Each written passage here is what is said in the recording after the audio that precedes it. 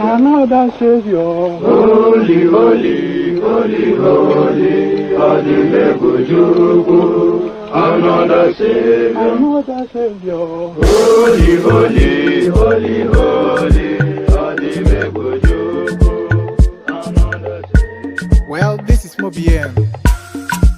This is dedicated to the gallant heroes of the Nigerian Biafra War and IPOB families all over the world. I remember the Nigerian Biafran War, in the thickness of the Biafra genocide. Hey, one man revived the vanishing hope to life. Let the great Biafran army to fight, and they were singing out, holy, holy, holy, holy, Olumewojuku is another Savior. They were singing out, holy, holy, holy, holy, Olumewojuku is another Savior. Holy, holy, holy, holy, Olumewojuku is another Savior. Many years after the genocide, whoa, yet another great leader has risen up now. Oh, and he's leading the Biafrans to victory. In your madika, yabika kokwa namno wow. Hey, ana mekele mazuche mefo. Manemo, it's an honor having you on board. When I'm singing along, holy, holy, holy, holy, Nandekano is another Savior. Just sing along, holy, holy, holy, holy, Nandekano is another Savior. When I sing along, holy, holy, holy, holy, holy, holy, holy, is another Savior. Getting moving right and getting moving faster now. Holy, holy, holy, holy, is another Savior. Holy, holy, getting moving right, moving faster, get the freedom.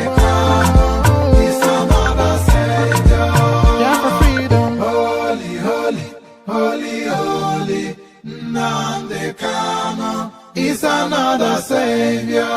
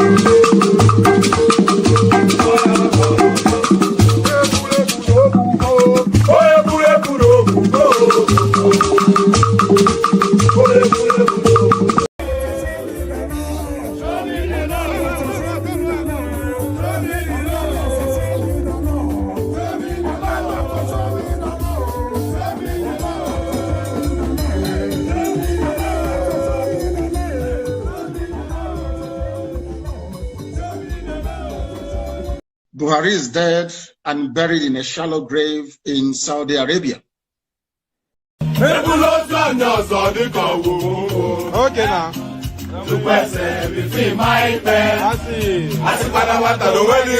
now.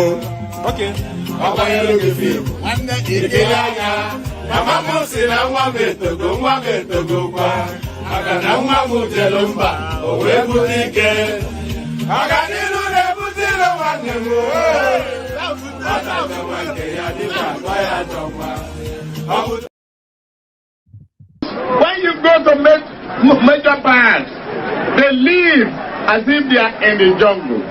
Lagos is Lagos. It is not jungle. You either obey our law or go to your own jungle.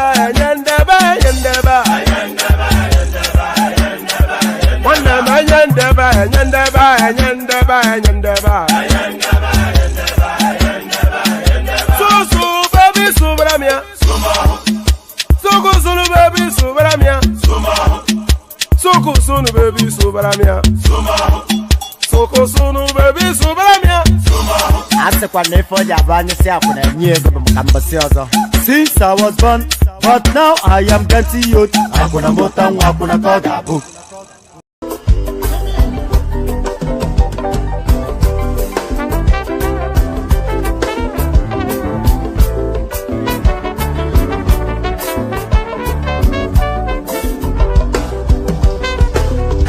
I don't suffer, no be small. But say I get sense. Poverty no good at all. Now it make I join this business. For one night, you don't be cheap. It's once again, everybody be there. If anybody follow move, my brother, I go chop back. National airport, National stadium, President, my sister, brother, we be Mogo, I be the master. Oh, man, I go chop your dollar, I go take your money, disappear. For one time in love, we be Mogo, I be the master. The refinery, the contract, now you are. But you won't pay me some more money, they can't bring up. You will move, I pay the master.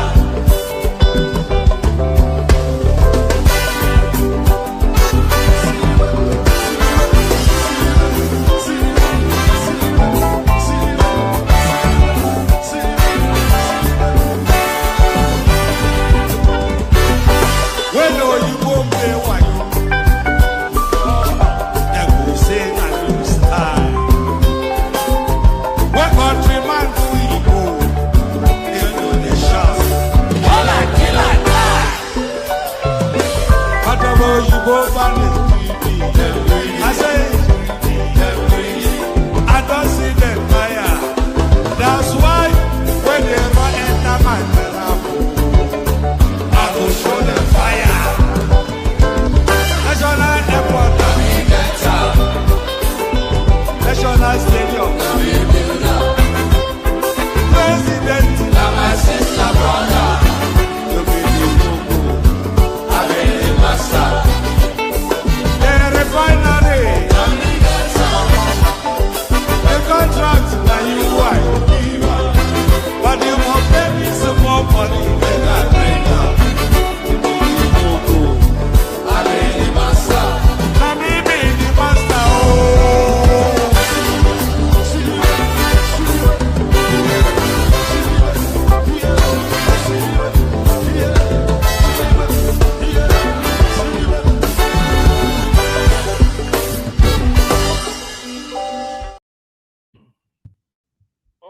Enough of all that. Hopefully, the streaming is coming across okay. There's somewhat of it's a bit grainy and a bit tilty that the way it's coming across my end. But hopefully, you can hear me okay. Tell me if you can't hear me okay, or you need me to make adjustments to the audio or to the audio. Good day to you. Good to be in your company. Or that. Good day to you. Good to be in your company. And how are you? Good day to you. Hope you're having a gloriously wonderful day so far. You know, where I am, it's nearly 2 a.m. in the morning. Wherever it is that you are, it's probably midday, late evening. So, because we cover the vast expanse of the globe, I'm not loud. What do I need to make it louder? Hold on. Let me see if I can make some. Oh, hold on. I think I may. Oh, right. Is it better now? Is it better now? Tell me about Dorian if it's better now. Is the volume? Is there an improvement in the volume? Let me know. All right. If you don't let me know, then I'll assume that it is better. Um. All right, thank you. So good day to you and all that. So good day to you. The protocol remains the same. Click on the like button just as soon as I invite you to do so. Please do so. Click on the like button. If you are not already subscribed, please subscribe. If you want to come and join us on the screen, come in via the hyperlink that says StreamYard. Share the links just as widely as you can, and of course, you know that dollar sign at the bottom of the comment section is there for a purpose. It's there for you to super chat to us to stream. We don't quite see sufficient enough of that happening anymore. We don't see sufficient enough people super chatting to us to stream, which is always a concern. The super chat is the engine oil that lubricates the wheels of commerce. So lubricate the wheels of commerce via the super chat. And more importantly, say hello in the comment section so I can acknowledge your presence and say hello back. So like, share, subscribe.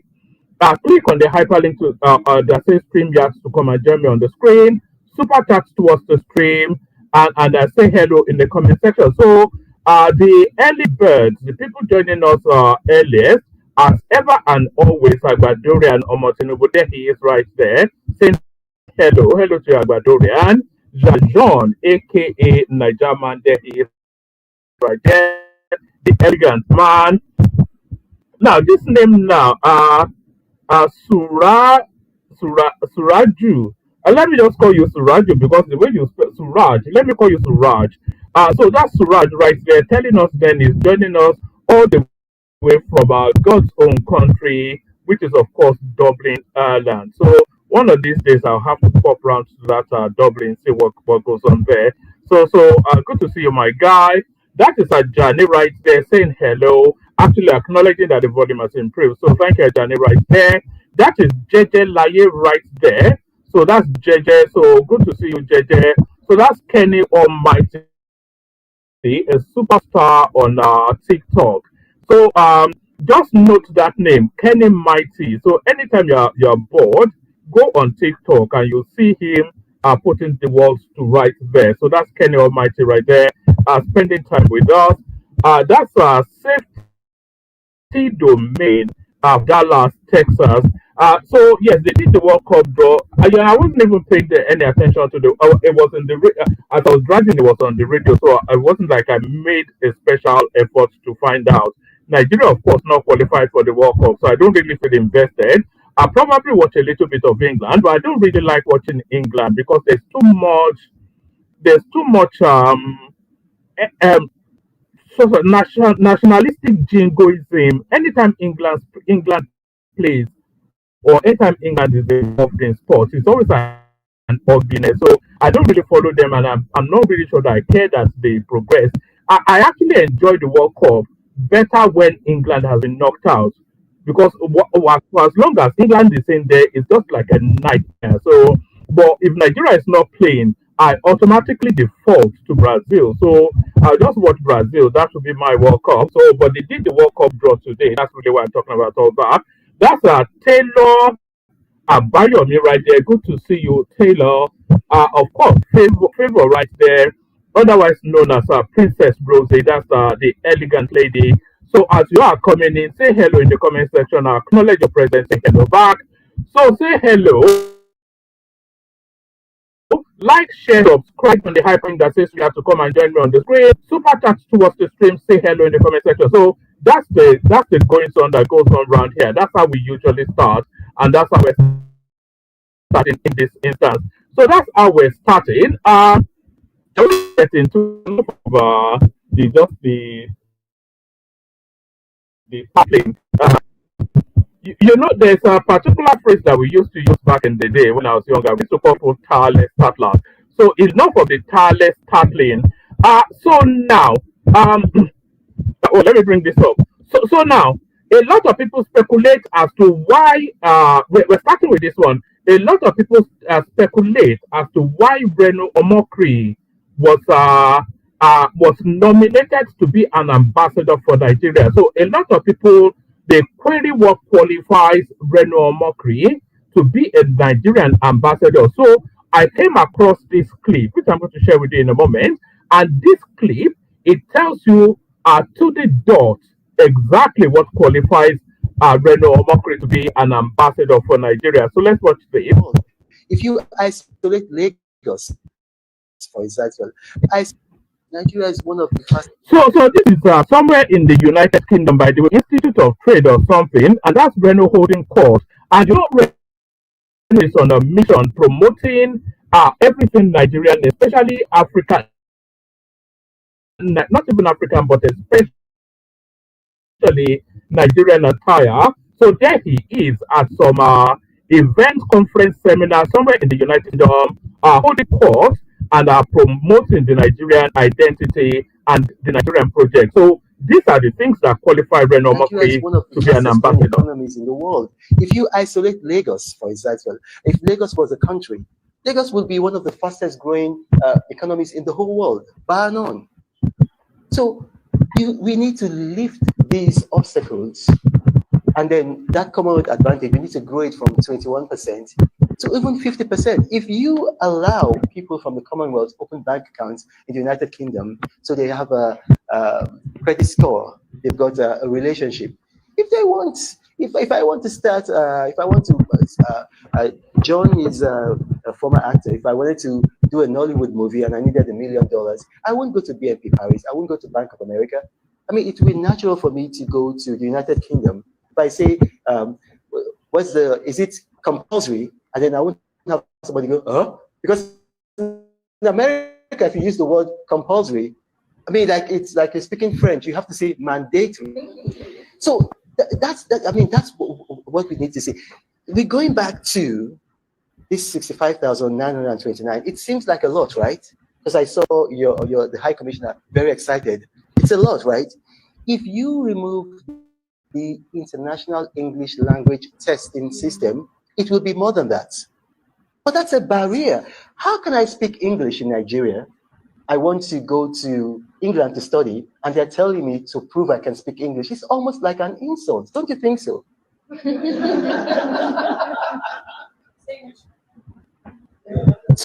You know, I've always queried that as well. It's not so much an English test. When they're asking you to sit, I've never experienced it, of course, because I'm built differently. But when they are asking people to sit English test, somebody coming from a Commonwealth country, especially a place like Nigeria or Ghana or Sierra Leone, when they are asking them to sit an English test to prove that they can speak English, they are not actually querying their ability to speak or comprehend English. They are actually querying their accent. It's more of an accent test than an English test. All that thing is just it's discriminate. Why don't they tell the Americans to sit an English test or the Australians or the Canadians? You know, they are more illiterate, but I mean they are more illiterate than we are. So why are the Americans, the Canadians, the Australians, the New Zealanders, why don't they ask them to sit English test to interrogate their capacity to handle the language? So it's just lazy discrimination. That's a Reno Omokri right there. If you've ever wondered why Reno Omokri was appointed as an ambassador, out of all of the non-career people appointed into that post, Reno Omokri is there for justifiable reasons. So it's almost like an insult. So remove all the barriers. You have too many barriers already. Now you have, so to say, your independence back. There are a lot of things that you can do. A lot of Commonwealth countries right now find it easier doing business with the BRIC countries. Russia, you guys in the United Kingdom think Russia has such a bad name. They've invaded Ukraine and all of that. A lot of these countries, some of them are even Commonwealth countries. I said, look, we will do business with Russia and China. We will do business not in the dollar, not in the euro, not in the pound, but in the yuan. Why should it be? Because I'm not sure that the reason they are doing that is because they like Russians and Chinese better than they like. I mean, look how lovely Harriet is.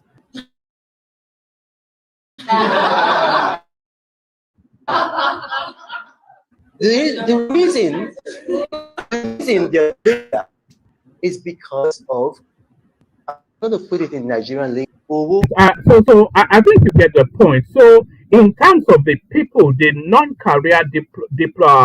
non-career nominees for ambassadorial posts are the most justifiable one is Reno Mokri, because that guy has been for the last at least 3-4 years now. He has been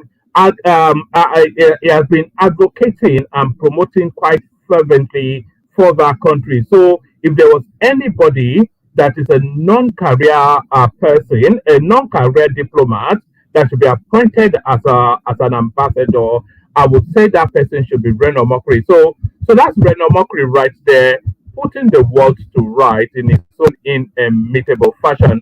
So that's Reno Mokri. Oh no, I didn't want this one on. Oh, okay, all right, okay. I don't want you on just now. So what's wrong with this guy? Oh, all right. So that's enough of that. So now let's go on from that to the headline piece. Let's go on from that to the headline piece.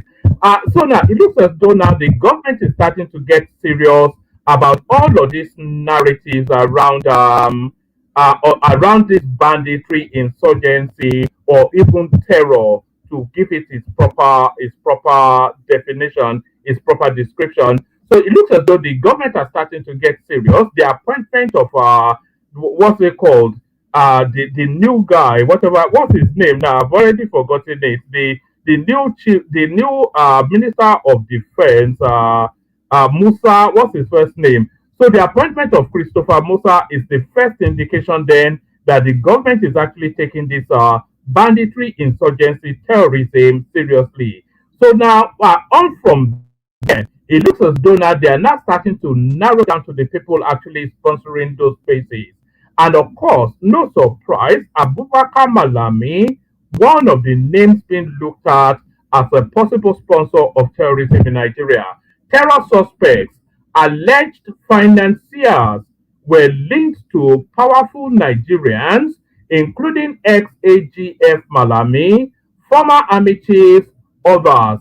Major General Ali Kafi retired. So This is coming at them from a retired soldier who is now pointing fingers in several directions. Pardon me.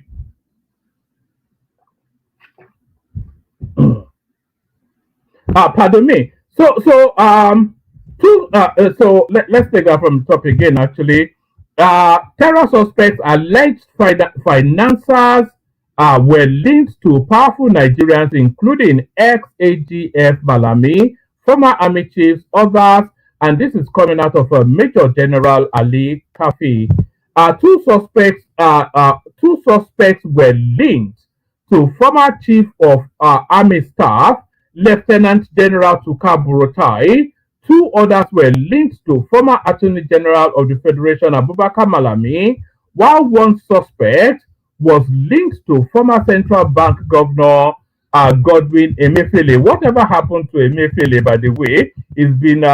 I think the fate of Emefiele would be very much the same as it was for Sambo Dasuki under Buhari. I don't think Emefiele is coming out of that prison cell for as long as Tinubu is president. We don't even discuss him anymore.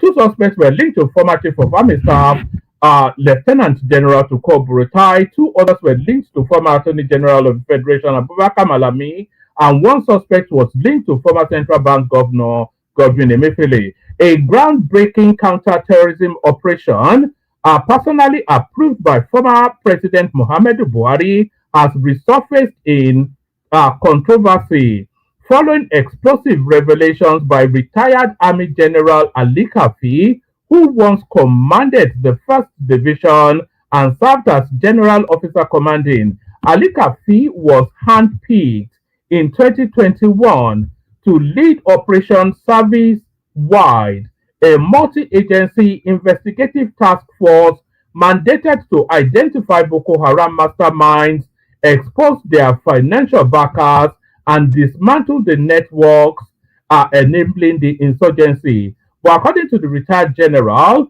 the operation unearthed far more than expected. It exposed a sprawling network of financiers allegedly tied to senior government officials, influential military officers, and top financial institutions. According to him, what followed was a systematic effort to neutralize the investigation, protect powerful individuals, and silence those behind the probe. Information obtained by correspondents confirmed that the OSW, working with the Nigerian Financial Intelligence Unit, arrested several high-profile suspects in March 2021. The arrests were based on detailed financial intelligence that tracked flow of money into terrorism financing. These findings were formally presented to President Muhammadu Buhari September 2021 under the auspices of the NFIU. According to Ali Kafi, former Chief of Army Staff Farouk Yahaya featured prominently in the briefing, though information later linked him to one of the arrested suspects. Ali Kafi said the very month he was suddenly summoned to the headquarters, he presented himself only to be detained for several hours after intensive interrogation. He was held for 64 days, never charged, never queried, and never tried by any military or civilian court before being compulsorily retired. So the name Abubakar Malami very much links to that insurgency right there.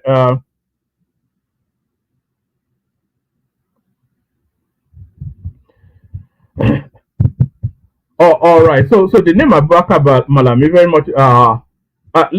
Let's see. Do you want to take all of it? It's quite a bit though. All right. Let's take all of it because it's the headline piece. All right. Let's take it from top again. Actually, this time we go at speed. Let me bring that up.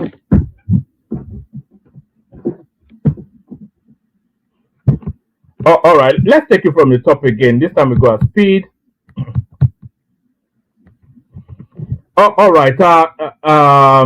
Two suspects were linked to former Chief of Army Staff Lieutenant General to call Burutai. Two others were linked to former Attorney General of the Federation, Abubakar Malami, while one suspect was linked to former Central Bank Governor Godwin Emefiele. A groundbreaking counter-terrorism operation personally approved by former President Muhammadu Buhari has resurfaced in controversy following explosive revelations by retired Army General Ali Kafi, who once commanded the 1st Division and served as General Officer Commanding. Ali Kafi was handpicked in 2021 to lead Operation Service-Wide, a multi-agency investigative task force mandated to identify Boko Haram masterminds, expose their financial backers, and dismantle the networks enabling insurgency. But according to the retired general, the operation unearthed far more than expected. It exposed a sprawling network of financiers,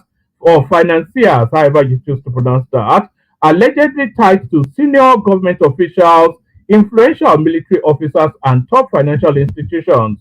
According to him, what followed was a systematic effort to neutralize the investigation, protect powerful individuals, and silence those behind the probe. Information obtained by correspondents confirmed that OSW, working with the Nigerian Financial Intelligence Unit, arrested several high-profile suspects in March 2021. The arrests were based on detailed financial intelligence that tracked flows of money linked to terrorism financing.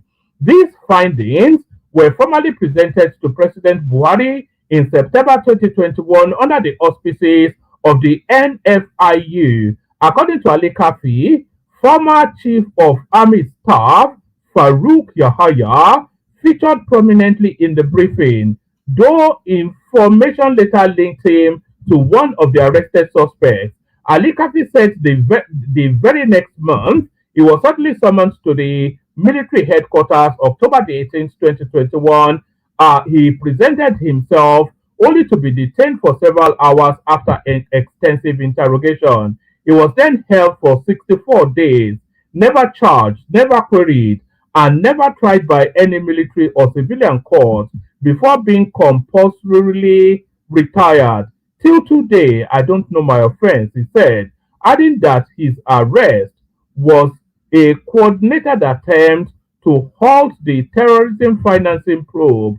He stated that no action was taken on his petition to President Tinubu seeking redress, pushing him to go public and file a case at the National Industrial Court. Let's just say General Kafi insists that his comments are not based on anonymous sources, but what he personally told, what he was personally told by the then director of the NFIU. So I think these are the results of information carried out under the Buhari administration. So he's come up with those list of names.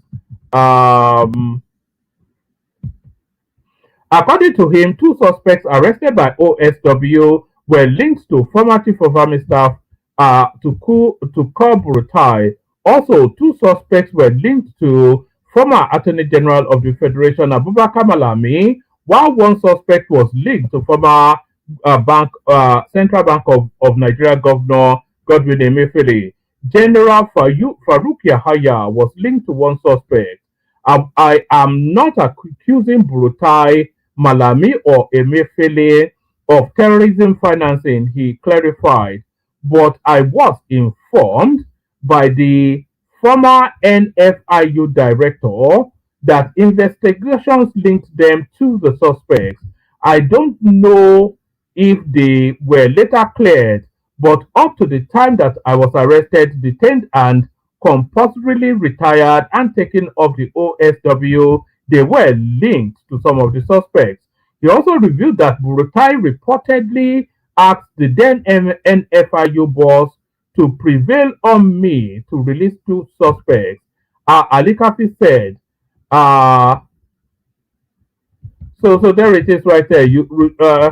So if Burutai was in charge of the the Burutai, who was the chief of army staff then, if he was also a sponsor of Boko Haram, then or insurgency, then we are in bigger problems than I thought. He also revealed that Burutai reportedly asked the then NFIU boss to prevail on me to release two suspects. Ali Kafi said he refused and instead informed Buhari directly without naming Burutai. According to Ali Kafi, Buhari reacted angrily, telling him, "You report to me and to me only." He further clarified that none of the powerful individuals were directly found to be involved in terrorism. Let me state again that the former director of NFIU told me that General Burutai, Malami Emefele, and General Yahaya, respectively, were linked to some of the suspects based on business connections. Note that lots of the suspects were engaged in legitimate business, which was bureau de change, which, however, we suspect were covered for their nefarious activities. So, there it is right there. One of the international suspects, Abubakar Hima, was found to own an offshore account containing $600 million, which the OSW traced through the NFIU. The Nigerian team alerted the United States, whose financial intelligence unit subsequently froze the account. Ali Kafi said it later to, so it goes on and on, but I think we get the drift of it. So this is somebody that under the Buhari administration was commissioned to investigate the banditry insurgency, and the name that he came up with was Abubakar Malami, Yahaya something or the other, and Burutai, who was the chief of army staff then. So that's that. So that's that. So that's that. Let's just go on from that to the next. Young man who accused Senator Ned Nwoko of plotting to harm Regina Daniels breaks down in new video as he says it was just content. So this is the abuse of that social media space now. The one person that you don't want to go after is Ned Nwoko. He has lawyers and he knows how to use them. Let's just watch this and then we'll move on. Can we?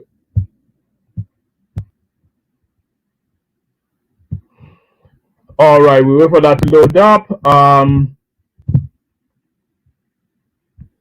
All right, what else have we got? Shegumi reveals foreign countries funding terrorism in Nigeria. So here is Shegumi now running for his life.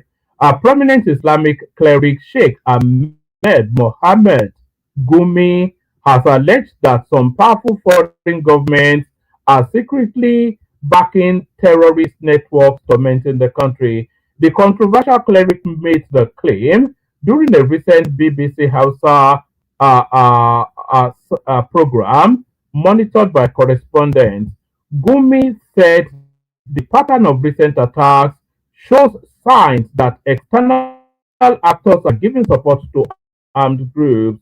He stressed that the scale, coordination, and sudden resurgence of violence across different regions do not reflect the work of isolated local criminals.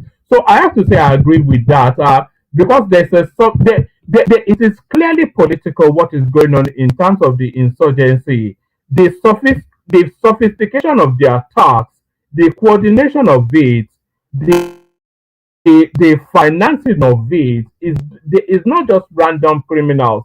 These are orchestrated, deliberate attacks with a political agenda. I don't even think it's for ransom, it's for politics and power. This is what we're seeing playing out. It's all for politics and power. So that's Gumi right there. According to him, there are footprints that point to deeper international involvement. The cleric noted that several months ago there were visits to the highway, which had previously been a symbol of fear for travelers. In its explanation, the route had largely stabilized and many commuters had regained confidence before the renewed wave of bandit activities. He also pointed to the burning quarry in Kaduna, where farmers are, etc., etc. So, did he actually name any countries? So, I think it's just inferring that there's an international dimension to it. I think we all already know that anyway. So, we all already know that anyway. Defamation. Akpabio slams Natasha with fresh 200 billion naira lawsuit. So, we thought this had died off, of course, but for all that Natasha did, I don't think Akpabio would let this one go. Senate President Godswill Akpabio has slammed a fresh 200 billion naira defamation lawsuit on Senator Natasha Akpoti Uduaghan. Akpoti Uduaghan, representing Kogi Central, disclosed this in a Facebook post on Friday, where she attached the notice of the suit before Justice Keke Meke. She said the development will offer her an opportunity to now present her account before the Senate Committee on Ethics and Privileges, which previously declined to hear her complaint. Akpabio, in a suit before the High Court of the Federal Capital Territory, accused the Kogi Central Senator of making false, malicious, and injurious claims that portrayed him as a sexual predator and exposed him to public hatred, contempt, and ridicule. Former Akwa Ibom State Governor is seeking monetary damages, public retractions, and nationwide broadcast apology. The court had, on November the 6th, granted an order for substituted service after bailiffs failed to serve Akpoti Uduaghan directly. The documents were subsequently routed through the clerk of the National Assembly. Confirming receipt of the suit, Akpoti Uduaghan said she was ready for a full trial, insisting that the case now gives her the platform she was allegedly denied in the Senate. Posting on Facebook and Instagram, she wrote, "I am in receipt of the newly instituted 200 billion naira suit against me by Senator Godswill Akpabio, claiming defamation on sexual harassment. Now, I am glad that Akpabio has brought this up because the Senate Committee on Ethics and Privileges failed to grant me an audience on this issue, relying on the fact that Godswill Akpabio's wife had instituted a defamatory case against me. Therefore, they couldn't attend to a matter already in court. Albeit, I couldn't proceed to court because of Senate rules." So that's Godswill Akpabio essentially still lashing out at Natasha Akpoti somewhat. And that's still the same headline. Senate President Akpabio files fresh lawsuit against Uduaghan and all that. So yeah, I think that's enough actually to be going on with. Let me send the link. If anybody wants to come in. If nobody wants to come in, then we just will knock it on the head. I'll send the link one more time. I'm not quite sure if I'm even fully motivated anyway. So I'll send the link and then we'll see if anybody does come in.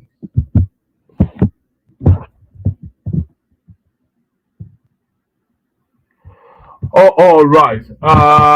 Let me play you some clips and then we'll see what happens after that. All right. Let me play you. Let me play. Which one do I want to? Let me play you this one. This is Dangote advocating for Nigeria. Government for bringing out these policies, and I'm sure there are so many other policies that they are going to roll this in. But one advice that I have is that most of our own entrepreneurs, please invest at home. What attracts some of us is a good governance, rule of law, good policies that the government has actually put down right there. And you can see that there's actually nothing that is impossible. So our job is to keep investing at home. If we don't invest at home, there is nobody on earth that will come and invest here. What attracts foreign investor is a domestic investor.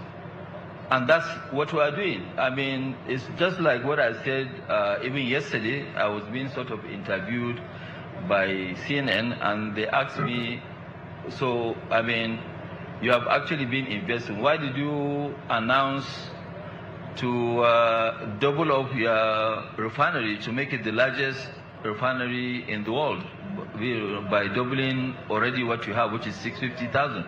I said, well, I don't have anywhere to go and invest but at home. When I say at home, I mean Nigeria and Africa. There are so many potentials that we have, mineral sources. You have that Africa has actually about 30% of the world's minerals. So there are a lot of people that are fighting, trying to get these minerals. All right, so that's Dangote advocating for Nigeria somewhat. And here is let me play you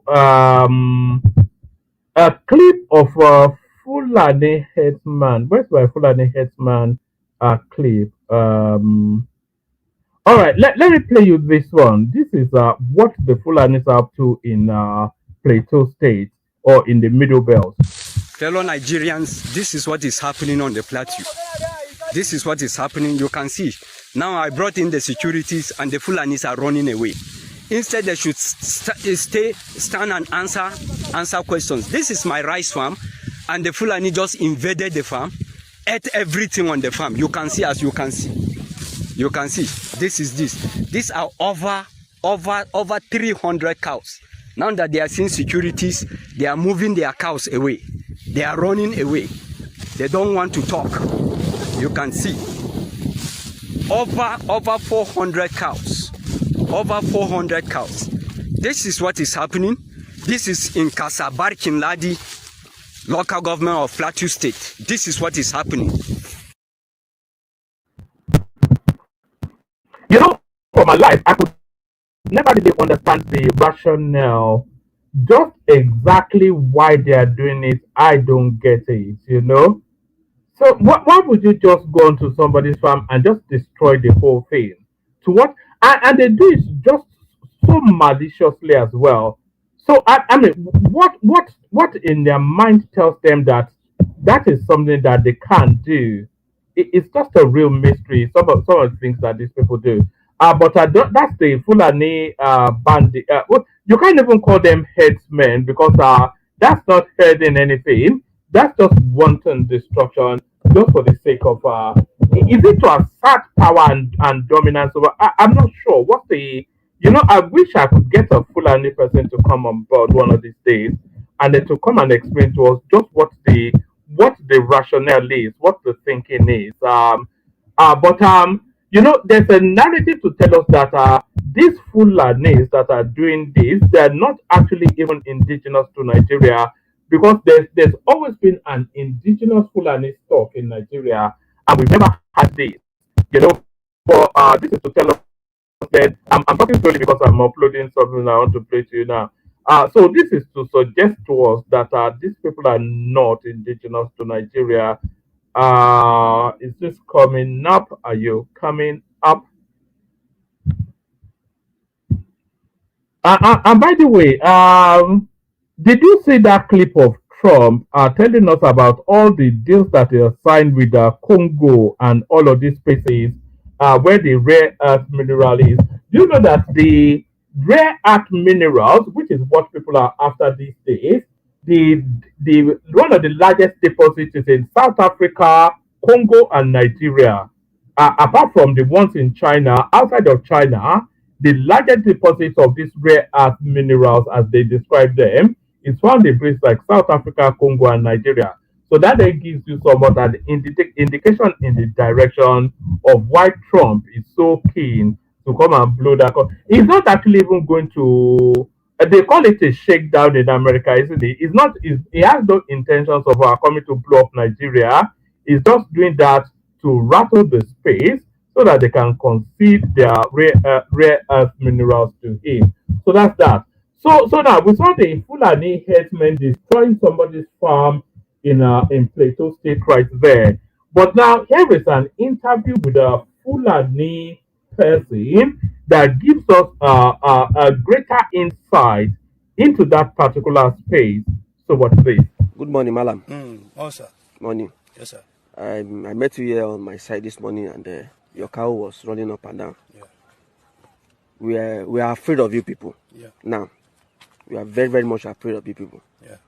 In this situation now that you see that many Hausas, now not like you, Yeah. you in this environment now, we know you very well. Yeah. We know if anything happens here, we know where to come and meet you. Yeah. But all these people that are coming, that you people are inviting to come and join people, Yeah. destroying people's farm. Yeah.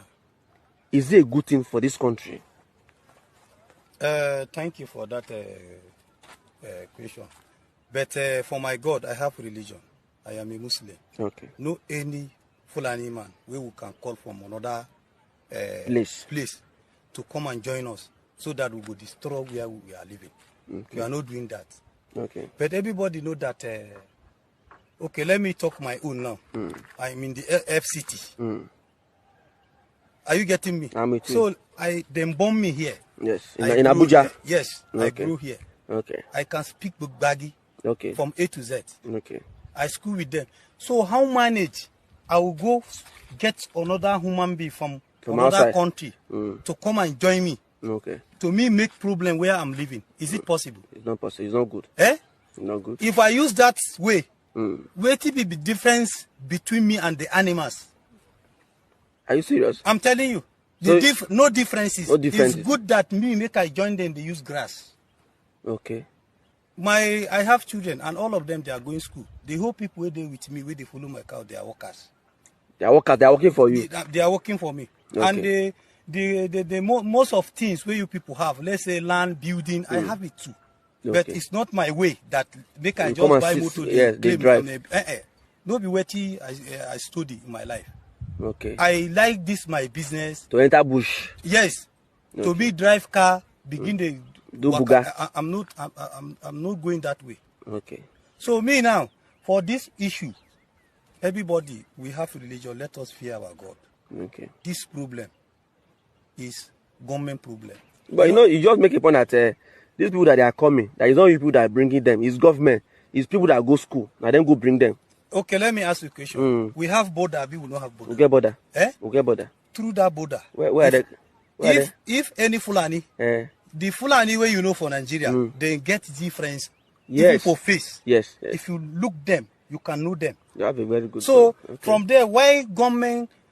I hear that all those custom soldiers, wait, where they our border. Yeah. Let them stop to allow those kind of nonsense people to come and enter our country and those kind of weapons with arms. Let the government stop to allow all those kind of things where they came from Libya, Niger, Chad. Let that stupid things not be free to enter our Nigeria. One, and then secondly, I know that now for my artists, I know that we Fulani, the way our children used to follow cow now, government supposed to look at our youngers. Yes. You know why I say that? It not make sense. Okay. Okay, like you now, I'm supposed to respect you. Yes. You go school. You they communicate with big men. Yes. Are you getting me? What you used to learn through them, and not to Sabia. Yes.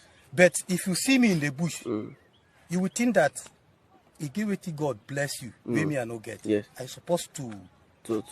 Yes. Yes. So yes, how yes. manage which way where you can enter me to Bring make you. me understand? You are what you are saying now. Let me just make it point for you. You want government to help your children. Yes. Let them educate them. Yes. On what to do, what is good and what is not good. So that all those nonsense will stop. They came to teach them how to do yes. bad That's what we need to. They will not go to that nonsense. Yes. But look at for today now, all our people know the whole Nigeria know any like now FCT in FCT. The government is not obliged to educate his children. He has the responsibility of educating his own children. So just like you and I, the government provides what the government provides. Then you then have the responsibility to nurture and train your own children. That's why they talk about family planning. But I get his point though, because that's a recurring decimal. What that guy is saying, that the people causing the atrocities in that country, in our country, Nigeria, they are actually aliens, they are actually foreigners in that country. And what we are hearing, even Christopher Musa said this in one of his speeches as he was accepting that post of defense minister, even he said it. He said when they are chasing the bandits, as soon as they cross the borders from Sokoto into Chad or whichever country Sokoto borders, then the chase stops because they cannot go into a foreign country in continued pursuit of the bandits. So it's a cross-border banditry, and if we don't get the buy-in of our neighboring countries, which we don't appear to have, like take Niger for instance, Niger Republic. Even if they wanted to support us, they can't now because it's just some cool plotter that is in charge of that country. So it's just the porous borders in the north. That's what we're witnessing in terms of the insurgency. So that's his take. So let me play you one last clip and then we see if anybody turns up. Did you know that it was actually, this is a history lesson for you guys. Did you know that it was actually Obafemi Awolowo that created Lagos State? Did you know that? You don't believe me? Oh, all right. Okay. Let watch this. All right. So there it is. Yes, indeed, it was Obafemi Awolowo that gave us Lagos State. So that's that. Let me play you the Kegite music and then we see if anybody turns up. Only water, where they see ma. Water, only water, where they see ma.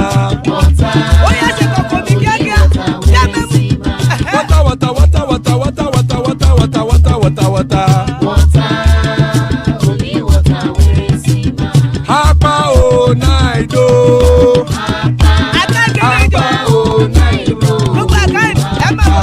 Hapa you don't come o.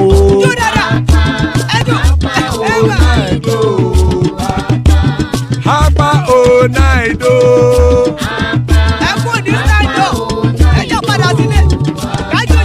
Oro kẹ̀kẹ́ ẹlẹ́mù yé o. Ibe sodi akẹ̀kẹ́ ẹlẹ́mù rẹ o. Bobby master kẹ̀kẹ́ ẹlẹ́mù rẹ o. Chifu Faila ti kẹ̀kẹ́ ẹlẹ́mù rẹ o. Eruku lẹ̀lẹ̀ ẹlẹ́mù dé. Eruku lẹ̀lẹ̀ ẹgbẹ́ ẹlẹ́mù dòde ojàre o. Eruku lẹ̀lẹ̀ Ghana ti dé ẹgbẹ́ bọ́dì o. Ọmọ ẹlẹ́yẹ ẹyẹ o ó dilé o. Odúyẹ̀lá ẹyẹ o ó dilé o. Petrosonana ẹyẹ o ó dilé o. Petrosodunke ẹyẹ rẹ̀ ó dilé o. Ẹlẹ́kọ̀ ọ̀run mú ìní o.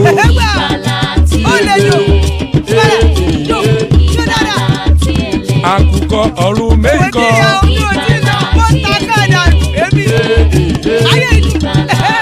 Ikú kò ní ríwà gbéṣe o.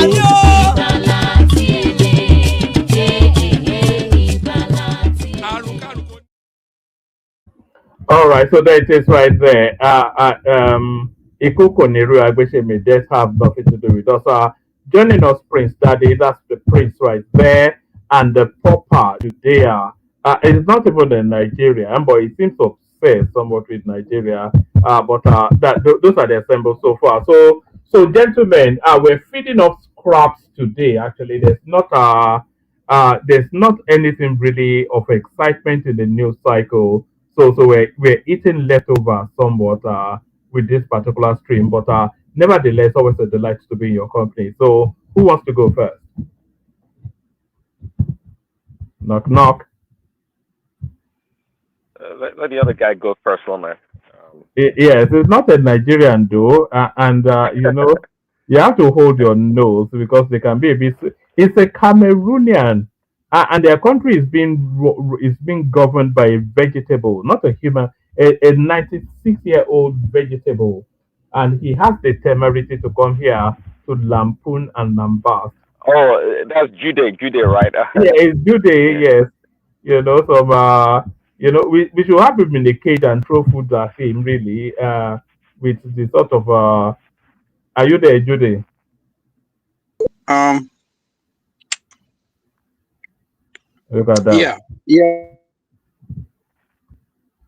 You see, they don't even have network in your country. What are you even doing here? It's just a nonsense. Oh, come on. I have network. What are you talking about? A one man went to more. Where are I you live in now? the US. Are you in the US now, or are you in Cameroon? Where are No, you? I'm in the US. I came back last month. So I was in Cameroon for over 7 months. Oh, all right. Were you trying to escape ICE? Were you on the run from ICE, or is the coast Oh clear no, now come for you to on. reverse? Come on. I've been a US Huh? citizen for over 10 years, brother. What are you saying? US citizen. I doubt Yeah, that very much. exactly. Show me your ID. Bro, I came to the US in 2008. What are you talking about? Like doing Obama when Obama was getting elected. Are So you are do you your are math. you French? Are you French Cameroonian or English Cameroonian? Because No, they have I'm French English. and Yeah, that's why I'm from Bakassi. I'm from the English side, Bakassi. all right. Is that why you hate Nigerians because of the Bakassi Peninsula, the way we roughed you up? It's not hate. It's just that a country like Nigeria that you feel they could take care of their own problems, but they are instead causing problems to neighboring countries. That's the thing. It's not hate. I mean, I'm coming here to preach the truth, the same thing that your It's own more people are telling you. no, but today it's more the neighboring countries causing trouble for us, because the Fulani No, that we're going to- no, the people actually causing trouble in that country. They are not even indigenous Nigerians. They are coming in as a result of the porous borders in the north to come and wreak but when havoc was in Nigeria. Nigeria? When was Nigeria created? When was Nigeria created? You talking about they are not indigenous? Where they come from? I mean, if you go deep into where most Nigerians came from, they came from somewhere. You know what I'm saying? When you say Nigeria was created in 1960, most African countries they were given the name Cameroon, Nigeria. People were separated from both sides.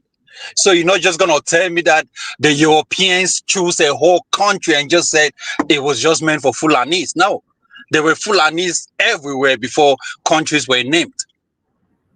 Those are the realities. But now you as a superpower that you claim yourself African or giant, make things happen, man. So that other countries, your neighboring countries can look at you and respect you. Listen, if we are having this sort of cross-border insurgency. Like I can play you a clip from the new defense minister that was just appointed over the course of the week. He was explaining to us then that when they have these insurgents, terrorist bandits on the run, as soon as they cross the borders from Nigeria into Chad or Niger, then the pursuit stops because they cannot go into a foreign territory in continuing pursuit of these bandits. So that's what the new defense chief told us. So what that then tells us is that these people coming from all of those countries to come and wreak havoc in Nigeria, and because of the porous borders, as soon as they escape the borders of Nigeria back into those countries, so now if they are escaping from Nigeria back into those countries, then the expectation is that they should meet also the same offensive at that borderline from those countries. But we don't get the support of those countries. They just open their borders for their No, citizens to come no, and reach. The no, Cameroonians, no, one etc., man, one they man. open their borders for their citizens to come and wreak havoc in See this guy, Nigeria. one man. One man, your chief of defense or your minister of defense, Musa or Christopher or whatever you call him. This is a one-sided story, right? So he's telling you what he wants Nigerians to believe. And that is what you guys are believing, right? Now, because you don't follow news in other African countries like Niger, Cameroon, and Chad, you don't know what they're talking about.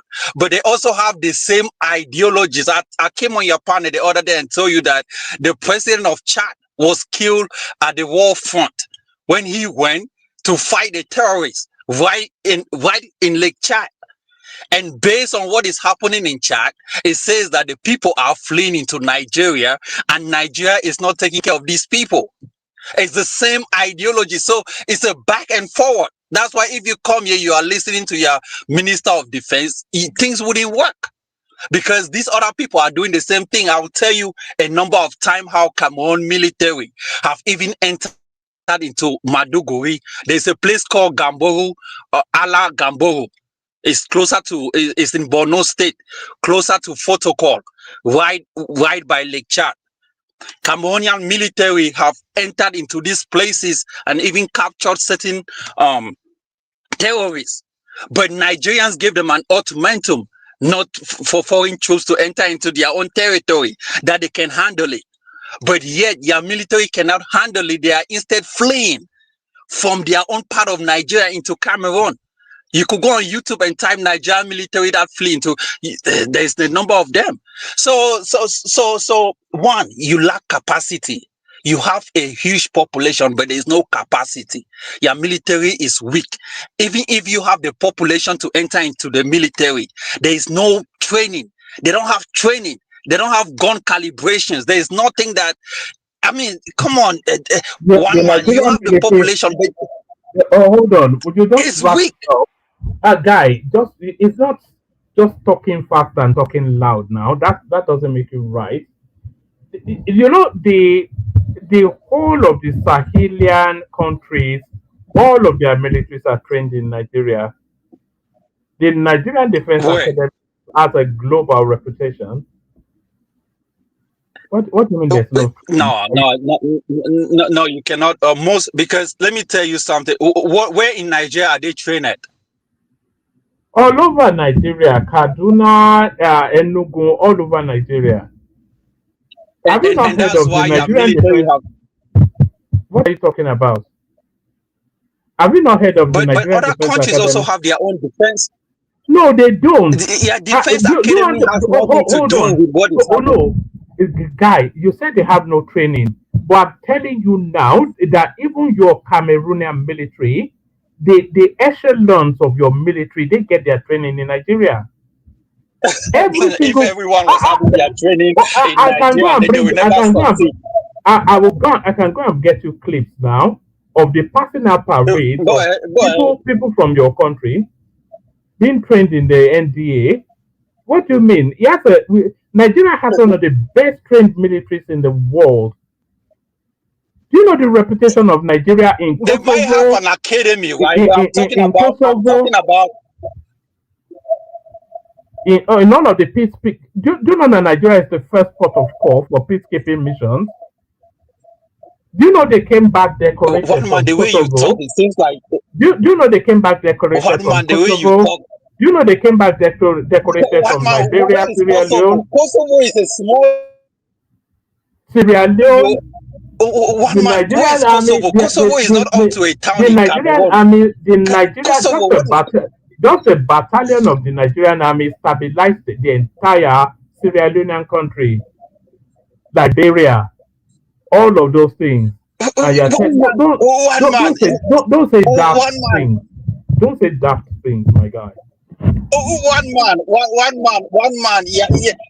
Your Nigerian military do not even have the physicality to even fight. When you see their appearance, it seems like some of them have not eaten for physically. I don't know what is smoking. They are so lanky. My army, they are at war. I won't allow anybody to talk down on them. They are working very hard to protect the country. I don't know what this guy is smoking. He should just shut his mouth and focus on other topics. You cannot. No, I don't even think he's smoking. I think he's sniffing something. He must be sniffing. You can't be talking to an army at war. You want to demoralize them because you are being ruled by a vegetable, a centurion, over 100 years old. Your country has a 96-year-old president. Wasn't your country part of Nigeria? Before one man, can I conclude? What idiotic pronouncement you are making about an army, the third best army in Africa and 31st in the world, because they are fighting a symmetrical war and they are finding it difficult. Come on. Go check, go figure, fact check me and stop it. You drug addict. Hold on, if I can chime in, one man, are you living in the glory of Nigerian You can't talk to Malami like that. In a country where I'm at war, you demoralizing my soldiers who are protecting my country. You are still tied to the apron string of the French, and that makes you happy. You are slave to the French. You spend their currency. What's your GDP? The best GRA area in Yaoundé is just like Alabiagba market in Nigeria. You come here and spew rubbish because our people don't go there. What's in Cameroon that will attract anybody? Will you stop it, please? Talk of any other thing. Don't talk about the soldiers, the Nigerian soldiers. I won't allow you to demoralize my soldiers. What is this Stop this idiotic things you come here to do. 80% of your population is living below the poverty line. What are you talking about? And still live better than you, still live cheaper than you. This guy how much a bottle of Coca-Cola in your country? How much a bottle of a tin of milk in your country? A crate of egg? Bring the prices and let's compare. Nonsense. Okay, my guy, nobody is fleeing Nigeria. Nigerians are fleeing to neighboring countries. What are you saying? All right, Jude, also a moment. You see, you can't come here and run down Nigeria and expect people to tolerate it. But Prince, one man, if I may come here, I don't think he's running out Nigeria. He has his own opinion. He might not necessarily be Nigerian. No, he's talking about our Give him the soldiers. opportunity to hear his opinion. No. Well, you castigate him and call him a drug addict as if he has no right to hear his opinion. If he talks to my soldiers anyhow, I will call him anything I wish. You don't talk to country soldiers like that. No, the problem the country he is, can you talk about the marriage derogatory paradise? If you hate Nigeria, then quit. If you carry Nigerian passport, you're no more Nigerian than I am. You're no more loyal to Nigeria than I am. Then you don't allow anybody to put down your house. If you believe Nigeria is your house. Just let it talk. A foreigner telling me there's a way to go about it. There's a way to go about it and talk about it. See, when Judith talks about Nigeria, allow her fighters to come in and spit on you. What difference does that even make? Just let him talk. If you have a reporter, you give him you can counter him when he's done. He might be getting some have some falsehood. If you feel you want to counter him, you counter him when he's done. It's not personal. Am I surprised? Wherever you people are in the US now, you have to choose one citizenship. They will say send all of you out. No, you want everybody to lie. You want everybody to lie to make Nigeria look like a paradise. It's not. Who is saying that? Do you understand what you are saying at all? Your country's soldiers who protects you. Have you been fired at before in your life? Just an armed robber firing at you alone. You shit in your pants. How much more a fire every day on your behalf, and you come here to allow anybody to just talk down on them? Can you carry gun? Have you been fired at in your life? Can you just hold on? When I say hold on, please hold on. Omori, this guy right here today is a known quantity. So it's not, the platform is not responding to him off the back of the commentaries that is running here. He comes here essentially to troll Nigerians. He's a Cameroonian who thinks his country is excellently being governed by the 96-year-old man that is in charge, and he just comes here. I think he comes here just to gas people up, to rile them up, gas them up, and wind them up. So it's a wind-up merchant. So it's a known quantity here. So it's not that he's running honest commentaries. He's just here to troll Nigerians. That's just what he does. Okay, I'm just judging by what I'm hearing right now. I was even waiting to counter him on what it doesn't matter to them. There's somebody that does not know his environment, that cannot recognize where he is. Somebody that went to UN to disgrace them. Why they are not ashamed of having that as the president, being re-elected at 92, but I didn't have the opportunity to. It was almost turning like a war between you and the other Yeah, panelists that was attacking him. I wanted him to learn. calling me a drug addict in the US is, I mean, that's telling me that you cannot make a constructive point of yours. You know what I mean? So, but this is the fact, right? I even know more about Nigeria more than this Baba guy. You know, I What can about tell you your more what about about you Northeast and have in your our That country? shows places you in are smoking Nigeria. something. What Cross about That shows you? you River, are all smoking Taraba something. State, Benue, and all of these places. You might be I so know more about myopic your country. in Your your country view wasn't across your country Nigeria. part of I'm telling you Nigeria? for a Wasn't it a fact. German Just colony? because you are from Nigeria doesn't A country that give has you an two parts. ample view of like. With a centurion, 102-year-old man, vegetable, ruling you, and you're proud of that?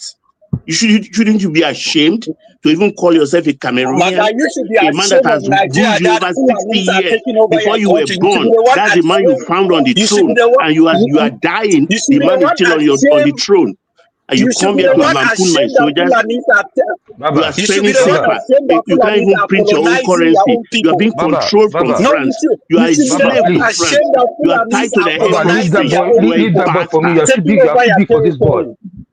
You Baba, should be you're the too one big for this ashamed that boy. Fulanis are You are colonizing their tied to own the people, apron taking over. Baba, a string That's what you should be of France, ashamed of. and you are proud of yourself. Baba, You please. can't do anything Baba, without France. Baba, Can please you? No, you leave should that be boy. ashamed that Baba, Fulanis Yeah. are colonizing their Baba, own please people. leave that boy That's for who me. you You're should too be big for him. ashamed of. Please don't Fire say and for anything me, against me, Jerry. Baba, please. This bastard. Please just Fulanis are colonizing their own people up and down. They are hitting Hey, you with Mr. a Man, stick on your back, Mr. and you Man, cannot do Mr. Man, anything. can you have the respect guts to talk yourself? only to Hello, Southerners. hello, Mr. You don't have Can the you listen? guts to talk to Fulanis. Fulanis are Hello, controlling you up and down, beating you it's on not your your face, it's not your business. slapping you in It's the not your back, business to make you colonizing your villages. in our stuff. Yeah, Can you you are just scared to talk to listen? them. Can you listen? Listen to Yeah, what? it's not. Listen to this guy talking about. Can you shut up? Can you shut your mouth shut? Yeah, it's not your Shut business up! It's to make it Nigeria your a business. country. Okay, you It's can't talk to Nigeria. you can't talk to him like Nigeria that. is a shitty country. What are you talking about? Shut up! Nigeria should be put in the garbage and throw the key somewhere. That Your country father, has no your right to fatherland exist in should be the Africa. where am I? This man need to go. You know, this guy you're just a stupid idiot that talk rubbish. A country where criminals are walking all over the Your place. president, I mean, it's like a vegetable. You're not ashamed of that. Your president was doing on himself. You're not ashamed. And you're opening your mouth to talk And rubbish. you're talking about, oh, we are Nigeria, oh, we have military, oh, we have the strongest military. What have your strongest military done in Africa or in Nigeria that Fulanis are taking over your place? What have they done? Oh, Niger people are opening their border. You know, you are just a stupid idiot that don't respect yourself. You have a shitty country called Cameroon, and you come in here to talk about Nigeria. Are you stupid in your head or what? And you are talking to another person like that. What are you doing here? Why can't you face your own problem in your own country? And you are comparing Nigeria to your country. You are very stupid in your head. You should be ashamed of yourself defending this guy for you to say. I mean, hey, I'm not defending him. Don't you see? Don't face me. Why not? Why not? Because I don't know that is. I don't know. You know, I was just trying to. I thought they were judging him based on what he was trying to say. I don't know. It's becoming a pattern. He's becoming a recurrent decimal on this platform. I've never met him before. I never listened to him before. I was just saying, let him learn so that. I was even waiting to our soldier. Listen, I wanted to talk to him about. He's talking to our soldier like that. He's talking to our soldier. People that are defending us in that country. That's not nice.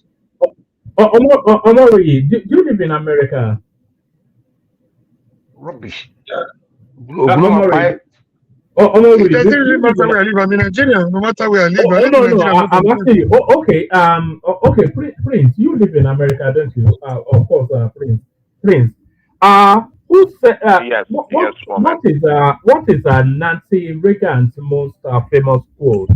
What famous quote is most?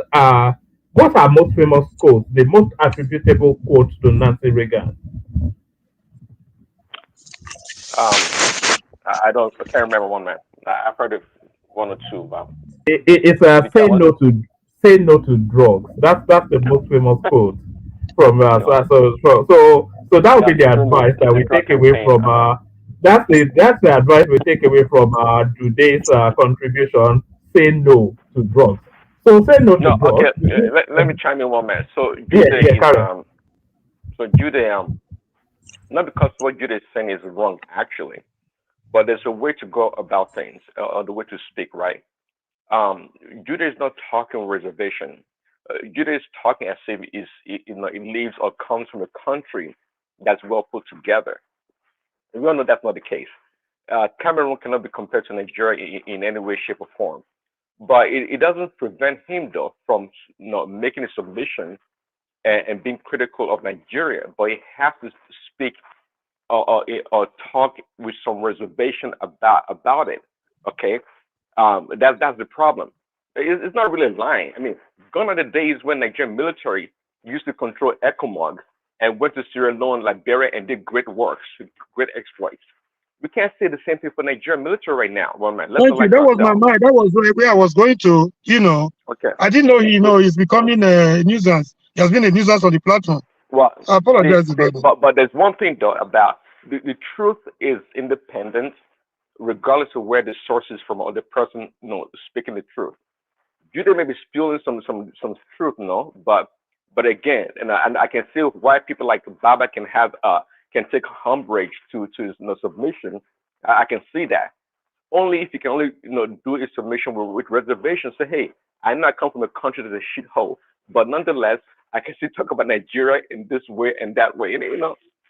But no big deal. Nothing broken.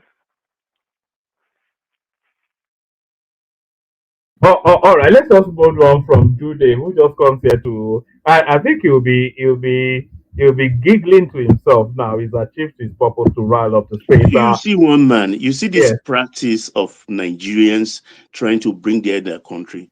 That is why I will always be a Trump supporter any day, and I love whatever he's doing in terms of immigrants.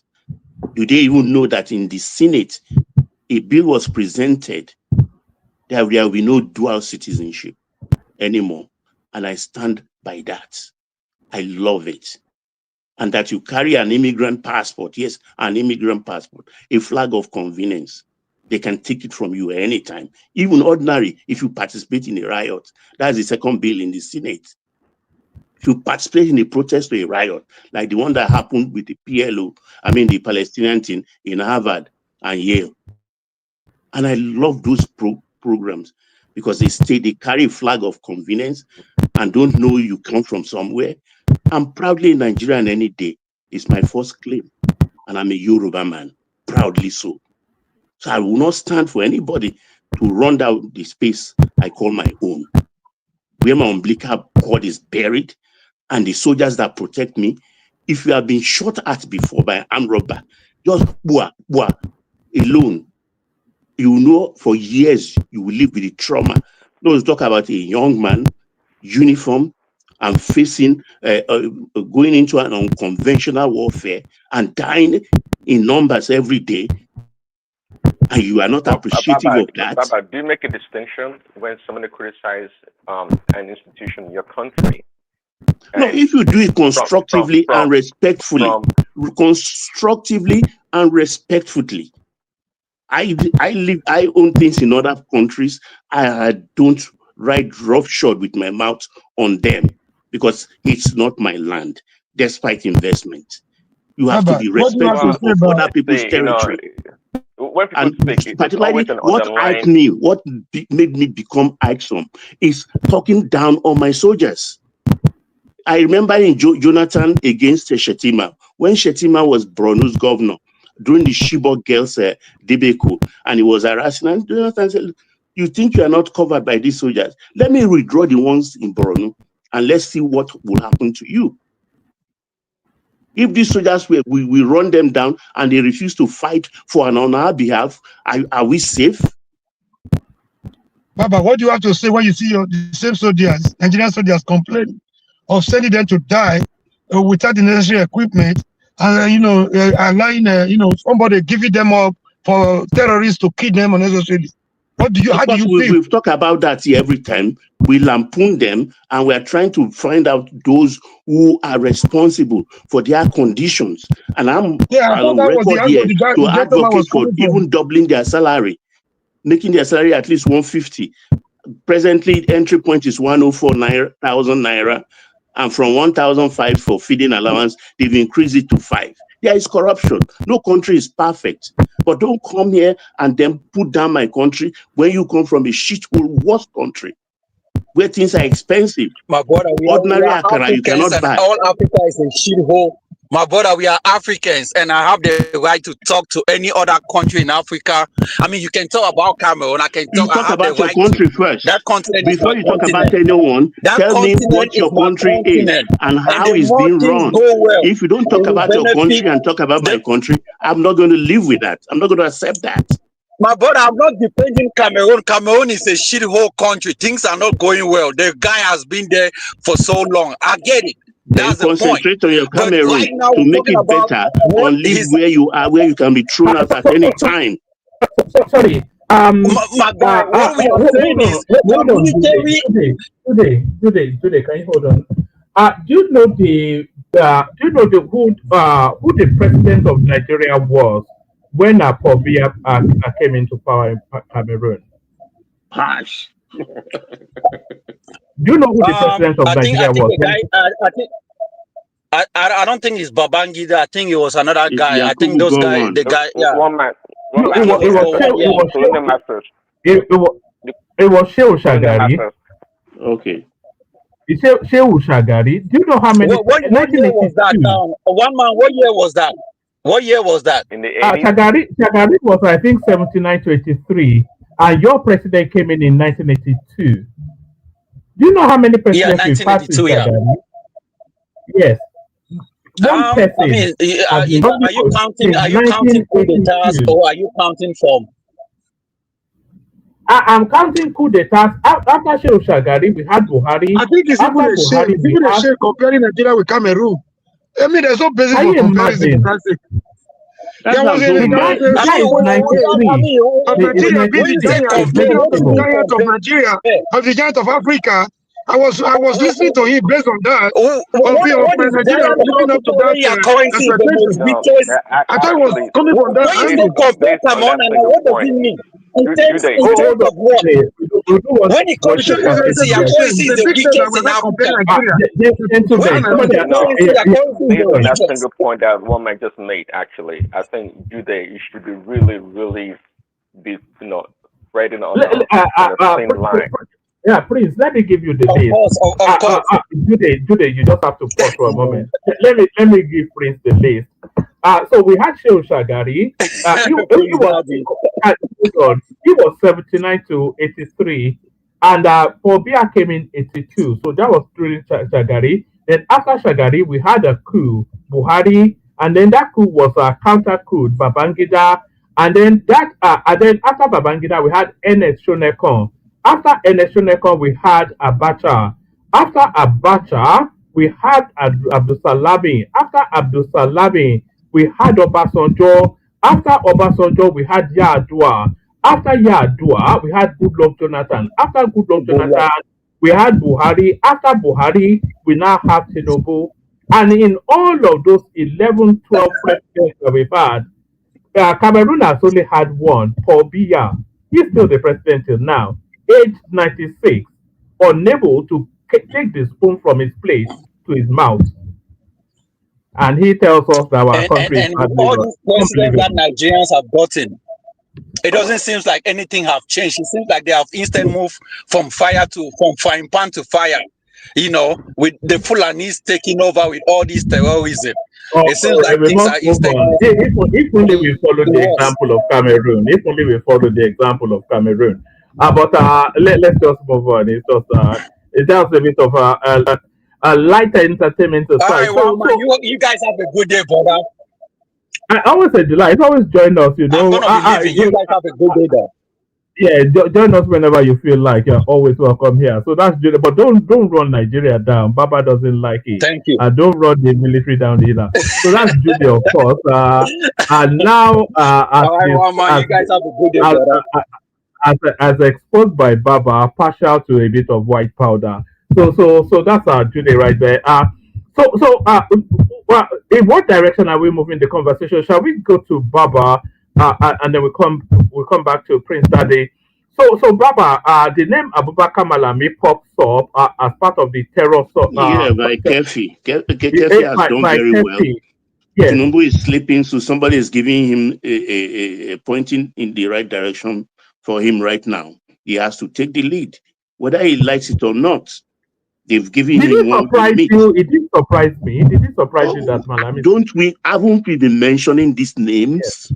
We've been mentioning it. So now a retired Major General has come up with additional list of known people, even giving us what's his name, Emefiele, too, as a source. So what's Tinubu waiting for? I don't know. For the life of me. Start yanking these people in and dealing with them and deal with them appropriately. Because this Major General, maybe like in the mood of what Very Dark Man told us, that clip he made a few days ago, maybe the Defense Minister, Christopher Musa, will call him and try and tap his brain. Because these people should not be allowed to roam the street free. Buratai particularly.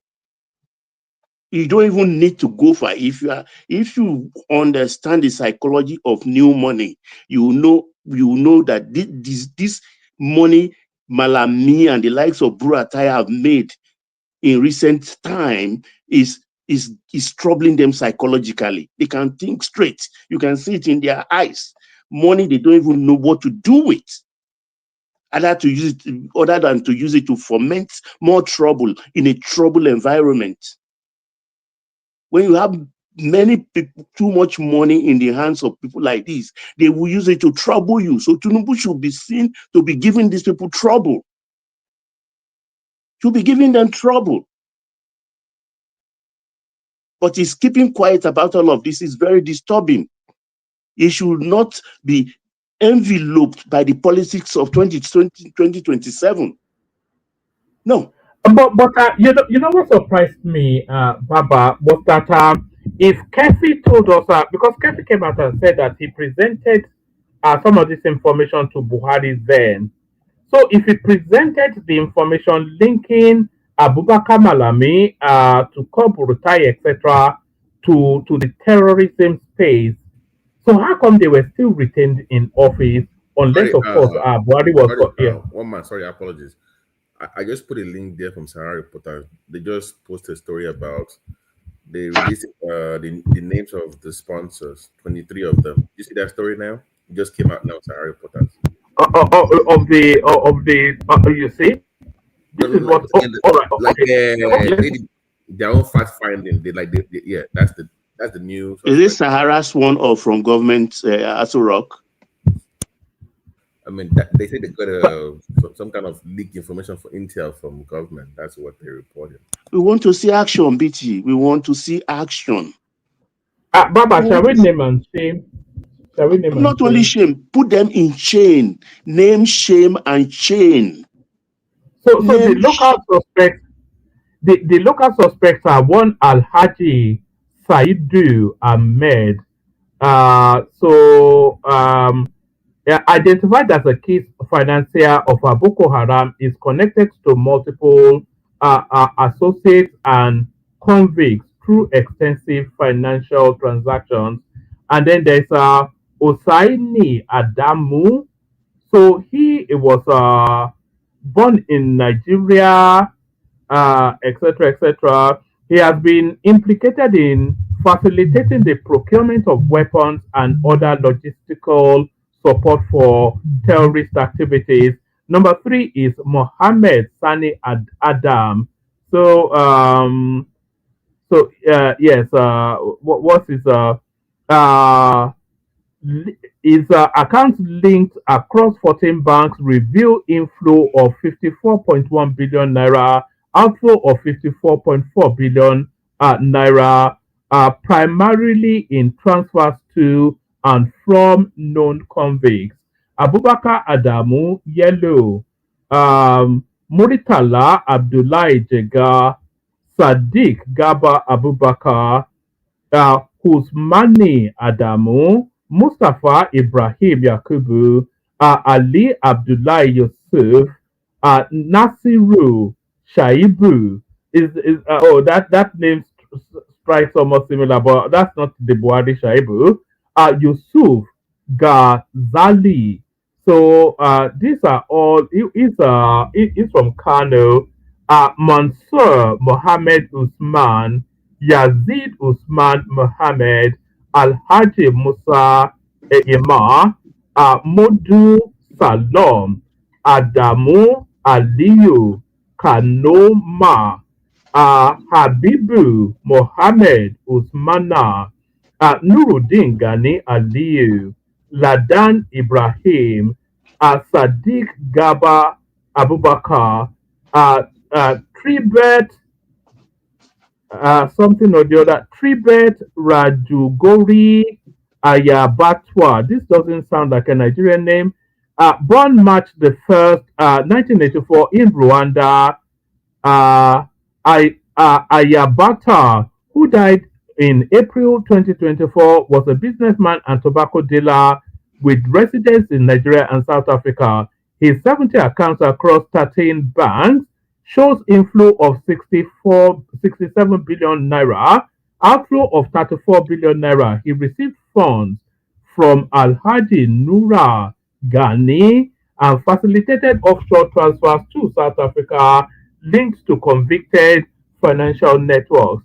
And then there's a Paul Kwaya. He's a Rwandan.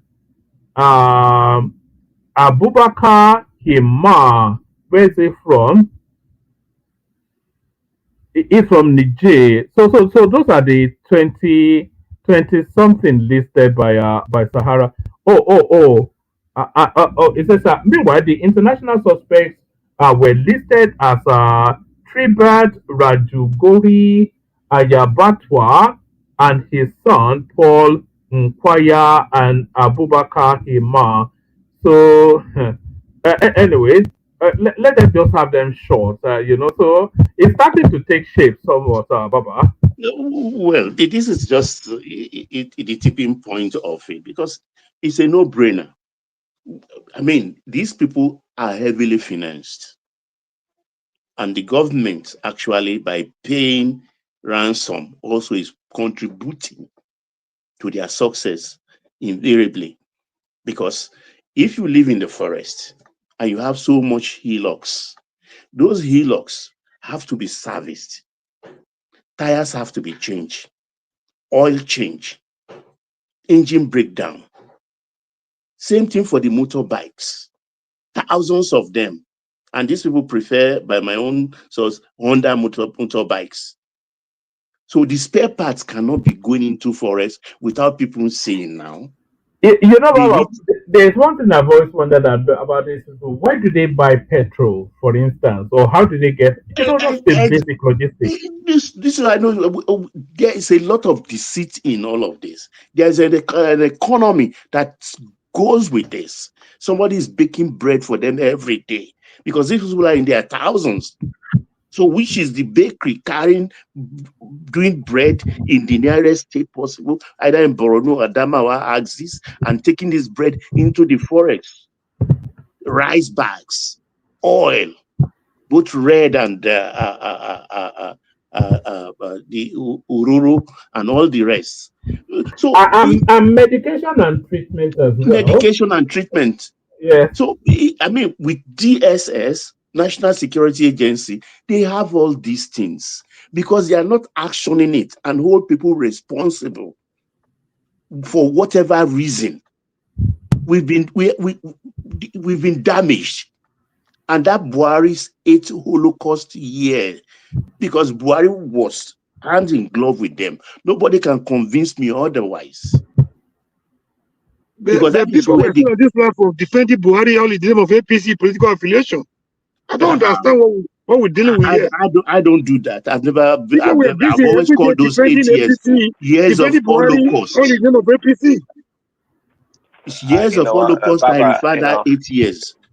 I have no facts, but I'd like to challenge you that Buhari was not in hands and gloves with the terrorists. It was not. What was he doing then? Why didn't he arrest them? How many arrests did Buhari That's a make? very good question because he's the most incompetent leader Nigeria ever had. That's just the You bottom call him line here. incompetent, then you are praising him. Sorry, Baba. Prince, Baba may be right, you know. Under the Buhari administration, anytime these insurgents were arrested, they were immediately released and the arresting officer was punished. That was one.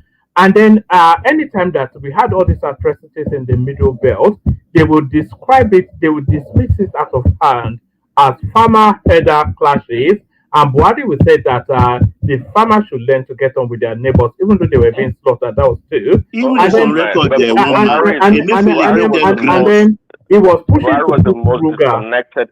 Yes, Buhari he was pushing to push Ruga in every local government. Ruga being because something. Look, Tinubu came with his own plan, rightfully or not. If they are, viable plans or not, that's to be debated. Fine, but don't pretend like Buhari was a leader that had ideas that he wanted to implement and they failed. If that were the case, I would give him a lot of credit. But I'm telling you that no, that was not the case. Buhari was the most disconnected leader I would say Nigeria ever had. This guy was out of it. Yes, he did all those things because that's what people told him. He didn't have his own ideas to what he came there to do. He did not. No, you guys I give him a lot of credit. He did not. That guy was out of it. From A to Z, was out of it. But he won second-time election. But when must he even take the? When must he take? I said it before on this show. I want to mention. Listen, Tinubu's presidency is this first term was his actual third term. This is Tinubu's third term in governance, quote unquote, right? Because without Tinubu in winning his first term and his second term, I've never seen any. Even if you ask me, I think Tinubu actually campaigned more and burnt more calories in Buhari's second term than Buhari himself ever did. I'm telling you. Wait, well, let me correct you there. While I agree mostly 80% of what you are saying, that second term, Tinubu was out of the government. It was Aisha in the third year of the second term. No. The third year of the first term. The third year of the first term, going into the 2019 election, it was Aisha that had to practically beg Tinubu because the whole thing was shaky. That all indications show that he may not win that election.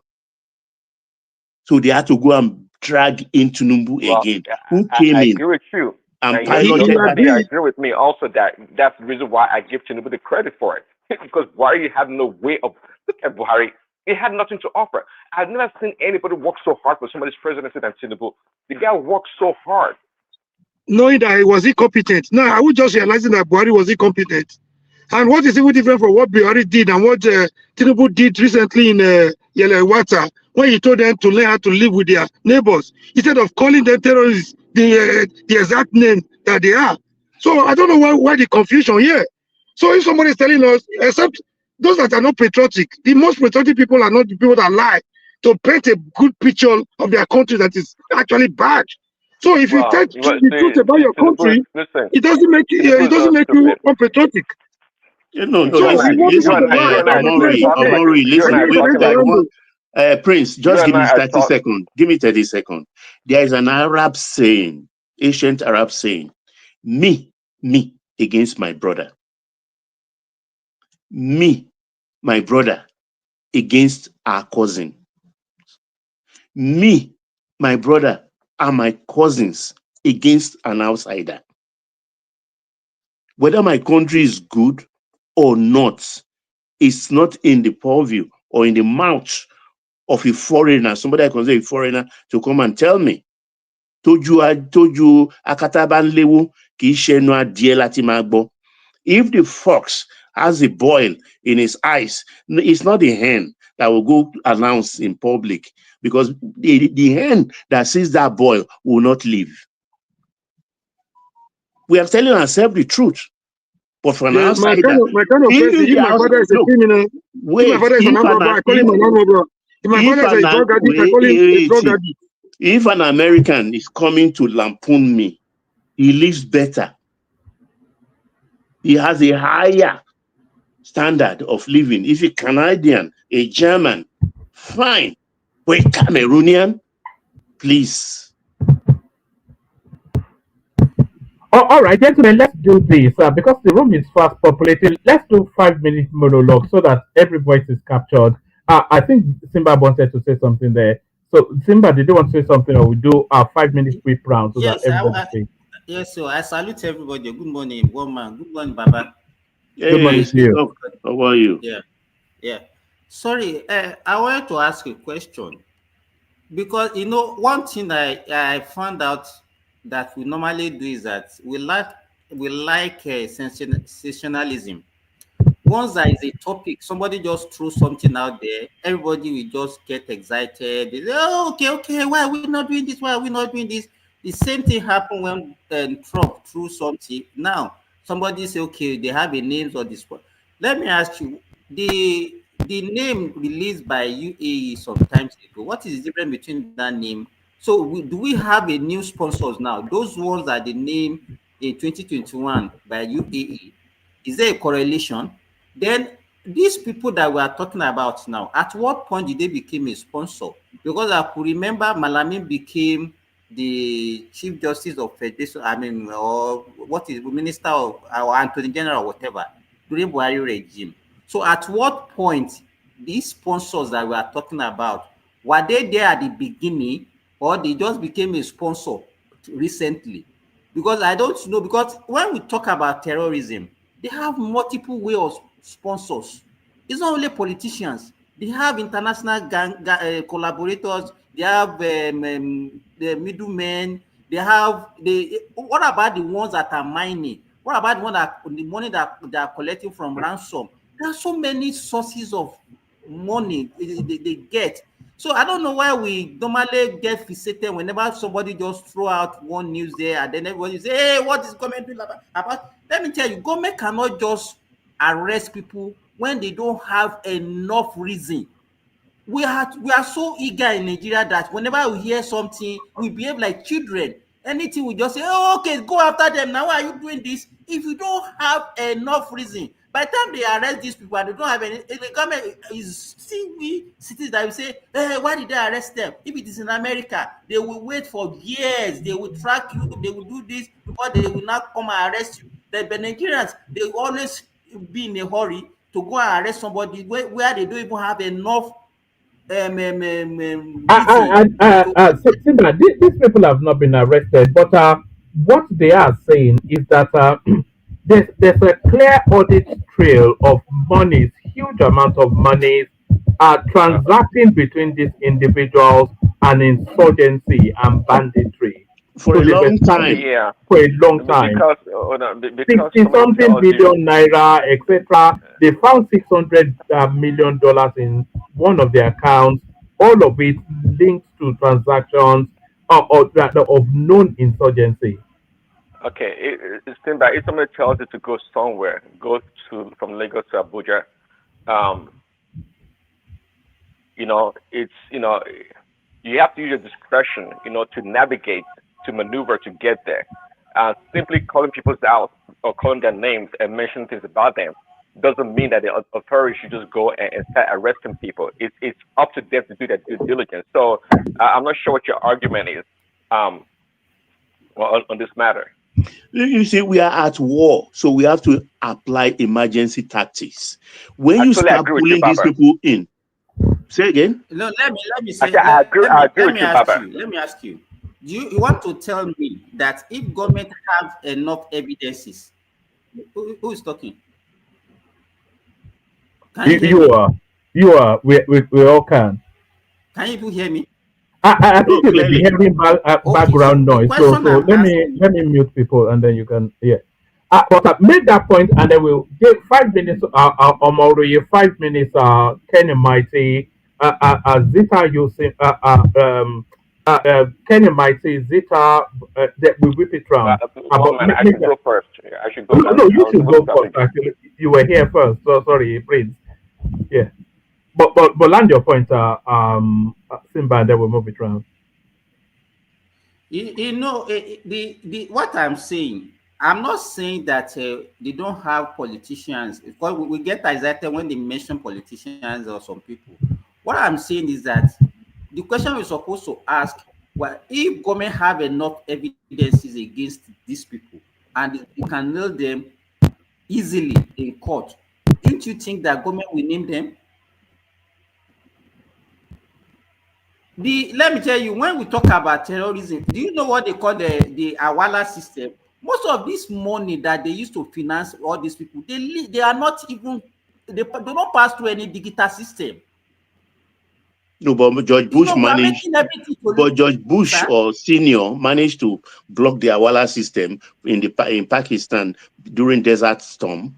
They block it. You look, look, Simba, understand this. You understand? Nigeria is at war. When you are at war, you apply emergency tactics, a Gestapo thing. When you start pulling the lower people in, the upper people will sit up, or even the lower people will give you more information which to work with. But the government is not telling us anything. They just lying low. People are now supplying them names. They should call these people in. Do you think that government should be coming out and be telling us all these are classified information that you don't need No, to be they were releasing? leaked information. It wasn't the government that published it. I think somebody leaked it from the security agencies to the No, media. no, no. You know, I know that this one is not from government, but what I'm saying is that the reason why government might not be publishing and making all these things known to the public is that it might even defeat the real aim of actually capturing How these did it people. defeat? How does it defeat him? When did he become government spokesperson, Simba? How does it defeat the No, I people? think Daniel Boala actually said something similar just No, recently. both him and Simba, they are both wrong. It exposes. We need to know about these things. In fact, we need more names. So I disagree with Simba on that one. So we can send a lynch mob to go and do you want No, to have actually, them lynched? no. Simba, go ahead. But that was I don't agree with you on that point. All right. Let's kick off with Prince Okay. Daddy, and then we'll move it around. Prince. So we were talking about the sponsors of terrorism. We were also talking about it says no hiding place for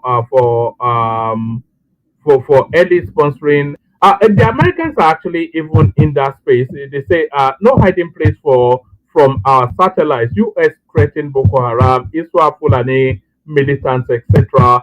So we're talking about that, and then we were talking about Nnamdi Kanu in Sokoto prison. He wants to get out of there because he says it's not conducive for his defense.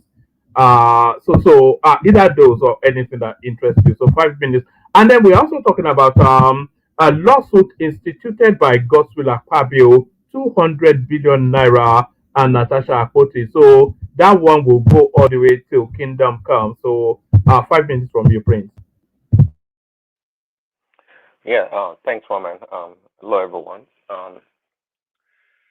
Yeah, on the issue of insecurity, I don't think Simba has the sense about urgency, really. You know, it thinks it's business as usual, and that's not the case. But anyway, we are in a dire situation. I said before this Trump thing came about. I said it. No, we have to deal with this insecurity like fascism. You know, in the sense that um, we marshal all the resources of the state, you know, to combat this terrorism, and we're not doing that. Look, listen to Simba or people like Simba. It's like a child's play, you know. You know, they have that mentality of Michelle Obama and Barack Obama, bring back our girls. Such a joke. And we were saying earlier, one man. So those people from Niger or Mali or wherever, they can cross our borders freely. But when our military pursue them, we can't cross over to the other side to do anything. Well, now we know who's truly winning. We know who's truly winning. And there's always been a sense of the fear that we have when it comes to the Northerners. I've said it before. You know, we're always afraid of them. The other day that Hassan was talking, and I think Baba may have, bolstered up his position that matter. Um, about, it's like we should not agitate these people in the north because they might do something so radical and crazy and put everybody else in the country in jeopardy.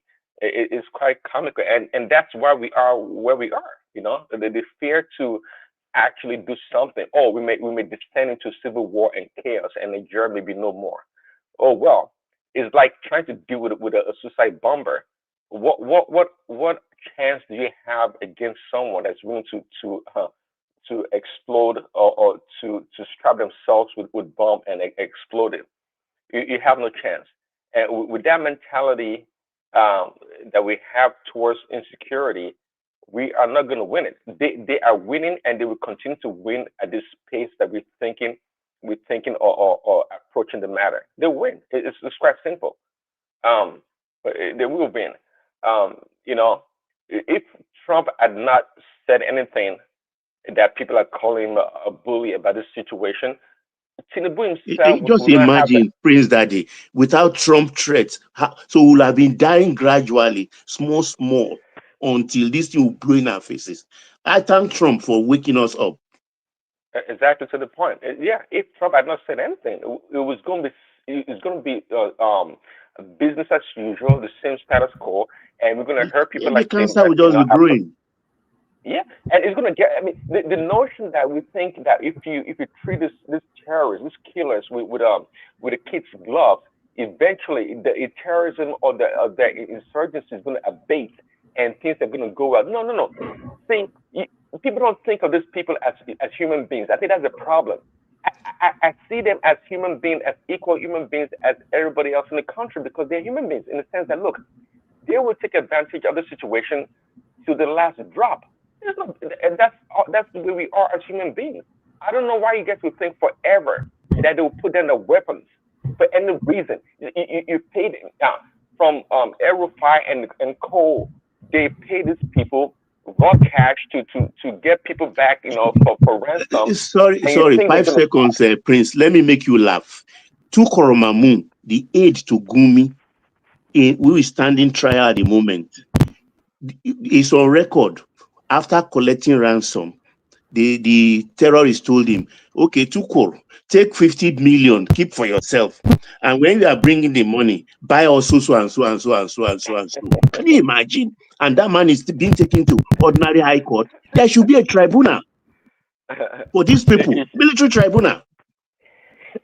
It shows how unserious we are. And I say, at the end of the day, regardless of what people may think about Trump coming from Nigeria's rare earth mineral and all this stuff that doesn't make sense to me. It's up to us to take advantage of the situation and do right by our people. We have to do what is right.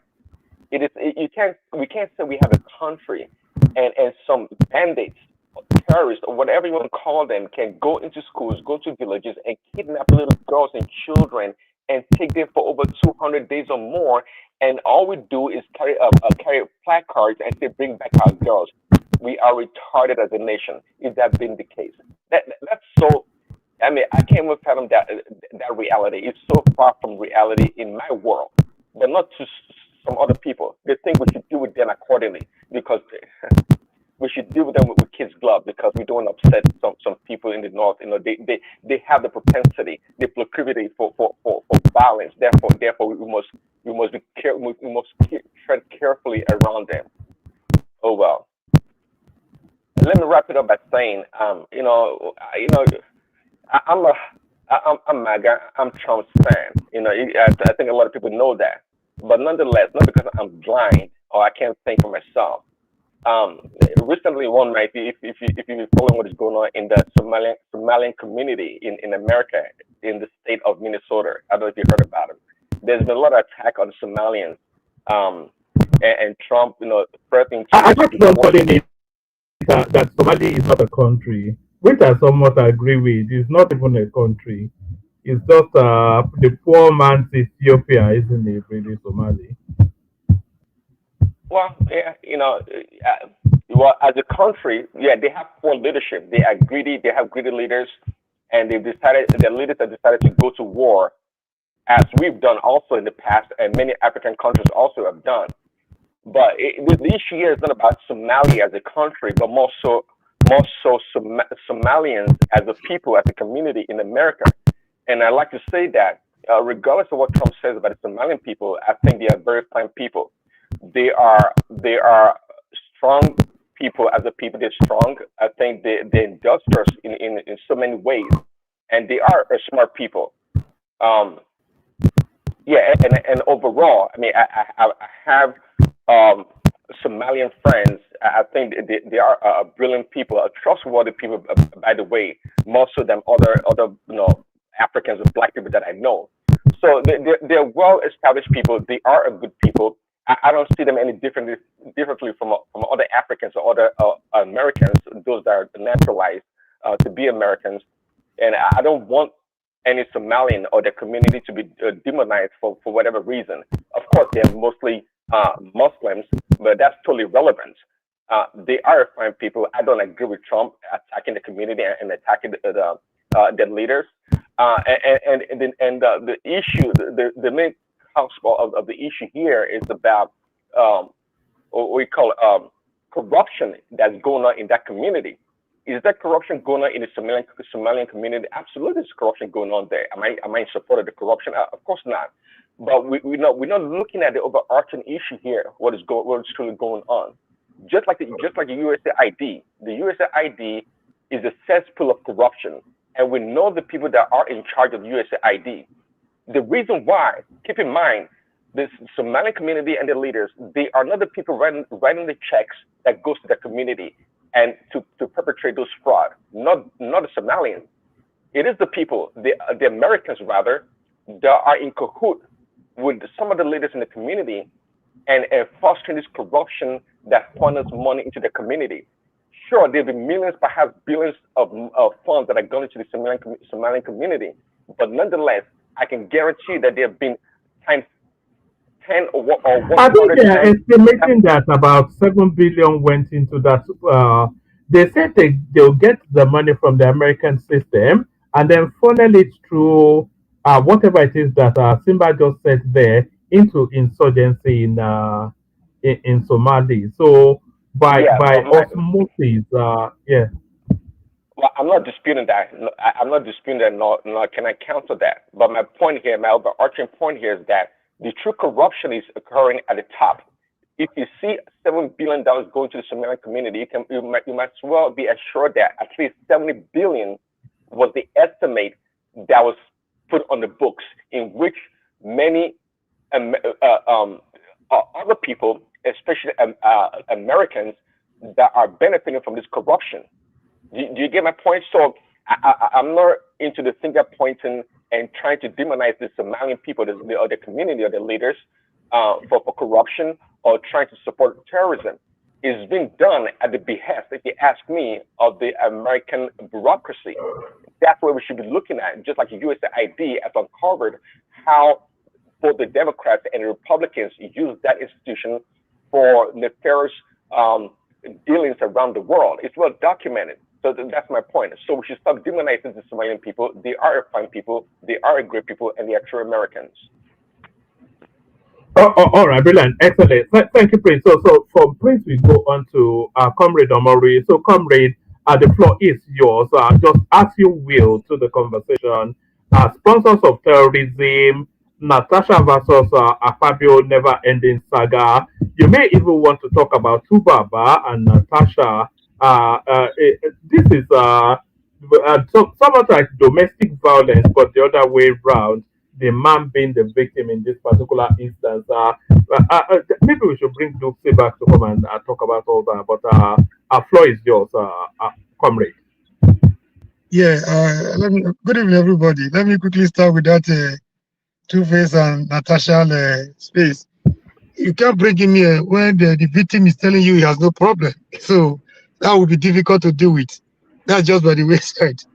You're looking at domestic violence. A classic victim something, isn't it? So exactly. Omori, fire fit to the dance for him body now. Yes, but he's telling you he has no. You can see he's under He's not either. I don't, can I say under a spell? He's not himself. He's forced to say certain things, but he's defending. He's busy defending his oppressor every day. The moment God don't go nail him picture for wood somewhere. This is more than this is beyond that. It could just be a psychological thing. It could just be a psychological thing. I don't know what's going on there. Did you see the images of her slapping him in England? Did you see yeah, he got arrested. He was in cuff, publicly and all that. He told everybody not to let anybody know. So when those that were keeping that secret discovered that they could not hide it no more, they summoned courage to come out to say, let's save this guy first. It's not about the money we make it from him. He's still busy saying, I'm okay, I have no problem. So even the best lawyer, Gani cannot even nobody can do that. When the victim is telling you it's okay. She was breaking bottle on except you want to go to the house and boggle him out of the house. You'll be violating his rights. He might sue you for that. If he goes back the next day, what happened? That's my question to one man before you invite him to the as well. That's not what I want to talk on. That's just by the wayside. Okay. I want to address this issue of patriotism. Most of us believe in being patriotic to our country. We are not rebellious against our country. We believe in the country where we didn't even know what patriotism was actually about. So we put our lives on the line to fight for the country because we believe the country could be better. So if we didn't believe in the country, we wouldn't take most of the risk we took. If I look back to say, why was I even doing what I did? Maybe was I crazy? Was I high or something? Sometimes I have reason to say, okay, thank God I did what I did because I will have look at myself and say, I'm a coward if I didn't contribute anything in my own little way when I had the opportunity. It wasn't convenient for us. So I don't think nobody is more patriotic Nigerian than the other. But the only thing I'm not comfortable with is when people believe we must lie. When we see black, we have to call it white before we know we are patriotic. I'm not part of that. I've had a series of confrontation with my biological father, with biological mother, because of things I feel they were not supposed to do. So I can tell you, if my father is a thief, I'll call him a thief. So if that makes me a bad person or a bad son, I don't care what you say about me.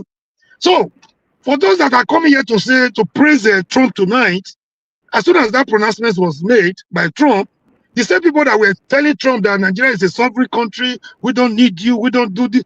So I said on this platform that even if he had not come, his utterances, his threat has started yielding result already, even before he even, make any attempt to come. So now we are beginning to see the result. And again, I ask, do we really have to wait for a Trump, for a Tinubu to wake up to his responsibility as the president of a nation? For those that are blaming Buhari, if Buhari was so bad, Buhari was of the APC. I mean, do you reward a failure? Do you promote your child if he fails in level, primary, level one in year one? Do you allow a failure to go to year two? If he fails in year two, do you allow them to go to the next class? They have to repeat the class. So if we are busy today, if this was the same way we were busy defending APC and Tinubu, now we just realize that, Buhari, we just realized Buhari was a failure. If we had really spoken against Buhari and APC the way we are doing today, probably the Tinubu may not even emerge. Now, you emerge, there were a series of foundations that were laid for you. I'm surprised somebody came here like Simba, asking us, you don't tackle security, terrorism like that. He said Simba were on this platform one day. I was asking Simba, I've been busy asking these questions. If we are not relying on our local intelligence under Buhari, we have foreign ones, the one from UAE and other. What are we doing? This has been my question. Simba one day told me he cannot do it because of political confidence of 2027. I'm like, it means we are helpless in this situation. Now, the same Simba telling us, you don't do things that way, you have to wait, you have to. Now he has forgotten the 2 more minutes. Yes, I'm almost done. I don't have much to say. But let nobody tell us how to be patriotic. Because nobody is more patriotic than us that we're willing to lay down our lives even before we turn 20 years old. So patriotism, we believe in patriotism. But we must not be patriotic when the greatest form of unpatriotism is those that have broken their social contract with the people. Those that force themselves into office against the will of the people. If you want to look at people that are not patriotic, those that destabilize and balkanize the country and make the country a laughing stock, then you want us to start praising them for the sake of patriotism. I'm not part of that patriotism. Thank you. All right, excellent people. So we go from our comrades to we go to Kenny Mighty. And as we're going to Kenny Mighty, can the people not already subscribe? Please subscribe. We need 10 new subscribers today. If you have not clicked on the like button, please do that as well. Like and subscribe if you would, please. So on to you, Kenny Mighty. Floor is yours. Oh, all right. I think Kenny is in the fridge at the moment, looking for that chicken that was left over from the Chinese. So as Kenny searches for chicken, let's go in the direction of Zita. Zita, flash yours. All right. Zita is in the cabinet looking for a shot of brandy. So as Zita looks for that shot of brandy, we know that Simba neither eats nor drinks. So Simba, floor is yours. All right, Otalo, I'm here. Anybody, can anybody hear me? Am I still audible? I'm here. Oh, Baba, floor is yours. Yeah, Baba, floor is yours. Yes, I like always bringing up solution. I think the president should do it because at times in a situation, emergency situation like this, optics can work very well for you because the president and the presidency is not being served properly by his PR men. I watched the other day what's his name now? The chief press secretary or the press advisor, Adenuga or Dunuga. Ononuga with Anyogulu. That was a very poor outing. That was poor. Everything is said. If you know you are not prepared, make an excuse. Don't go to that kind of interview. Because he said explicitly that the security people, they are in communication with it's a reference to the Eruku debacle, that they are in contact with the terrorists, the bandits. They communicate with them, and they are talking about the release. At the same time, you say they didn't pay money, they didn't do that. So Anyogulu was asking, so they have the contacts, phone numbers of these people and things like. He said yes. He was just talking. I mean, the president, if he's to win the next election, I think he should change his people. Now we are at war and an emergency situation. These people, they are going to rake in, like Mahmoud Turko already standing trial. What's a terrorist? Because whether you're a financier, a supporter in one form or the other of terrorism, killing people every day, then you have to go to a military tribunal, not a high court. High court is for civil people. Because as far as I'm concerned, the danger of these people, even in Geneva Convention, guiding warfare, right from the 40s, once you put on a military uniform, you are determined or termed to be a soldier. Once you put on uniform or you strap yourself up in military gear, you are a soldier and deserving of the same kind of punishment a serving soldier will get. So these people they should set up military tribunals. A military tribunal should be set up in 2-3 zones, not central, not east, not west. Because those are the theaters of the conflict, and they should be trying these people in the glare of the public. Let the public know you are doing something. Nothing should be covert. At this stage of this problem, nothing should be covert. It should be open. Let's see punishment being meted out to these people. Because this silence from the presidency and is disturbing. If you say you are doing something, how do I know you are doing something when I'm not seeing it? It's not tenable. Do something. Let me see with my kuro eyes. Now you've not bringing list. You brought the UAE list of COVID era. That's what you supplying. What of these new ones they just brought now? Like I said before, DSS cannot tell me they don't know who is the bread supplier or who is the fuel supplier. They know all of these things. Bring them out. Don't protect them. Don't protect them. The thousands of motorcycles they are using, how did they get into the forest? All these things need maintenance in that kind of terrain. So they must be having tires, motorcycle, vehicles somewhere. Even from the point of where they are making the orders. Look, it's like Baba, do you think these people are too powerful for the government to take on? Because that's what's coming across, that these people might be too powerful for the government to take on. I'm a little, yes, they are powerful, but I have always rated, though I'm having a reconsideration, that Tinubu has no godfather and that he is a very, very stubborn man. But not naming these people and keeping quiet, I mean, it's making me do a rethink about this. Because it's a no brainer. If we are here on this platform thinking it, then that means it's commonsensical. Baba. Yes, sir. You by naming them, you mean that you should just make public the names that were given to him, and action it too. No, without investigating. Look, the doctrine. Do you know the implication of having an innocent person on that list? In an emergency, you apply emergency tactics.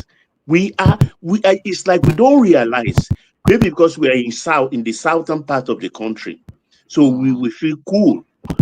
But No, in Baba, the north, let me finish. The implication of having You an ask the innocent question. person on that list. You say? The implication of having an innocent person on that list, and then you made it public. What do you think? Look, when you yank him in, then you start to separate the guilty ones and the not too guilty ones and the But you have innocent. made it public already now. Yeah, you made it. Then you come out and say this thing. What about those people that are arrested that are languishing as awaiting trial men? When they release them, do they come to tell us? They've damaged their You have made reputation. their name a popular person who's a prominent politician has been named. Yeah, it's Indume not coming out to say he's innocent after 6 years of trial. No, innocent. But you know, people still say that guy is a Boko Haram person. Well, I still say that because I don't believe the government. So how do you now just put people? Now, if for example, you are coming for me and you say I'm a sponsor and you put me there, I'm an innocent person, and you say my trial should be public, I would say Tinubu was one of our leaders. Didn't they say that Obasanjo? Wait. You have to apply the low bar in a situation like you drop the bar. No. You drop the bar because that's the way. So if somebody is your family is innocently, I think. I don't know. Look, it's like you've not lived in Nigeria before. Are children not being carted away as armed robbers and killed? Those are collateral. Desperate situation demands desperate solution. We should realize we are at war. Because some people committed crime and innocent person should also. No, Baba, I agree with you. I mean, sorry, I think I wanted to come in. As expensive as American judicial system is, right? They make a lot of mistakes, a whole lot of mistakes. So on daily basis, you are being overly protective of these people, and as much as we like to demonize Nigerian system, I guarantee that I have more confidence actually that if they name certain politicians, trust me, I believe that they have the books, they have the receipts on them. Trust me, they're not going to just open if you work anyhow, they'll do you anyhow. And if you defend yourself, you will be forced to defend yourself. Defend yourself. Yeah. So if they I think if they name them, they must have something on them. They must be linked somehow, some way. But again, let's have that mentality that we are at war. Patoski, we can't really So, be too Baba, sensitive about people's information. Baba, why do you think Tinubu is not naming them? It's a mystery to me. You understand? If I must confess. Could it be because he was? Could it be because he was Can I ask a involved, question? or his close families Yeah, are go ahead, involved? Zita. You people are discussing about the list, right? Yeah. But I've been shouting about this list for almost a month now. See, Nigerian government know most of them. I agree with you. But the only surprise Tinubu have now. Apologies, Zeta. I'm going to drop. You guys can carry on. You've got Kenny there, Patoski is there, Simba is there, so either of them can shut it down. Just manage the conversation amongst yourself. The super chat of the day. So thank everyone. See you tomorrow. Sorry, carry on, Zeta. The surprise, this is a global platform. The surprise Tinubu has is that there are some names they gave to him that he was surprised was there. You see, for those of you saying that most of them might be innocent, I don't know how you people got that kind of security information. It doesn't work that way.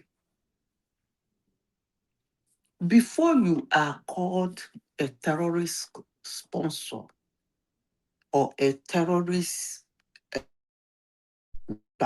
or you are a terrorist, you are the one that formed the terrorists.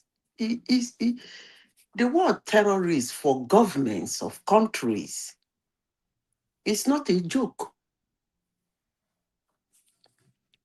So for America to send that list,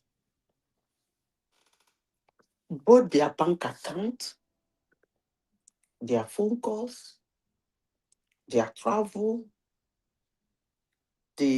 what do they call it? Their transcripts of their conversation is in their hands already. So that word that somebody is innocent and his name is in that list, I don't understand that. Unless the list is different from the one I know. But for their names to be there, it's not a today something. That list, those names were not just, they didn't just wake up and call those names and put them and say, these are, you don't do, nobody does that. Not on that level. So I don't know the basis of the argument. But if you think any of them is Sorry, innocent, Zita, let me ask you this question. Sorry. go ahead. Did America release any name? You see, Simba, that's why I don't really like having conversations with you.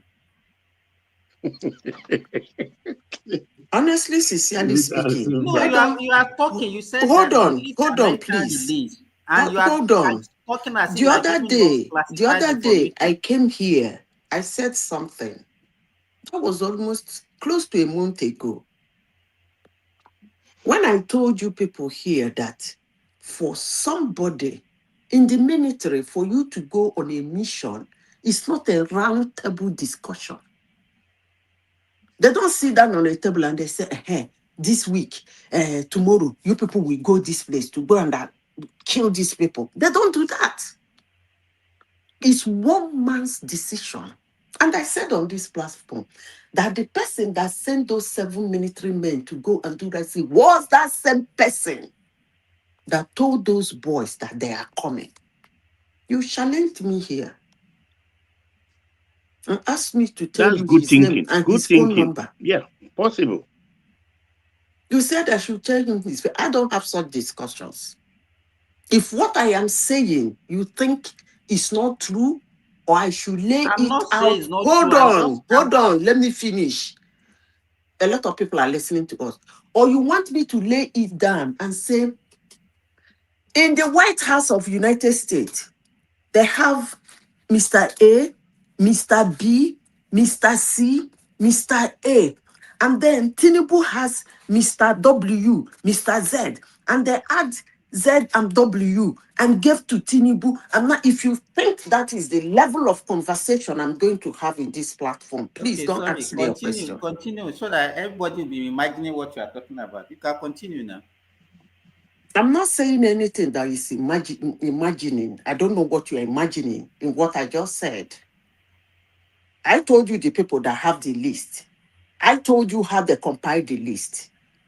If you're expecting me to start calling the names of the people in the list and match it with all the names of the people in Tinubu's list and match it with them, if that's what you're expecting, you're not gonna get it now. Come here and be talking as if you have So more information. imagine it. Wait, Zita.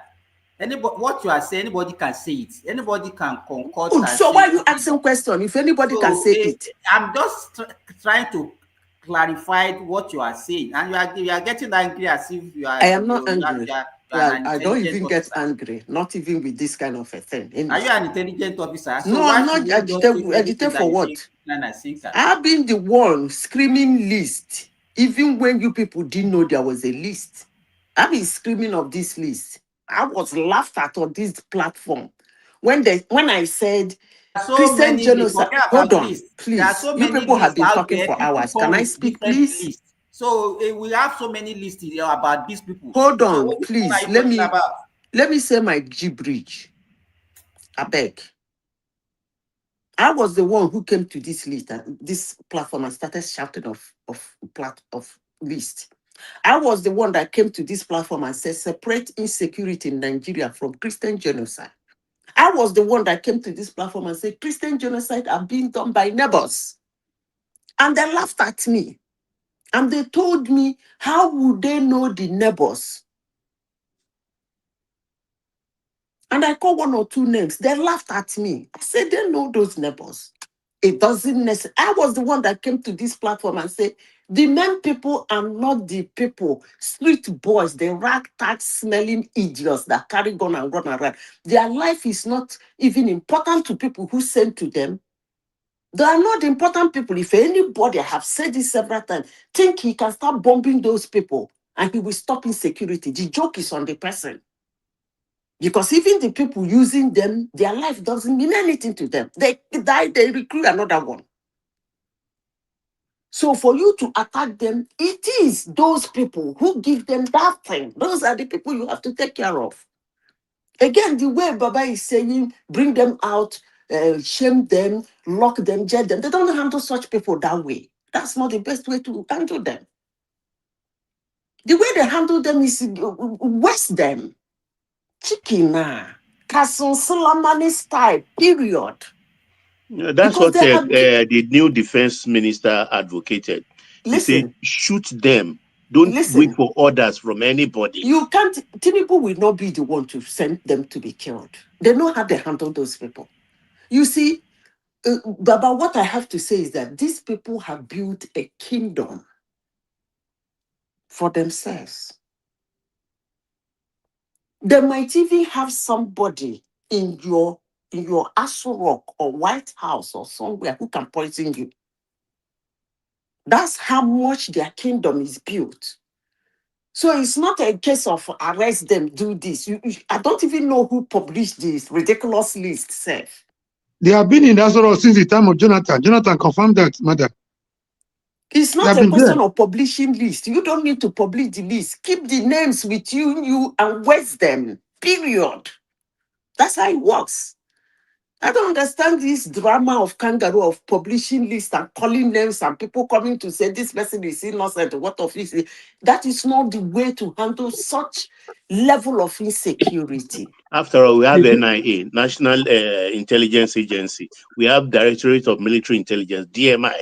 Let them go quietly, covertly. Israel does it every day. Yeah, give them Israel style. You don't need to announce them. You know what they're trying to do? They're trying to create the pressure to Trump that they are doing something. They're not doing anything. No, not doing anything. Because so that's not the way to handle only them. Motion, no movement. You don't tell them you are coming for them. No. It's only a tree you will tell you are coming for. He will still be there. You go even say, go work, get money, save. After so many years, make money, come back, come put them down. Human beings are not like that. I don't know who published the ridiculous list, but for all I can say, it's all about yo-yo. Charade, Imagine shenanigans, carry stupidity. 300 students at once. How many buses? I mean, no. Ah, come on. Give them Israel style. They go waka like this, come out from a meeting, inside a meeting, the thing go pop hole in the wall, enter. Look at them, match the one will be the person that looking for Tuasha. Case closed. What is all this announcement all about? I don't get it. Honestly. Can I add my own 1 cent? I greet everybody. It's Well, War peace. Peace. I greet How are you? everybody. Fine, I'm fine. I mean, everybody talking since, and everybody wants to solve a particular subject with theory ideology. How can that work? What we have in our front right now is uh, or practical work, which you need boot on ground. You want people to work. Like Madazila said, give them the kind of treatment they want. But again, people forgot that Nigeria used to have this squad. Let me take people mind back.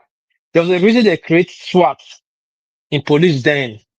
During the time of Anini, a special squad was created. And when that squad is created, the only thing that stopped that squad, the only thing that can stop that squad is when the squad has finished carrying out their mission, then they will disband them. When they set in motion, nobody can stop them. They brought late Pararase, IGR, to Benin to come and catch Anini. Don't you think they how they were able to catch Anini? Now, if Nigeria wants to catch these people, they set up a kind of a Ruku commission. They pick the best of the best. Those that will track them financially, those that will track them combatantly, start tracking them. When they put them in motion, nobody have executive order to stop them. They go on till the only thing that will stop them is when they are carry out their mission. Now in America, people just think that they only have CIA, FBI in America. They have sections in America No, that section take off. now. Plenty. There's what they call Section Specialized. 7. They specialize. The government the president don't have control over them. Once it's put on motion, the only thing that stops that motion is when they have got their job done. You know where they Same learned with that their lesson? When those airborne were going to Iran to rescue the hostages during Jimmy Carter's time, and he stopped that mission. Yeah. So same with England. There's some things that are going on in England. The secretary, the journalist that released one kind of funny information one time in England. What happened? They blew his head off in the street of London now. There are sections of government pastor that take off these things. But whatever is happening in Nigeria today is written is written on the wall now. We all know this thing. It's an open truth now. We all know the terrorist sponsors now. Now these terrorist sponsors, everybody's busy doing politics. Yeah, these terrorist sponsors. There are so many faces to it. There are those that sponsor unknowingly. There are those that are sponsoring some for their own benefit. There are those that are sponsoring for political gain. Now it has involved, mutated to so many forms that they have international interests, they have the local interests, they have the national interests, and so many other class interests. But if you leave crime too long, it becomes a business. This is what's going on right now. You have iSwap, you have this, that. Do you think is funny on this iSwap? Now, let me give you guys one simple information. Though this was not exposed, I'm not trying to bash my Southeastern people. There's a guy that gave contract to in the Southeast. Even when I challenged the guy, they gave the guy contract in the Southeast during Buhari, Jonathan time. During Buhari time, the guy now found a way to give excuse for his contract not being done. What was the way? The ESM, whatever that was going on, sit at home and the DSL, no government. The area the guy supposed to have done, he's claiming he has done, nobody can go to that area to go and supervise it. The people they have sent 2 times they sent auditors from the federal working housing, whatever, to go and supervise it. What happened? They unalived all of them. Who was sponsoring it? The same engineer that was collecting money every month for mobilization and everything. Meanwhile, he was for the ESN. That area was no-go area. Now, I don't know if people can draw a picture from that. I don't think this Tinubu inspiration, they now got him arrested. Now, since you see ESM, whatever that is going on, some people are funding it because of mining. Some people are funding it because they want to destabilize the government. Everybody is funding it to get their own way. So many things is going on. But the only way to stop this matter is not difficult. It's not rocket science. Follow the money, like JBS we say. People are paying now. This is cutting ransom. And I said it before. The oil cartel people are not that powerful. We know they are powerful. They are the arbitrage cartels who that control dollars. Who think is this money, this currency, all this money that is moving up and down for this tourists, and who think is moving it for them? These are powerful elites that control institutions. Only the money. The money That's that will why the answer to them is Kasunsin money style. You don't fight yes, so them. you eliminate them. One thing You they don't fight fear, them. one thing they fear and respect is the destruction to land from property. If they know you can take their life and their property, they will desist from the art. But now that they feel that they can challenge you, then you don't have so much money to cause civil war in your country. How do they bring this logistics in? You see, armored cars, you have drones, have cars, how do they bring these things into this country? You see Toyotas. Which border? People that are selling hunting rifle. I was bringing hunting rifle, 12 gauge, and a box shops to Nigeria to sell. He was intercepted because that was intercepted in Port Harcourt, claiming it was for ES and whatever. Meanwhile, machine guns and AMG, whatever, grenades will be entering this country. Then we cannot track that. How? Where? The weapon these people have, how is it coming? How do they have the the technical know-how to operate such sophisticated weapon? Who is training them? Who is feeding them? How are they moving from one place to the other? And Sambisa is not like a forest like the forest in the north is different from the forest in the south. There's a forest in the south that you will not even see sun. I don't know if it's called for the forest I know during my time in Benin, when I was growing up, when we were doing some nonsense going to the bush, you will not see. I just seen trees that is like 11 meters tall. You'll be in the center of a forest. You do not see sun. All you see is shade. Rainforest. It's called rainforest. But you are in the forest where you say you are seeing everybody and you cannot track these people. Low grass, desert land, and yet you say you cannot track them. They move with bicycle. A forest that is motorable, that the military cannot find these people. It's funny now. So we know our problem, but we don't want to solve it. The government is playing politics with policies with it. I don't know who said this, but they find out their friends are involved in it in different form or different shade. The one that is trying to push, even the militaries are making money from it. Because when the government give them money, just like what's happening in Ukraine one time before they have to, during Biden regime, that they have to call them out. It was that restricting. When you give these military people money, you cannot account for bullets. They say their bodies, they have shot it. How did you know audit it? The Even military it's people so are making funny, money from World it. Peace. I think it was Patuski that told us a few weeks ago that some of these terrorists, when killed on the field, when our soldiers will search their pocket, they will find huge sums of money, dollars. Okay. They are paying them on the field. On the field. The military are making money from it. But the money that we give to the military, right now, is hot. Yeah, the government are pumping money to that zone. The military are siphoning the money.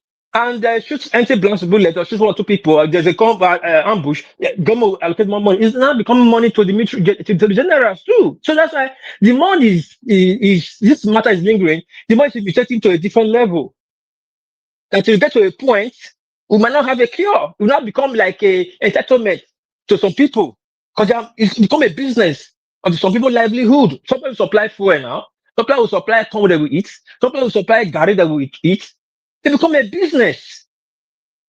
So I think it's a high time to lift up the boot. And I said it before, with the source money with the Malami, people that the Buhari regime, with some money they looted, and Tinubu leaves this money with them, he will have problem in time to come. Apart from Tinubu, if they don't stop these people, they don't check these people, the next government will be in their mercy because there's too much money, too much lose money. Too much Our money. local currency and dollars, that is these people's hands. People Mostly can cash. do anything. Cash. Mostly cash. 65% of our naira is with some few people. Our currency, 65% of our currency that will control both Nigeria and abroad is under the control of a few people. We keep borrowing money every day. If we borrow $10 billion today, it will leave the foreign exchange market tomorrow. They will buy it all. Two people can come and buy that money all. And they use our coins to buy it. And you wonder where this money comes from. They're not new money, they're old startup money. Then you imagine where they are bringing this money under out from. Buhari, they were even printing money. They were busy printing For money. themselves. They were printing money for themselves. So the first thing is to mop those money out of the system. Follow their money trade, freeze all their money. These apples don't know where the money is. That's one thing I don't like about France. You sign a deal with Nigeria to put us in big problem to control our mind. Yet you don't assist us militarily and intelligently. You for control Interpol. Use Interpol to freeze their money that's in Europe. Make their movement difficult. These people are moving money the way they like. They can bring in MRAP and every other thing. It's business negotiation. All these mercenary will deliver it to anywhere to pay them the right money. So I think I would need to use the mic, but the truth is clear. The government is not ready to fold their hands up to deal with this matter. It will not take 24 hours to deal with these rata people that feel so untouchable. Like I would say, Fulani, they feel superior for the only Nigeria, not in Africa. All for political convenience. 2027. Yes, sir. That is why everybody must lend their voice and talk on to the government every day. Let's make the necessary noise so that he must act. We can't carry this to 2027. 24 hours is not going to take care of these people. They've built capacity over time. Let's not deceive ourselves. We pamper them because we don't want to lose their vote. We feel if we lose their vote, they probably have more intelligence operating in that area. They do, and they've worked in cahoots with our military and some other people in that country. So it's not a child's game, a child's play. They are formidable opponent. I tell you that what is. Look, but they should apply, Prince Daddy. Look, in America, for instance, maybe your charge should be maybe just theft. They are not going to charge you just theft. They can even bring RICO charge on it and pile it up. Just one charge, they'll make it like 10 to drive the fear of God into you, to make you own up. And we have that unexplained wealth. I think is part of our law.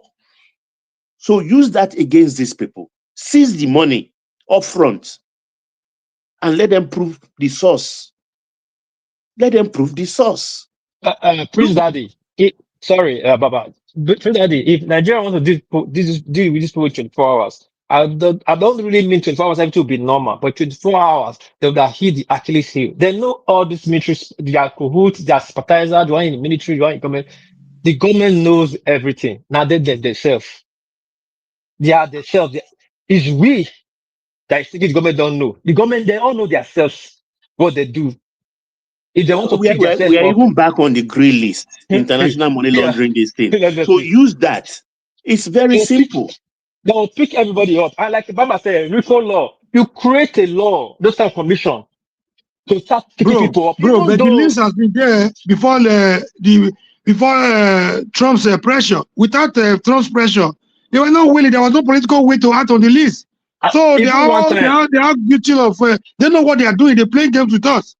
It's all politics. One time, Dubai had to release the list for like 6 people. Just during Buhari time, there's one that COVID time. Buhari didn't do anything. He sat on it. He leaked before we all know about it. But he sat on it, and he could even have more. So you to know that they've handed it over to. Why are you still sitting on it? Why? During the end of Buhari regime, or I think the early stage of Tinubu, they won't bury the chain that his wife was arrested. In that woman, one of her bank accounts, she had 436 billion naira. She was one of the managers, or top branch manager of Zenith Bank. Half $500 billion. That's all. $500 billion. That's a lot of money. Had one of her accounts. She was managing for her husband. I think her husband's name was something. She was one of the. It wasn't even the head of Bury the Chain. She was just one of Bury the Chain members in Lagos. It's not an. One of his wife. One of her accounts, she had 430 billion naira. You imagine that? One, we don't know how much is the others. State We don't know budget the a dollars year. account. State budget a year in the north. That one person have, one lady have in her account.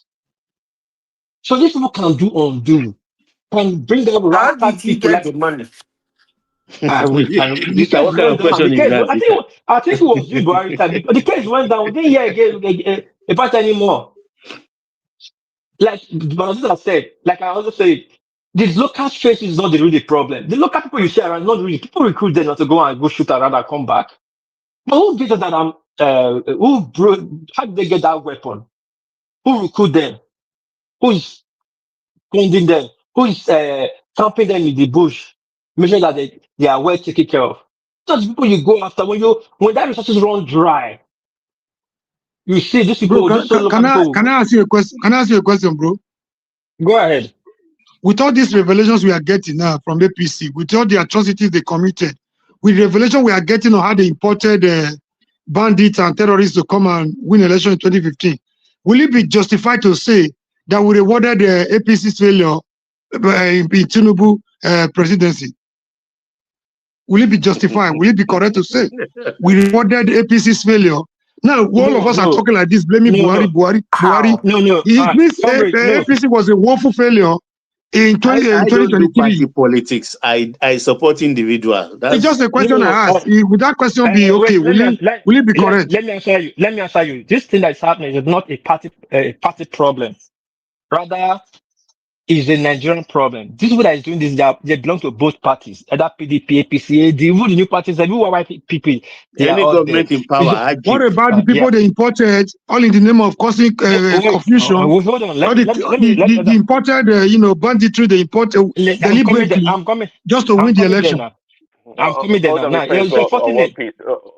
Are you saying that the southern politicians also are in cahoot with this stuff going on? Yes.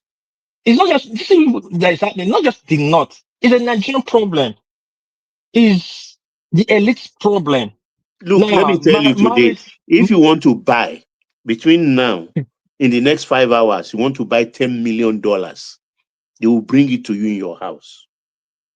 $10 million cash. So you understand? So it's only in Nigeria that is possible. That's the only country I know in the world that can happen.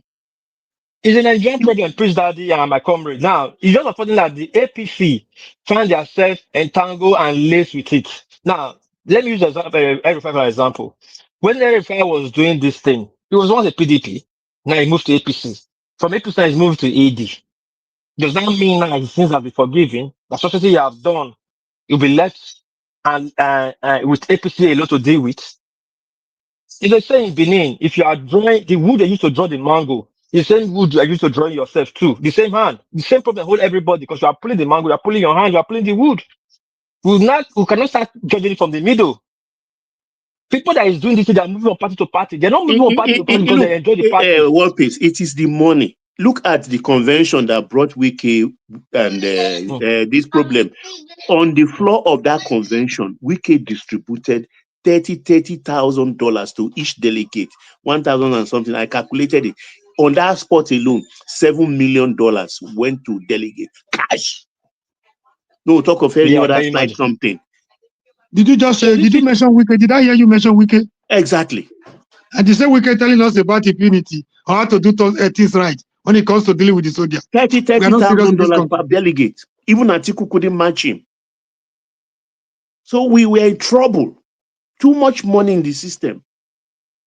The government have to find a way to match it by only seizing this money, impounding it, and make them come and explain to the courts how did they acquire this money. President, let me tell you, if the military setup was like politics, parties, best believe me, these people will be by tomorrow. Some of them will be colonel, major, and general. We know what party to party.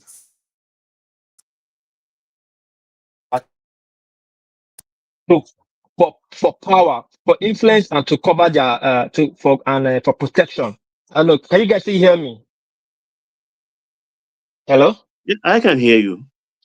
Loud and clear. Okay. Now these people are moving. These people are moving from party for party for cover, influence, and to cover their plan. Now, I don't know the right word to use. They are moving for them to secure their security. That's why they are going from party to party. Not that they like the party, but they must align themselves with power because they know that's actually what they are doing. And the law can caught up with them. So if they are in the law, they can control that law. Now imagine, let's just think now that the law, the military setup is like political parties. Best believe me, these people will be connected and then tomorrow to protect themselves, not for your country or the military formation, but just for them to protect themselves because because the atrocities they are committing in that country. You understand? So we should understand this thing that it's not that complex though. We just make people feel like they're invisible. They are so much invested in this impunity. It's not like a right to them. So let me use the floor for the next person. Thank you.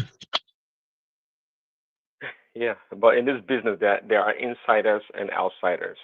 And to Baba, you keep asking the question, what is Tinubu doing about it, or why is Tinubu not doing anything? Look, Yeah, it's a valid Tinubu question. is an outsider. Do you think if Tinubu could do something about it to squelch this insecurity overnight, he wouldn't do it? Meetings. If we are not close to 2027, or is not threatened by the possibility of a second term for him, he will act differently. That's what I think.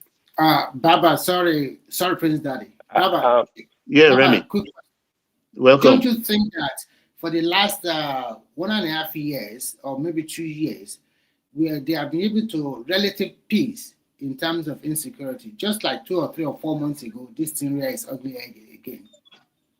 If we must say the truth. Oh, yeah, sure. No doubt about that.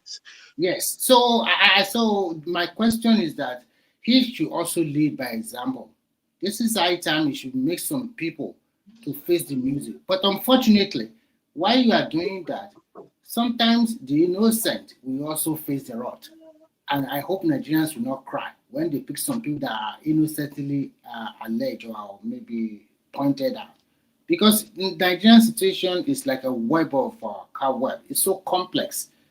So you have to be very careful how you maneuver your It's way. so complex. So when somebody has power, quote unquote, unlimited power like Tinubu, right, to do something and they're not doing it, inherently, doesn't that tell you that it's something fundamentally wrong with the whole thing? I mean, if he does the right thing, wipe out insecurity overnight, it will be to the benefit or to the betterment of the country and to his own credit, and people will love it and support him. So the question is, why is he not doing it? See, listen, Tinubu is quite clear, is an outsider, and again, the way we're talking, makes it sound like we are undermining this institution of terrorism. It's a powerful institution. One needs not to be told. You can see already, they've built their capacity over time. They are a powerful institution. If you ask me, perhaps they're probably the most organized and well-oiled institution right now in Nigeria. This banditry stuff, this terrorism stuff, they're doing very, very well for themselves. So I mean, Buhari gave them a huge capital to consolidate. So they had opportunity to consolidate under Buhari. So the point we are surprised, we expected Tinubu to play a different game altogether with them. And he was quiet until recently when an alarm was raised by a foreigner, a bully from America. That's my surprise. I think, comrade, if you are really looking at it critically, you will understand that as election nears and as Tinubu is battling them in the north, they have to come up with a game plan. Before, the economy was in shambles. At least the economy is in the right footing now. We got that one. Now they have to use something against him because there is something he's doing against them that they are not really comfortable about. And like Prince Daddy said, these are not just chicken terrorists or something like that. They are well organized. And if we look at the Sahel very well, we can see that after they decimate them in Europe or wherever, they find a way to go to Africa. You are cold. So sometimes you have to look at it critically. I think they are fighting him because they know that. Remy, Remy, let me say this. You know, it's very easy for all of us to come here and say, it's not rocket science. It's very simple. Why can't he just do this? Why can't he just name them? Why can't he just kill them? Why can't he just kill them? It's very easy because that is what we do. Baba, The question that asked. What, Baba, I had to change my name to Olatu for Simba to let me in on the platform. Just want to report him. So, please connect to a general question. Mauricio, well. Please, I have a question. I have a question for everybody. I've not finished my submission now, Omorui. No, you can answer. Okay, go ahead. Now, in the background, I'll be. Okay.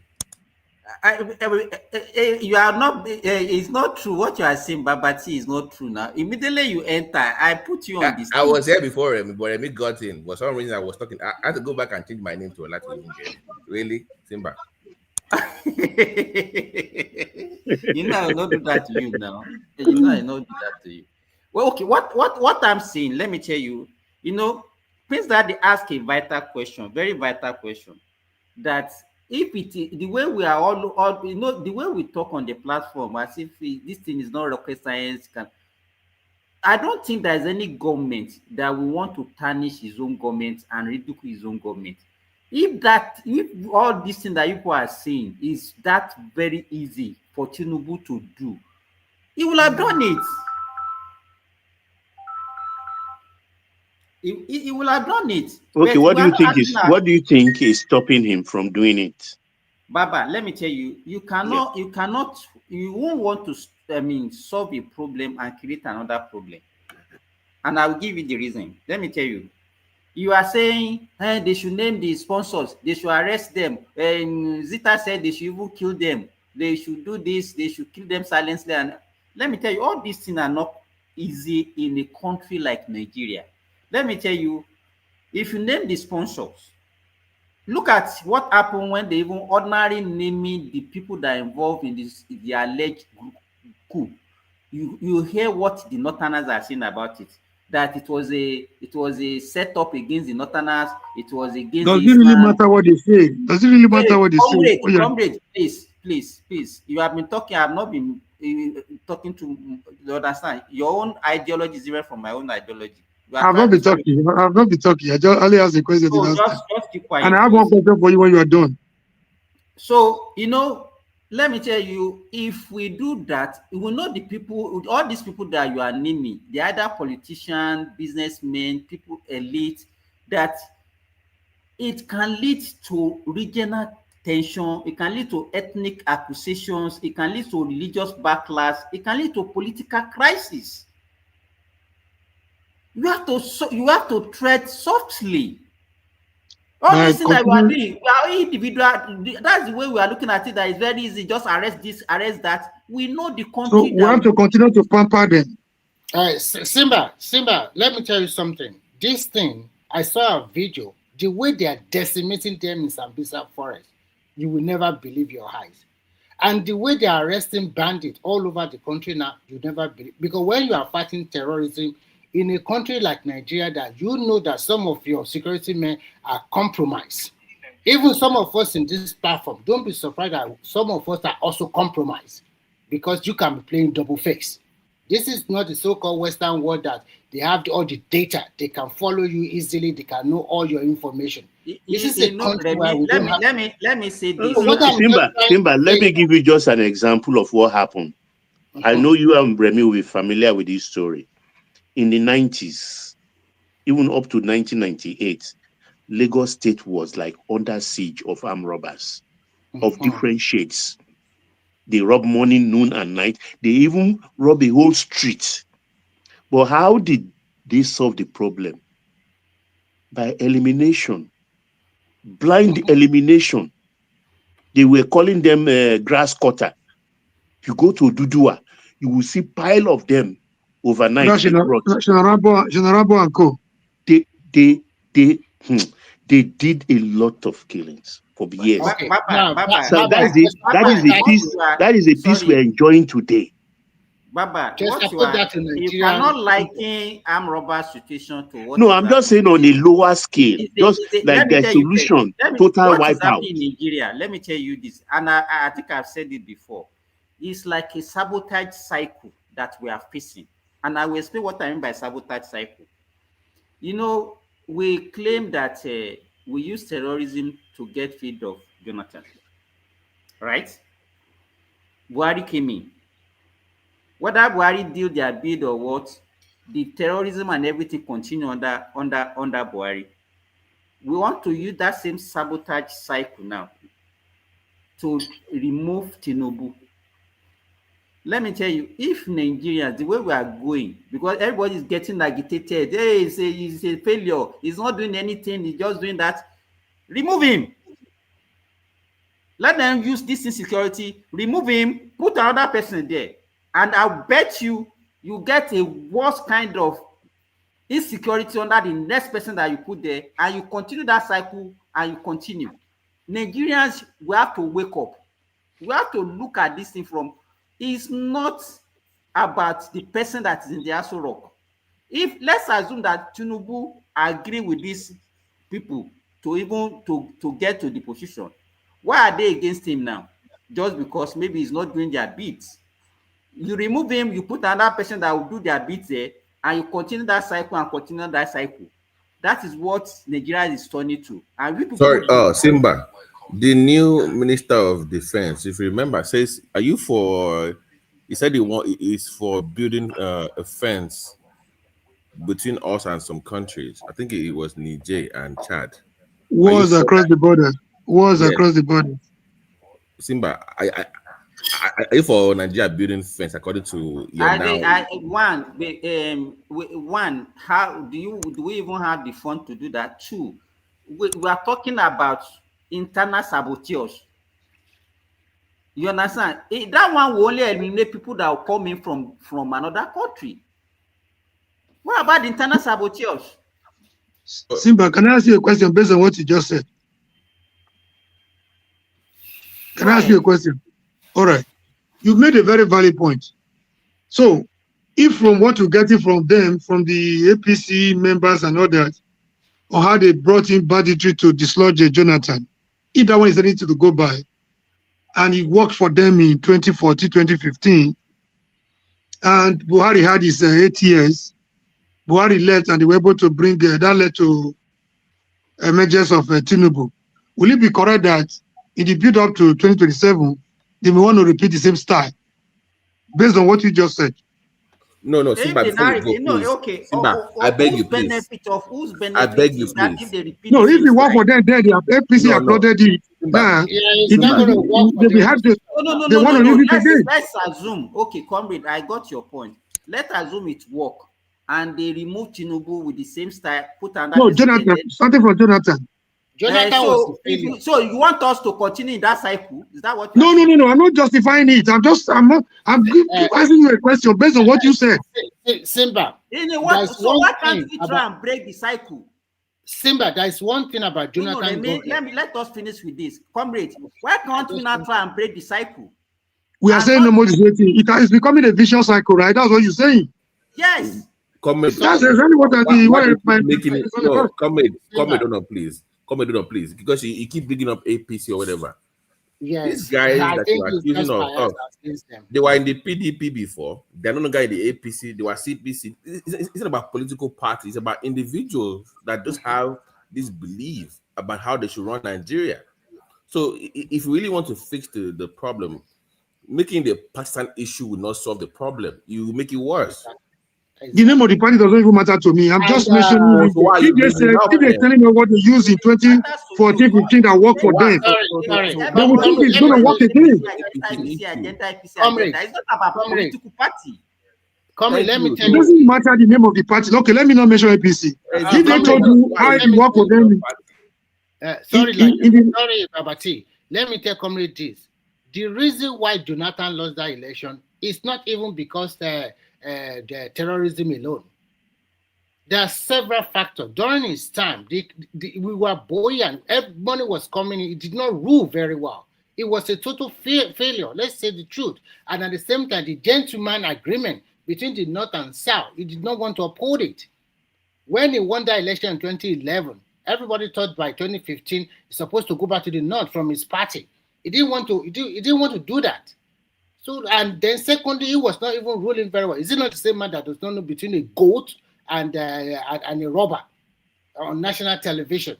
So sometimes when you guys talk, it's not only about terrorism alone. And if the opposition, if they get their heart very well, they still want to play the same playbook, let them go ahead and do it. Let's see whether they will win him or not. I think it's so easy. I don't think anybody should be coming here being gaslighting. I'm not saying Jonathan was a huge success. I'm not saying Jonathan was the perfect human being. No, I'm asking my question. I'm asking my question based on the revelation we're getting from the perpetrators of that evil. Of what they are telling us they did, or what they did between 2014 and 2015. Why are you, comrade, why are you repeating this same thing?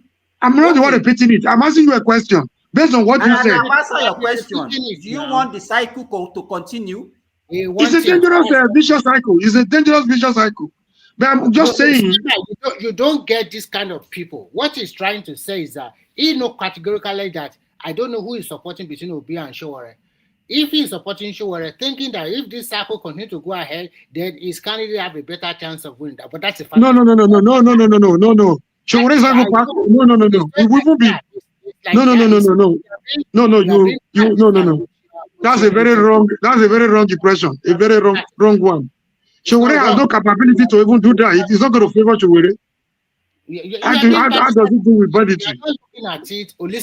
If you are looking at it holistically, you will know that this is a game, and this kind of side, what they are doing, as we have internal saboteurs, we also have external collaborators. So if you are fighting this guy, in fact, I think unfortunately for Africa, sometimes the West does not also cooperate with us 100%. That is the truth. They also have their own game. So, and of course, and as a citizen of this country, most of Nigerians too, they are also not patriotic enough because these people live among us. Why don't you point them out in your community, in your villages? And when we are talking about terrorism, although it's very rampant in the northwest and northeast, even the southern part of the country, some people are criminal and they are also using this kind of element to also foment trouble in the southern part of the country. So sometimes I see Nigerians that, okay, it does not favor me. I will look. So which party is Peter Obi? I don't know. Peter Obi said the other day that Is it in level? Is that still in level? Who raised that question? Is Madam Zita. Maybe you can tell me ask which party were in there? Is it still in level? You don't go to Showore party. It's not 3 days ago. He said it was still in level as of 3 days ago. Remy, don't spread propaganda now. We do. I'm not spreading propaganda. It's not in AAC now, so that they can fight it out. So who is going to be the vice? Obedient from him. So he has to go to. No, I'm sure somebody planted that story. It's evil story. No. That one cannot even fly. That story cannot fly. It can fly up. Can two work together unless they agree? Can two work together unless they agree? What do they have in common? They can never work together. I think the problem Obi is having now is that it now clearly shows that Obi is not welcome in AGC. He cannot be their presidential candidate, and he does not want to be VP to Atiku as well. So he's ready, but his followers will not stand for it. Yes, that is a man that is confused. He doesn't know what he really wants. Because in the interview like 2 or 3 days ago, will he benefit by being the he was even talking about AGC does not lay out. Does not lay out. Nothing. He almost agreed. He almost agreed to be a vice, but he was just looking at the reaction, the negative reaction from the obedience. Now, not that you already agree. I think the puppet master in AGC, they play a very good game. They kept him very well, pushed him to the tail end, and now he's in a trouble water. I don't know how he's going to swim out from it. Even the Labour Party, if he's not careful, they will give it to that man. They won't give it to him. So which faction does he even belong to in the Labour Party? Do you think Abuja people will trust him? Never. So sometimes as a politician, you must know how you play your game. He didn't play the game very well at all. and now it's not relevant anymore. So what's the big deal? It's not relevant at all. He And I really don't. boxed himself into a corner. Yeah. He really boxed. It's so sad. Yeah, If you say Obi is a bad political strategist, the followers, the people around him are even worse because they seem to see the man like somebody that does not make mistake, like an airline, like somebody that is infallible, somebody that is indispensable politically. Whatever he says, whatever he does is right.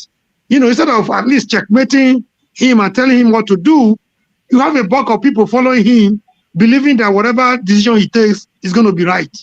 Even when they are going into political Omori, one good may come out of this.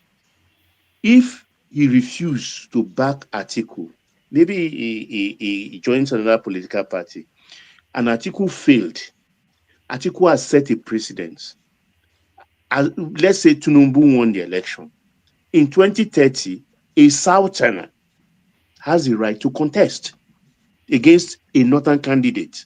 And I can tell you for free, if Tinubu perform well and won the hearts of the Southerners, they may vote for the Southern candidate. Because Atiku has proven now that North-South divide doesn't really matter in political electionary cycle. Baba, who will vote for the Southern candidate? The South will vote for him. The South will vote. No. With all this nonsense Fulanis have shown us, the North have shown us. How will back the Southern candidate in 2031? No. Southern to succeed the Tinubu. In fairness, in 2031. Yes, to succeed Tinubu, that's what I mean. In 2031? That would be a wrong political permutation. Why would Atiku contest this time around? Tell me. But what did he achieve? What could he achieve with it? We saw the result. But for contesting, then that a Southerner has the right to contest even after Tinubu. To what extent was the contest? Which contest? Atiku's contest. Yeah. What was the end result? It doesn't matter, but he shouldn't contest in the first place. They should have given that was what scattered the PDP now and it's already in the mortuary.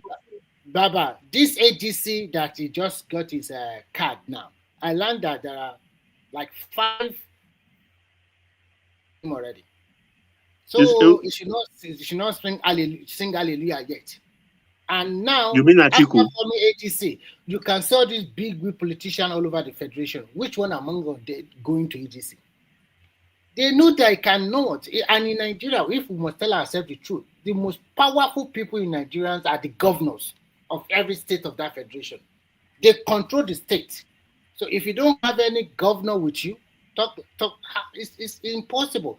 The reason why Obi was able to get that kind of vote in that election is because of the sentiment against, and the ruling party did not get their act together very well. They don't want the candidate from that party. Some of them, they work against Tinubu.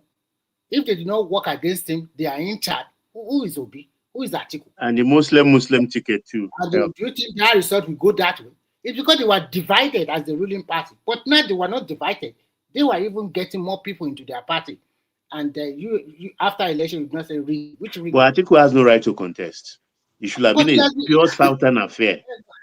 But unfortunately, you are right. And I don't think what does he really want? But you saw the catastrophe that one caused to PDP. Oh God! Exactly, and I support Wike for doing that. He is the architect of the downfall of that party. The same thing is trying to repeat in AGC. The party will fight him. You will see. But I think, Baba, Tinubu should think of handing over to somebody from North Central or Northeast. At least at the minimum, North Central. North Central, yeah. I totally agree North with Central. You. Not Central, again to Northwest. Not stupid Northwest. Why? Not Northwest. North Central. I agree. That should be the permutation in 2031. But the position will always be looking for the numbers, where the population is, the demography. So no, but they don't think the way we think. If you give North Central, that person will sweep North Central. It will sweep South. It will sweep Southwest. It will sweep Northwest and Northeast will not. They would which number? Which number is remaining there? You know, Patoski, we have 2 axes of North Central. Let me tell you. You know, there are 5 states. In fact, if you look at North Central, a state like Kwara, Niger, Southwest. Kogi, and Nasarawa, they like functioning towards the northwest. Yeah. But Niger is different. What do you No, say? Niger is the same now. Niger gone more aligned to Niger is the northwest. same. Nasarawa to me sometimes is it's not totally up. The only difference, let me tell you, the only difference Nasarawa has is that he has a large chunk of Christians. Yes, and the voting pattern can change. But if you look at Kwara, places like Kwara, Kogi, Niger, Kogi, so they are more aligned to northwest. They are more aligned to the northwest. But if they are giving them the presidential slot, don't you think they would? Who is there to be giving? Who is there No, you cannot say that. They are people now. They are people too. It will have been. It will be sweet. I have one politician. Let me tell you, it will be sweet if the South is homogeneous, and we can back a candidate from the northwest and the north central, and the north central also sees that candidate as their own, and so we can use that to break the hegemony of the northwest. You understand what I'm saying? It will have been sweet. Exactly. I think even with the Satanás, we are not homogeneous. We cannot even speak with one voice and say, okay, this is what we want to do. We are terrible people too. When it comes to politics, sometimes you cannot tell. But I have two people in mind in the north central. I like this guy from Nasarawa, their present governor. He is well articulated, calm head, experienced in both private and public sector. You mean Sule? Yes, I think he came from private sector. He was one of the MD of the subsidiary of Dangote. Yeah, I think it's going to be a good presidential material. The same thing with George Akume of Benue State. Is calm, cerebral, and these are people. What is cerebral about George Akume? Somebody, do you know when Akume was the governor of Benue State? What did he do? What is cerebral about Akume? Okay. If you are not hearing how, what about Sule? I beg you, I don't know. I don't even know much about all those. So I'm thinking, because even if you go to the northwest, can you give us a candidate? They don't have. And if you go to the northeast, they only have two candidates. If you are not picking Chetima, you go to Ribadu. So give me another name from the northeast. We don't have it. So then that means Nigeria have problem of leadership then. Because we are not breeding leadership from China. We don't have them. You are saying that we don't have people who are good enough to rule, to lead us. The only person in the north central that we can still be talking about is somebody like Saraki from Kwara. I've been asking Remy which party will be there and where in keep. Okay. They don't answer you now. They don't answer you. As I yesterday was still in like trouble. You like trouble too much. As I yesterday was still in Labour party. Abemuna help me ask Remy whether you don't go visit Nnamdi Kanu. Yeah, that one tough. That one enter. Whether we don't go visit Nnamdi Kanu. Nigeria Jersey was. He said that he go a few days ago. That one enter. He never go. Has he gone to visit Nnamdi Kanu? He said that he go a few days ago. Obi never go.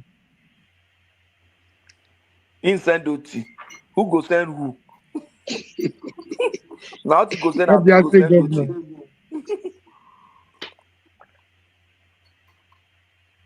Even if they are saying Lawal, the governor of Sokoto, went with Oti. No, he was not even in the country. The governor did not go with him to Sokoto Correctional Center. Oti went alone. People said that Baba, let me ask you this question.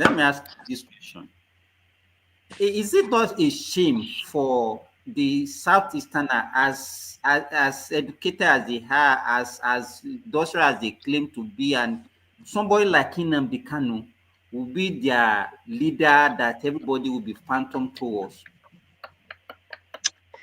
That thing is a little bit really disturbing, because I look at Igboho, for instance, as a war commander, useful, but I can't, for the life of me, Igboho cannot be my leader now. It's not possible. No. Baba, so how come Nnamdi Kanu gained? Very well. How come Nnamdi Kanu gained that kind of status? It's still amazing to me. Baba, that Igboho is a political talk for a long time, and that guy have taken a lot of people away politically. But Baba, I can answer that question. For a cleaner, so he can never be a leader of Yeah, go ahead, Patuski. I can answer that question. You see, that Nnamdi Kanu represent majority of the people from that place. That's why they can really align with him. That's why he resonates. How did he represent them? In what way? Now he resonates with them. People like the message, not the messenger. The message and the messenger resonates with them. People like Joe Igbokwe, people like Zita, they are not the majority in character and in essence. They are not the kind of majority you find from that place. No, you are wrong. You are wrong. People like Zita are in the majority. Baba, let me even ask Patoski. What does that one mean? If majority of people can resonate with somebody like that, what does that one say about the people? That means they are like that. That's what I'm trying to tell you. They are like Nnamdi Kanu. Can I chip in something? He's a savior. Oh, Nnamdi Kanu has said this. He has said this before. He has said it. Which educated people? Simba, can I chip in something there as per your question? Now, majority of them be like that. Because Nnamdi Kanu is the one championing the idea of marginalization of the East. Exactly, that's the word I wanted to use. If people feel they have been marginalized, unlike the other leaders, people can follow any kind of leader. It don't matter. So, Simba, what you're saying, I think I understand, but at the same time, I don't fully understand in the sense that, look, anyone that has a message can get followers, and himself. Look, let me even answer Omori. When you talk of marginalization, even I, as a Lagosian, should be the one crying mostly. Ordinary ambassador list, the people listed there too, that they are from Lagos, they are not even Lagosians. So what do you want me to hang myself? Yeah, Simba, I want to answer your question. There's a saying that one man's hero is another man's one man's terrorist could be another man's hero, depending on where you're looking at it from, and depending on the people involved. Let me ask you, Omori. Yeah, let me land with this one. The same way you are asking them now, how would they follow somebody like Nnamdi Kanu? The same way most of them will ask you, how will you open your eyes and make somebody like Tinubu your president? It's almost like the same person. That is not a good comparison. It's almost like the same thing. Okay. It's funny. Almost the same thing. To them, is you don't hear what they say. It's another savior. Holy, holy, holy. Nnamdi Kanu is another savior. So if somebody is telling you this is my savior. So if somebody is telling you this is my savior. I think Patoski is right, and I know why it's like that. When you look at Igbo land in the last 20 years, you will see a drift of people who goes into trading, and only fewer of them are really going to that. Maybe because they thought that if you are into trading, you can make more money.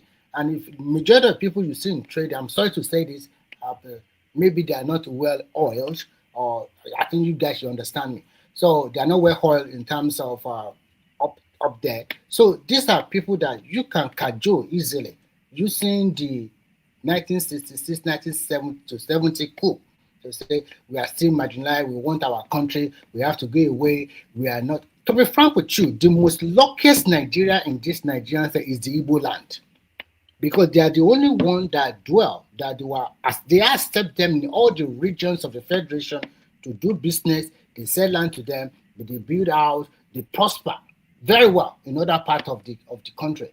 The other region, they seldom go out of their domain, their region, to look for success. So if you are talking about marginalization in Nigeria, you cannot even everybody is marginalized, but for them, they are not totally marginalized. They have everything. They have a ceremonial president. They have had Senate president several times. They have House of Rep leader several times. They have ministerial position.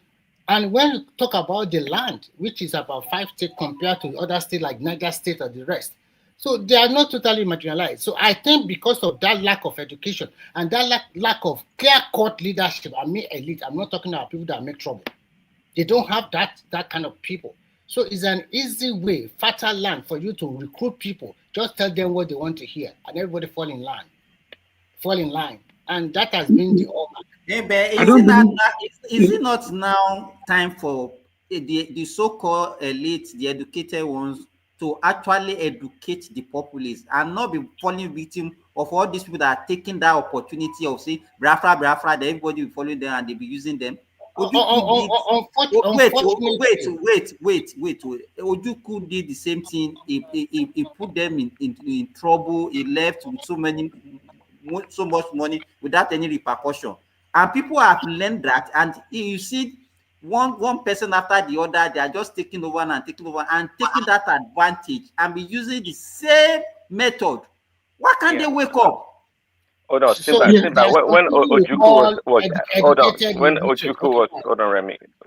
was agitating, do you think, or did you think the Southeasterners were marginalized? Let me tell you, the issue of marginalization and all these things did not even start with Ojukwu. This thing predates our independence. It's Zik that started all this rubbish of using marginalization as a weapon of negotiation. I could remember I read a book as far back as 1947, even during the colonial rule. He said something, and the governor general at that time told him that the eastern region actually contributed the least to the federation. So why are you crying of marginalization? It's Simba, just a weapon. Simba, can I just answer you? You are not getting what I said. This is your own definition. This is how you feel about them. They feel marginalized, either perceived or otherwise. They feel they're being marginalized, right? That is a very popular slogan. Let me land. Let me answer you. It's a very popular slogan in that region. So they fought. Somebody started the fight that led to Nigerian Civil War in 1967 and 1970. So he could not win what he wanted to. But then they are not satisfied. They still feel it has even worsened. It has even gone to another level beyond what it was. Is it not becoming the president of the country in new dispensation? That is why they are marginalized, right? Remy, hold on. Remy, just answer the question. 1 second, Remy, just answer the question. See, when Remy always bring it up, they've been 4 times or 5 times Senate president, they've been 10 times this and that.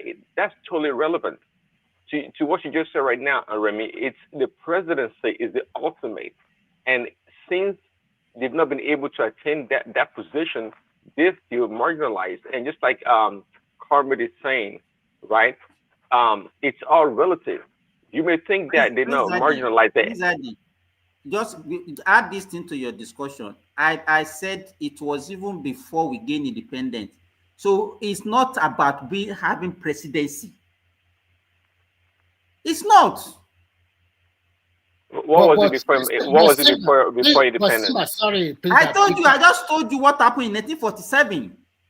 But when Zik was saying that the Eastern region was marginalized, and the governor general that time has to reply him that what kind of rubbish are you talking about? When they were not marginalized, I quite remember when we became. He said in 1947, Zik said what? He said that the Eastern region was marginalized. Because of what? Maybe that is what I'm saying. They use it like a political, like a weapon of negotiation every time. Yeah, exactly, and that's what. And they, to be frank with you, they got whatever they want. Even when you have evidence recently, let me say this to let him know. When Goodluck Jonathan was there, they see Goodluck Jonathan as their own. They never cry for any kind of marginalization. Because there were so many of them in government that time, and for history purposes. So let me tell you, they are very good at any time when something happens. Is that they say they are marginalized, and they are victimized. They are the only people that use all those words in that country. And now to crown it up, in addition, Siba, I look at it this way. In the 1960s, the Igbos have most of their people in the civil service. I mean, the federal civil service. Even in the military, they control everything. And the senior civil servant across Nigeria, we all almost all Igbos. Yes. So, and I don't know how they filter it away. Maybe they got too cocky and they think that they didn't filter it away. Go and take census. Even up to today, they are still the highest. Highest in terms of what? Even in the civil service, go to the federal level, they are still there. Even if you go to some state in the southwest, you still see them, especially Lagos State. You know the problem. Let me tell you, when they start saying all these things, some of us we will not even go and check, and whatever they are saying, everybody will just take it. Okay, since they have been saying this for long, so it's likely that this thing is likely to be true, and everybody starts sympathizing with them because we don't even bother to check and fact check whatever they are putting out there. So, and I think Nigerians have risen. What kind of marginalization are you talking about? Even to be frank, if you are talking about marginalization in Nigeria, I think the minority track. I'm not talking about the three major track. The minority should cry more.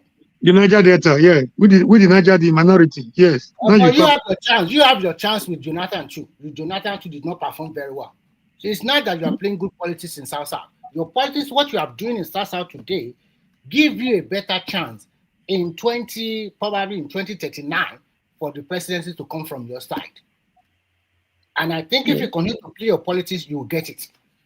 That's one thing I know, because the politics you are playing today is the right politics, and you are doing everything right in that place compared to the Southeast. So it took Obasanjo a lot of political calculations and permutation to be able to I don't want us to rave from the major problem that we are with, which is insecurity. But we cannot just what I want to say, Mark made today, Nigerians, we are the one that have to break that cycle of using insecurity as a tool of politics. That is what insecurity has turned to in Nigeria. If we allow it, we continue that cycle, and it can never get out of it. I think it's not going to happen anymore, because the fight they are fighting. I know the Northwest is fighting to be relevant, and they know that if they cannot kick Tinubu out now, there is no chance to have it against the Northeast brothers and the North Central brothers in 2031, and they don't want to lose their relevance to them. But whatever name you want to paint it, Christian genocide, paint it, whatever. Insecurity is insecurity. Whatever they want to use it to do. Simba, it's like they come with their own agenda. Like, we don't care if people are dying. Let's start from there. That's to be the. No, you don't understand what I'm saying. But Simba, I want to ask you a question. With all this wahala they are forming from the Northwest and the Northeast, just because they want power back, who are they backing, for God's sake? Is it the Seko Atiku? And they expect all Nigerians to vote for him? Because sometimes I don't understand their ball game. Yeah, when I said something just now, like people didn't get me right. I was telling you, these people still have the impression that since it worked for them in the past, they want to use it again. So people were attacking me. It's not as if I'm comfortable with it. It's not as if I'm giving my blessings to it. It's not as if I subscribe to it. I just asked a question. It's our duty that will not allow it to work. Exactly. Now we're talking. Simba, Remy is missing the point. There will always be enablers in the South. That's the part that you're missing. When you say you will not vote for them, you'll be surprised who will vote for them down south. Atiku will still win some state down south in the fair elections. So don't be dismissing that because Atiku is the face of northern politics right now.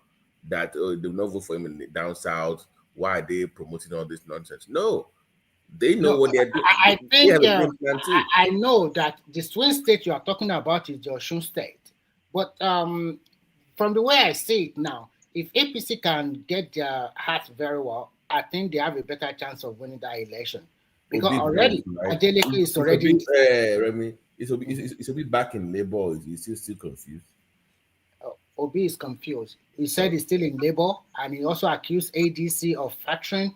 He accused ADC of not laying all the cards on the table He for him. denied all today. He denied. He said he didn't talk that about ADC. So where is he now? It's an interview on YouTube. Why is I he listen denying? I wonder too because I saw him. One It was not minute. AI, and he's denying it. 1 minute. I listen to him. Let me quote him. Let me quote what he said. He said because somebody promised you dinner, that you want to miss breakfast and lunch in your house because you are waiting to eat dinner with somebody in the night, in the evening. That was exactly his words. I'm quoting him verbatim. So what does it mean? Yeah, as for now, he is still in Labour Party. That there was an agreement for them to work together towards 2027. That does not mean he's putting everything. What it means, Omori, is that he's waiting for dinner, but that doesn't stop him from eating lunch and breakfast and lunch, right? Exactly. That was the parable. No. You cannot go on behalf of a political party to make a deal when nobody sends you make go do it. Labour doesn't make agreement for us. That was his own position, not Labour's. Another question is which Labour? The Aburis Labour is not willing to welcome Obi back. There's a time to fast. The Aburis Labour does not want to eat dinner. He's doing what's it called? What's that fast called? The one He's doing like a Omad. Is it Omad?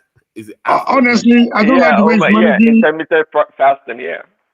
I don't like the way he's managing his political leverage with the obedient movement. No, I'm not happy. Comrade, that is my point to you. Saying that you wanted to make a deal with Labour has never been a fan of ADC. They don't want to make a deal with anybody. Any deal that you're making is on behalf of yourself. So I don't know what game is playing. On one hand, you are a Labour Party member, allegedly. They don't want you back anyways. You also are also romancing ADC. How would you want your party to feel now? If you're in Labour, I think he's beginning to see the handwriting on the wall that ADC is an association of political supporters. They play. You know what they use for him? They use what I call a good baiting. It is Amishi that formed that started the whole show, and I think our Yoruba guy was also involved. That former governor of Ekiti. Later he denied his lying. Okay, so when they do that, they now sell El-Rufai. That El-Rufai is a known enemy. It's like you study personality of a politician, and these two puppets, they studied him very well, and they baited him. They invited him to Atiku place, and unfortunately for him, Obi is a sort of politician that sees Atiku as his leader. That is stupidity. No, you are competing for the same position, and you are saying the other one as your own leader. That means whatever that one said, you have to agree. That is the first elder brother. He doesn't call the leader, elder brother. So that is the first mistake in politics, because you are both going for the presidency. And you know that this man that have been contesting since 1992 for this same position will never step down for you. And you are going in agreement with an elder brother. Do you think it's so stupid? Yeah, when but, they are already here's the question. If you put yourself in Obi's shoe, what do you think his own political calculation is? Because I don't understand. I don't get it. I'm seeing something. Although I might not be right. Maybe it'll be just in the hand of three puppets. And the third puppet, I won't give you the name now, but I will give you the name soon.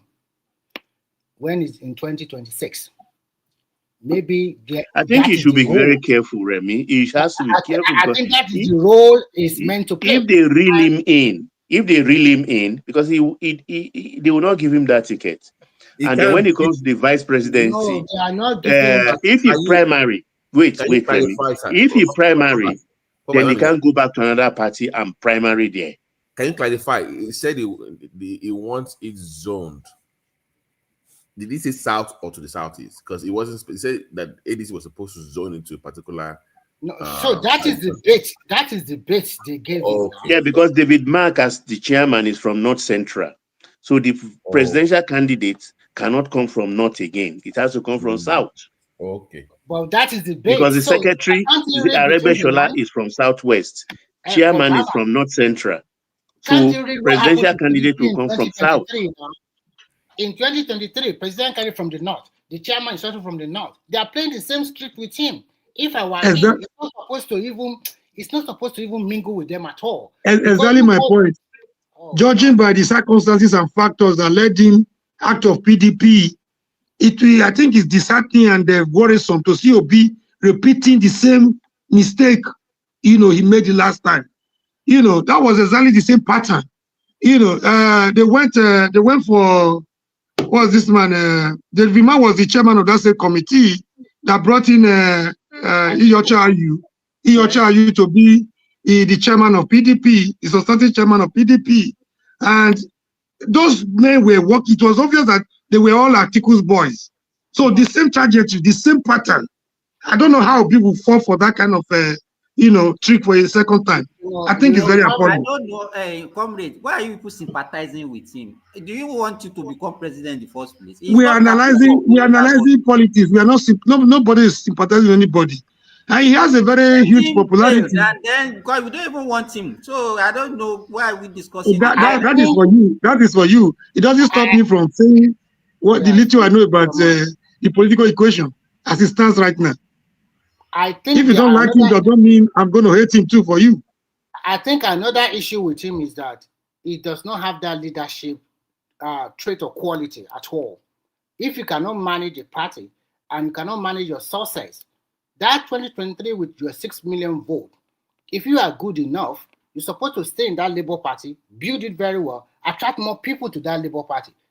After the election, the first thing we see is that you quickly went to Adamawa Dread, go and kneel down for Atiku. Who is Atiku, for God's sake? The total vote that this guy surpassed you is just several thousands. So that is the first one you have to eliminate before you now go against. I think he has a lot of bad managers around him. No, it's not a good politician. Let me give you.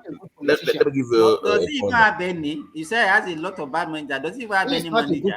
Let me give you an example of what I'm saying. Like in America here, for example, even when it comes to debates at the presidential level, they divided it into two: domestic issues, economy, foreign policy, and security. So look at Obi right now. Would you trust him to be a commander-in-chief right now? It looks weak. And it's not, once the issue of, once Trump made a statement about America, you should have found maybe former generals or former army officers that have credibility around you to brush you up so that when you speak, people can trust you when it comes to security. He's still here to do that. Somebody offers you help. No, you don't talk that way as a candidate running for presidency. You must show strength. So you are nobody sees you as a strong leader when it comes to when it comes to security. You're supposed to kind of, like to your point, Remy, where are his political advisors to remind him of this? Dude, the main issue in India is what? Security, right? That's the main issue that everybody discussing. Give us your own policy. What you will do differently beyond the Trump. Leave Trump alone. You as a man, if you were to be in that shoe, what would you do differently? Get some political advice that actually know what they're talking about. Some press conference. That way, you sound like you know what's going on. Because right now he looks weak to me. I can't trust him to be in that office with Boko Haram and everybody around. I can't.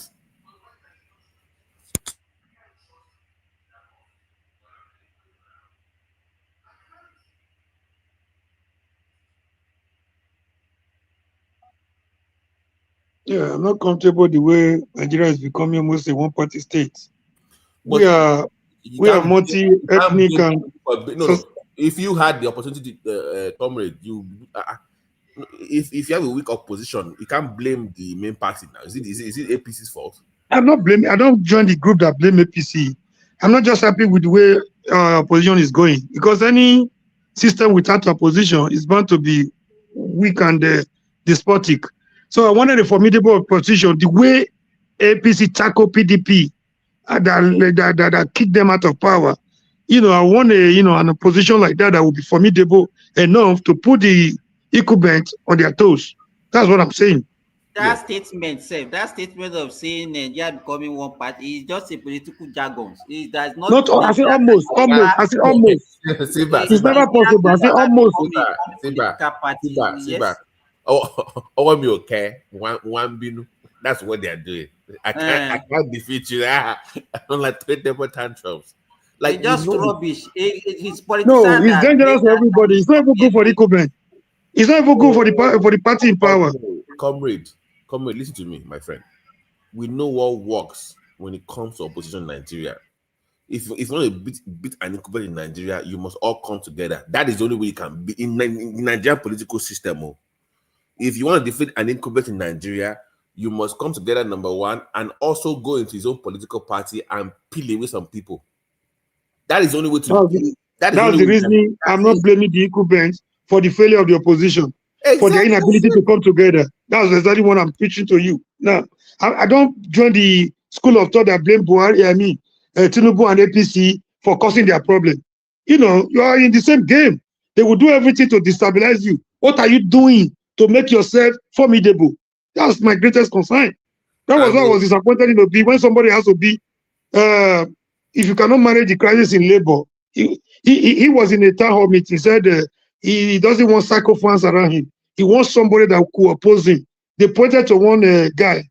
Was his name Emeka or something? I can't remember his name exactly.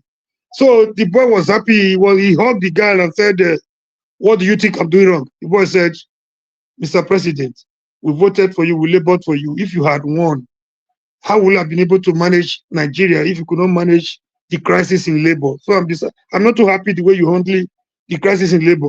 Instead of Obi giving him an answer, he was busy giving him excuses. What he told the boy was that, the crisis in labor is being caused by APC and, the boy wasn't satisfied either. He's not telling you, people will sponsor problem for you. They will sponsor bandit for you. They will sponsor Boko Haram for you. How are you going to manage it? How are you going to handle it? That was the answer the guy expected from Obi. He was busy giving excuses as usual. I wasn't comfortable with that. Now, Amori, if you had competent advisors, they would have. No, it's about prepping. You prep your candidate for these questions. This is what they do here. You're supposed to prep him. That you likely to get this kind of questions from people. We need this because it needs people. There are so many people that don't vote. They are what are they called in America? We call them independent voters, the undecided. If you want to sway their votes in your direction, they don't care about party politics. They care about the substance or what you have to offer. That is what I think is missing in his campaign. And he doesn't have advisors to tell him this.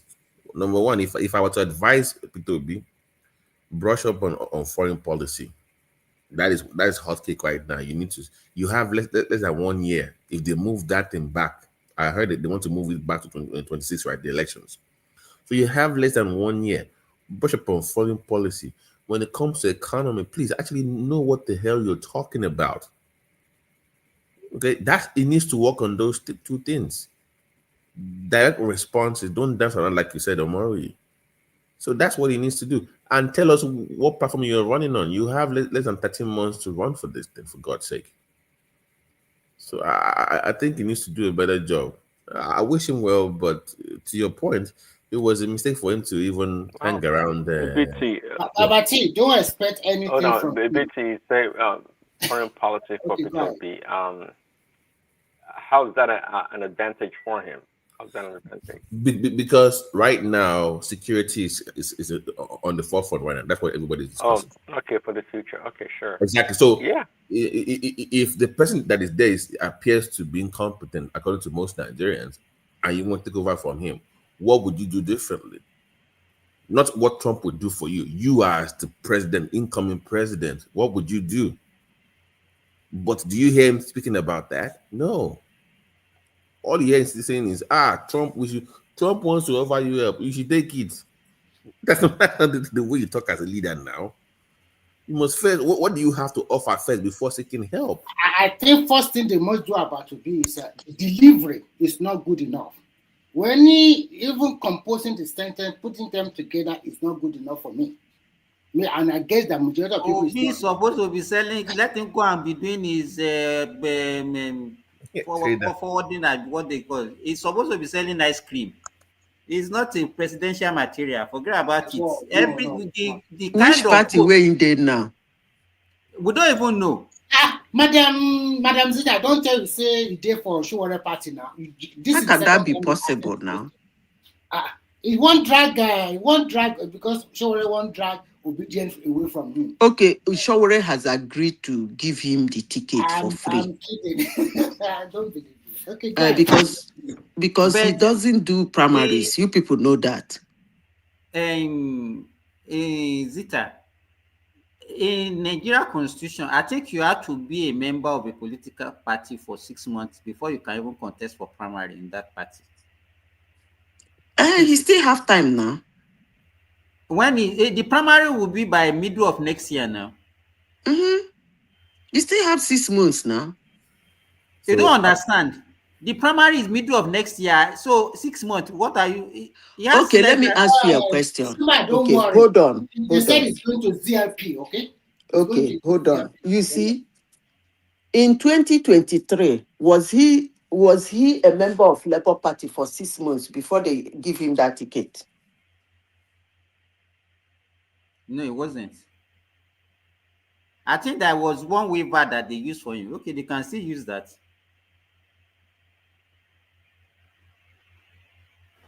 So the point that AI is making is that it's looking for a party that will guarantee him the ticket without any primaries, right? That's what he wants. So don't worry, it's going to use Z Party, ZLP, Zenith Labour Party. That is where they are pushing into.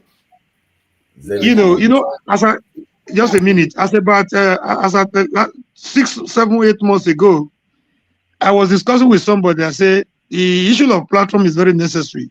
The last time you complained of starting very late, and look at what you could garner. I said you to start earlier right now because you cannot continue to make the same mistake and expect a different result. You know what they told me? They gave me an excuse like it was a strategy. They're keeping that one to his chest. That is going to be known at the 11th hour. I said no. The issue of a party to run is not a strategy. It's just a mere excuse to me. It's not something. It's not a Romeo and Juliet affair that should be done in the bedroom. Issue of platform and political party you want to run on is something you want everybody to know. It's something you want to be as popular as any other thing, across the length and breadth of Nigeria. He said no, he's holding that one to his chest. He doesn't want the incumbent to know. If they know, they will start destabilizing him. I said, you guys are not serious. That was a blatant excuse. They are still thinking it's coming again as new. That these are also structure of criminality. They have tested you before. They have known your depth. So there's nothing new you are bringing on the table anymore. So you are not a new face on the in the block. So nothing special. And you are not going to get ADC ticket. Everybody know the truth. And his performance in the last election wasn't bad, but I expected them to concentrate on that. In some areas, they couldn't even have agents. They couldn't have agents to protect their vote. Now you're making the same mistake because you didn't prepare on time. What should have expected you to learn from that? Now you're still keeping your platform to your chest until the 11th hour. I don't follow such politicians. If you leave Southeast out of it, he is losing key supporters across the country. They are openly, not like they are just leaving. No, they will just put on Twitter, "I am done with the obedience space. I am done." Like the main, even like look at Akinto Gates now, one of the biggest in the Southwest, is out. There are many of them that have left him alone. So you are bleeding because you are bleeding left and you're not even taking care of home. What it should have done, to your point, Omoru, is you battle it out in the Labour Party. You bring your obedient space into Labour. You make Labour their home part. That's what you should have done. Labour should have been the home of Labour of obedience. But yes. Under the Labour umbrella, where you then bring new voices in that might not necessarily be obedient, but they share the same values with you.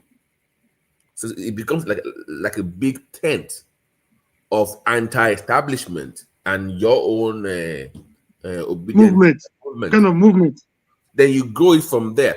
But you cannot make it just obedient only like that. They're only loyal to you. They must be loyal to a belief system, to a political belief system.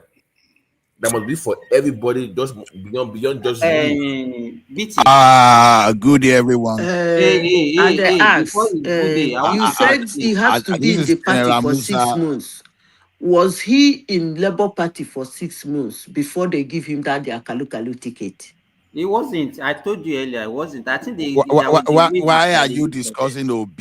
Why are you discussing OB when there's no vacancy in Aso Rock in 2027? In fact, I asked them more so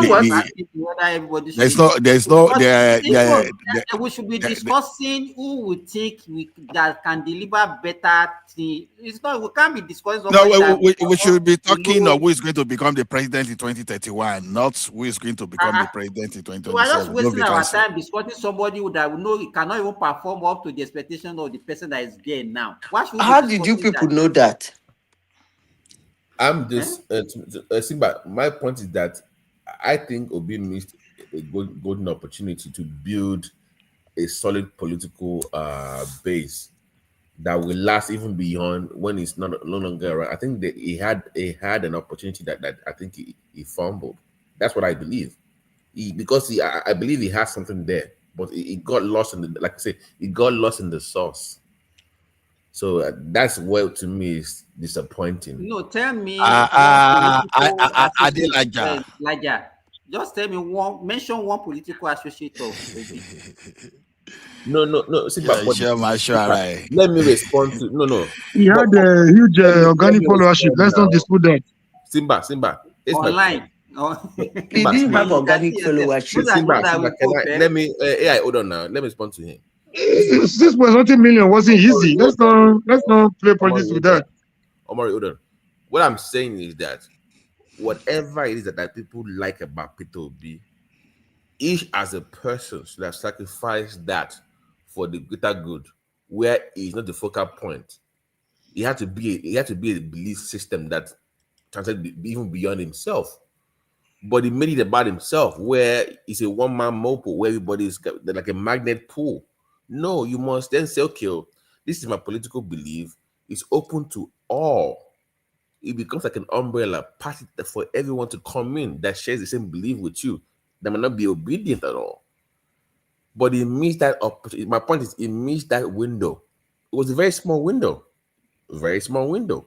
And because you see why you are saying that is that you understand it as Obi. That's why you are saying that. You understand it that Obi, the vote was for Obi as a personality, for who he is.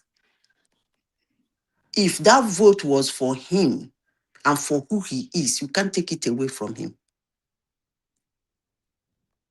If you are very good at studying politics, if you know politics very well, hello? No, we're not discussing what he got. We're saying go ahead, we can hear you. What you are saying is that he would have built on that. Expanded beyond. Yeah, but I am saying he cannot build on what he doesn't have. Okay. When I say it, people don't seem to believe me. But if you are in politics, okay, let me give you people an example. If that vote, it's just like the things I say about, what is his name? About, what's the fourth person? What's that his name again? There were 4. What's the name of the 4th guy that got 1 million votes? Oh. Papanzo. Papanzo's vote is for Papanzo. Is built on Papanzo. The Caucasians. Yes. That his vote, he doesn't have the capacity and capability to transfer it. Hey, who is suggesting Kwakwanso? Who is that? No, I'm not suggesting Kwakwanso. I'm just giving an example. Okay. I know. The same thing with Buhari.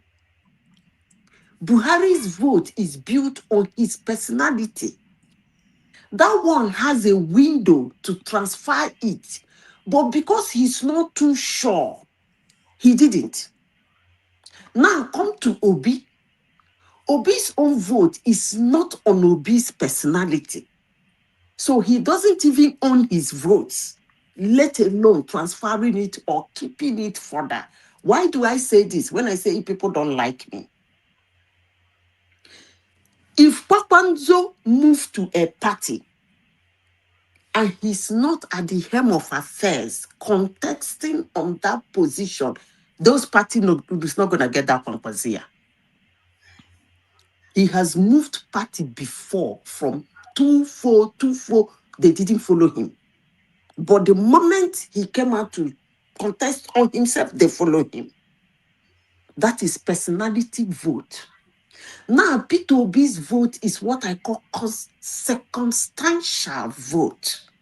But Madam Zita, most of the factors that gave him that political leverage are still very much with us today. No, they Everything are not. might not be 100%. Okay, they're not. Listen, let me most tell of the you factors are still available. No, let me tell you why they're not. You see, when those factors were there, people believe, just like this guy is saying now, they believe it's Obi. So when the election ended, he couldn't build on that vote. But the people, listen carefully, the people want to build on him. And they find out that he cannot be built on. So you see, he has double problem. The first problem was that when that circumstantial situations were going on, people who were voting for him that he can solve that circumstantial. Most of them didn't know who he is. They don't even care to know. They didn't know he's a dissident in Anambra. All they knew is that they are being told that there is a special person coming out from where. And because of their anger for establishment, because of everything that is happening in Nigeria, they say, okay, let's vote for this person. People were tired of PDP and APC too. Yes. Anger. At the end of Labour was not new anyway. So all those things were things people believed in. People believe he's young, he's fresh, he's new in politics. But all those things now are clear. People now know that he's not young in politics. He's not new in politics. He's not a young man per se. So his personality now is what would have attracted back that circumstantial vote. But most people are looking at him that say, some people are even saying, is this person I voted for? So that's why when you say he has 6 million votes, some people will say, Zita doesn't like talking good about Toby. Yes, he had 6 million votes, but he's not going to have it again. Because both of them could not build on each other. I understand your analysis, but then if he had consolidated on that achievement, he would have even gotten more. If he had consolidated on that, that is where the problem is. That if condition, that condition is where the problem is. We all expected him to consolidate on that. He cannot now. Take advantage of the obedient movement if it wasn't originally for him. He can't. He can't. A good political leader and strategist. How can you build on something you don't have? He can't. He will have been able to take advantage of their support. Build on him. They find out he's not even somebody to build on. So that's why he had problem. So he's not capable, is what you're saying. He's not capable. Oh, there you go. But I think we're almost close. We're almost close. Mismanagement. Let me explain this situation. Mismanagement of the fortune of the support is what we're talking about. That's exactly where you're going. You're almost saying the same thing. No, I'm not saying you are saying it wasn't originally for him. No. But he got the support. He would have, as a good strategist and a good politician, he will have been able to take advantage of that to move himself to the next level. That's my point. Now? You don't understand. See, a movement that you own, you create. A movement you own, you create. They believe in you. They believe in your capability. You talk to them. You bring them together. You brainwash them. They follow you about. That is somebody who has a movement. This guy doesn't even know where the heck the 6 million is. A kind of cult followership like Buhari had. It's That's not what you're cult talking about. followership. Listen, it's not. It doesn't need to be used. You don't need to use the word cult. It's not cult followership. It's a movement. When you have a movement, the movement will have an ideology. The ideology will resonate on people who wants to follow that movement. And wherever that movement goes, they follow it. I'll give you an example. iPod. Most iPod believe in an ideology that is in cloud cuckoo land. Cloud cuckoo land is a cloud that doesn't exist. So no matter what you do, they believe in that cloud cuckoo land. They believe in that ideology, and you cannot convince them because somebody has told them something that is not existing, but they bought it. That is what is called a movement. This one did not tell anybody anything. He came out to contest, and then Bini people jumped at it and told him, I will keep calling Bini, because they started that madness. Moving from construction to production. And he's the biggest importer. No, no, I see what you're coming from, but what I'm saying is that if you look at the Nigerians voting pattern, 1/3 historically votes for the past 25 years. Those in the middle, if you look at the exit polls, his own message actually resonates with them, but not enough for them to come out. So, in terms of those buzzwords like production, and if you look at the exit polling, people kind of liked what he was saying. I'm not discussing that people that voted for him. Those that did not vote or were in the middle, they were not convinced enough. Remember, people got PVCs but did not show up. They did not show up. I'm saying those people, I believe, he got their attention but did not follow up based on what he was campaigning on. There was an opportunity. So I'm not discussing people that were there for him to get for who he is. Forget those ones. They will always be there regardless. I'm discussing that 40 million in the middle that did not show up to vote but had the PVC. That you had a chance with them. That's my point. And he did not do that. But they listened to him. That means you didn't understand what I'm saying. If you look closely the way that 2023 election was run, 80% of that election was on anger. It was anger, more especially for APC. Sometimes I sit down and I begin to think how Tinubu pulled that and all. Yeah, it was like a magic. Huh? No, it was magical. Even when the Buhari's party wasn't for him. It was magical. Buhari was not. If they have to disturb Buhari, Buhari went to endorse him from which country, Sef? It was forceful. AI, you mean the anti-establishment vote? No. It's apart from anti-establishment. No. Let me give you. Even the Muslim ticket didn't help matters. Comrade, hold on now. So it's where I'm coming from.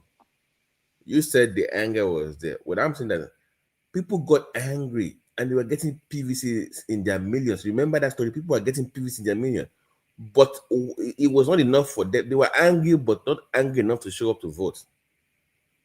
So that something was missing there in that middle, where I think that he had an opportunity, where you can say if you're really skilled politicians, people liking what you're saying is one thing. You for them to leave I don't know how to explain it to you. No, let me finish now. I'm saying that is one thing for somebody to support you in their bedroom and get PVC. It's another thing for them to wake up that morning and go to the polling booth and vote for you. That was the missing part of the whole thing, that they did not work on as a political party or whatever they call themselves, obedience, whatever. They did not do their due diligence with that part. How do I get you to the poll? You are angry, I'm angry too. How do I get you to come? That anger, let's use that. Let's do something there. Beyond what? No. The thing is that he won areas he needed to win, and then He won that place massively. The places the anger was high, he won very high that area. The problem is that the way the 2023 election went,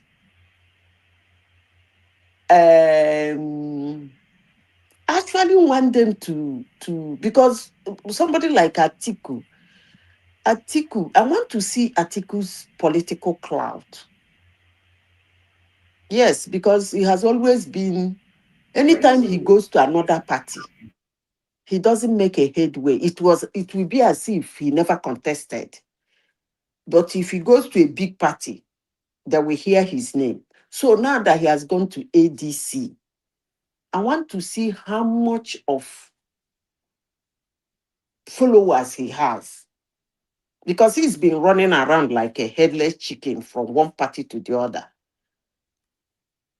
Now he has left PDP, which is, I would say, established party, although they are not really. What about PDP itself? What is going on there? Just forget those ones. That one is in ICU. They divided into how many? I hear say they expelled Wiki. There are four now. Wike Ito has suspended them, and they have suspended Wike, so we don't know. AI. We don't know who's the charge. We don't know who's the charge. Hold on. 1 year to the election, there are 4 factions now of PDP. This one's serious. How many? 4. 4. Yeah. See, as Tinubu don't care that party. Yeah, they are done. I want to be supporter. One doctor yesterday said PDP is still talking to Obi. I was like, asking him, which faction of PDP are you talking about? But he didn't answer me. He said PDP is still in touch. PDP is still in touch with Obi. I'm like, which PDP? Comrade, that PDP is what is causing the problem for my governor, because he's looking for a platform now for him to contest. Why didn't they want him back in PDP? And number 2, why doesn't APC want him back? APC or PDP? Simba, which state is that? No, Omori, hold on. PDP said they don't want him to contest. APC says they don't want him either. So what is going on between those two? What I mean, remember? You mean Adeleke? Yes. Normally, if you are incumbent, they beg you to make a party. But this one, nobody wants you. The two members don't want you. He overplayed his hands now. Oh, that LG Kotkin, Abi. That was the one. I think. It's not. Let me tell you this. You know, if you look at the way the guy started, the guy is not really a politician. It's his brother that was a politician. You know, his brother was the governor in Third Republic in 1991, from 1991 to 1993 in Osun.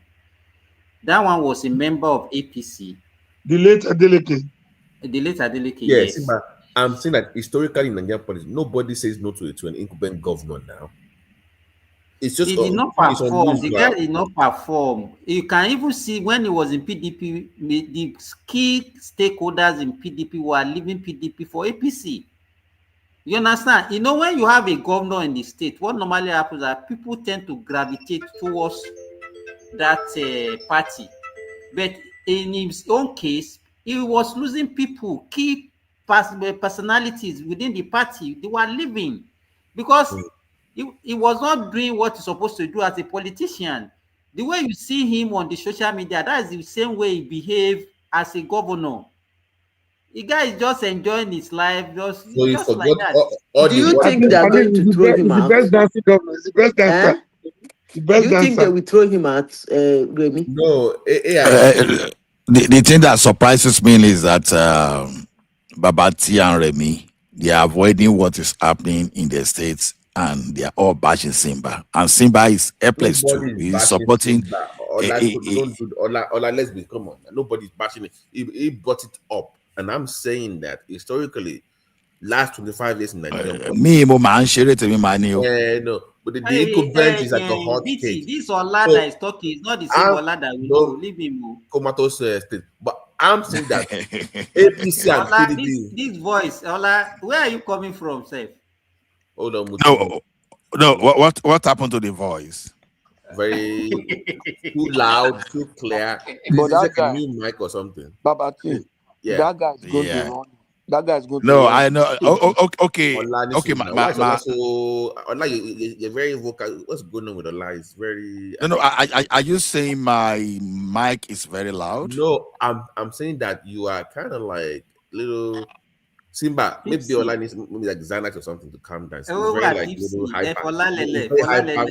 Ola is No. I just got a studio mic. So if you hear differently, so maybe that my mic is playing trick on you. It's not the voice. It's not even the content of the voice. Yeah, you sound very like nervous, rushed or something. I'm not nervous. Why should I be nervous?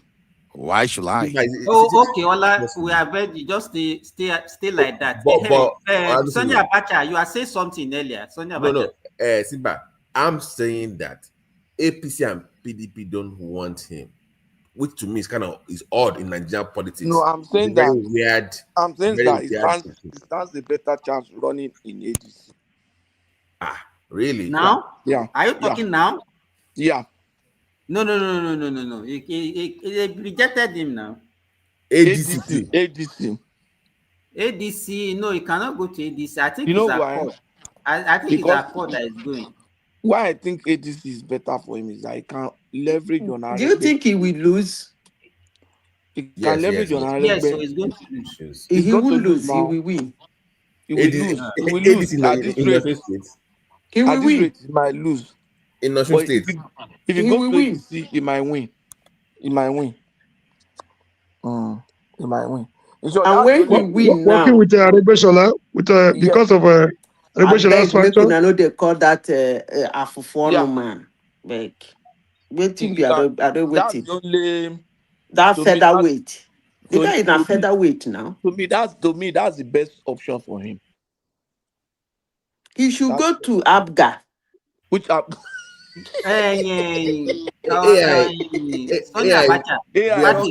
Patrick. He's not even considering ADC. No, he should go to Abga. Then Obi should pick Abga presidential ticket. AI, we are discussing Adeleke, not Obi. No, I want to Obi. I want make we discuss Obi. Bro, the one that suggested ADC for him, I think that would be his worst decision. I'll tell you why. If he goes to ADC, I don't know his relationship with Tinubu. What happened in Edo State will repeat itself. What happened in Edo will be a child's play compared to what will happen in already have their governorship candidate, so he cannot go to ADC. No, even if he goes there, even if it's accepted there, what happened to Obaseki in Edo State will be a child's play compared to the kind of politics they are talking about. Not APC. Listen, ADC, not APC. But he cannot go to ADC, Babati. ADC everybody, good morning. If he goes to ADC, he will regret going there. What happened to Obaseki will be a child's play in Edo State. Simba, good morning. Oh. Good morning. And Mr. Rene, Oga, good morning. All I know is that APC will not win Osun State. APC will not win Osun State. Since all of you have decided to play FYI, Aro's uncle is running for APC. So two of my cousins are running, both of them. So we want to cousin them at this point. We want to cousin them, right? Since you have disqualified our people, we will disqualify APC in Osun State. Anybody can win. They will win. They know their method, the rigging method, Abuja machinery, rigging machine. They did it in Edo. They will repeat it in the Osun State. Don't just vote. It's not about rigging, Jare. If you are not popular, you cannot win an election. It's about rigging. It's about rigging. Well, all I know is if Elisha has the biggest, APC was not popular in Edo. What they did in Edo was a daylight robbery. If Elisha doesn't have voting block, we have the biggest voting block, and we will show Tinubu and his people in Abuja that we mean business. Forget about that. What is your Can you put your money where your mouth? Can you put your money where your mouth is? We go show them. We go show them. How many governors have you produced? Okay, it's easier said than done. Those people We have are not produced any, and that is why we deserve to produce one this time. those people have no mercy. They have no mercy. You never produce anything. We never allow you. The other, we are more than you people. So what are you talking hold about? on now. Their rigging machine is strong. Comrade now. Arrow, who is your man for me for that you want us to vote for? Can you give us a Two name? of them. We have two impeccable characters. Go ahead. Who are they? Omishore and Omoworare. Impeccable. Really? Yeah. Really, Arrow. That's it. That's what. Who is the person APC is pushing now? That ambassador, that body, what's his name? That guy from Waterworks, Inland Waterways. You see that Inland Waterways guy that is former commissioner to what's the that they are pushing? That's the person they want. That's the person they want to put forward now. No, it's not the commissioner. I think it's that guy was famous. Banji or something like that. That is the guy. And now, Banji now. Yeah, that's him now. He's the Inland Waterways person at the moment now. Is he not the one in charge of Inland Waterways? He's just a former commissioner now. It's like that guy. Ikire. How many votes can Ikire give them? That's small Ikire over there. We will show them. I think it's popular in Osun. Is not which kind of popularity? More popular than Omishore? More popular than something now. They know if they cannot sell his candidacy like that. More popular than Omoworare. Senator, two-time senator. Arrow, go and float your own party and put your candidate there. No way for you. We will show them we mean business. I don't even know what you wanted to show.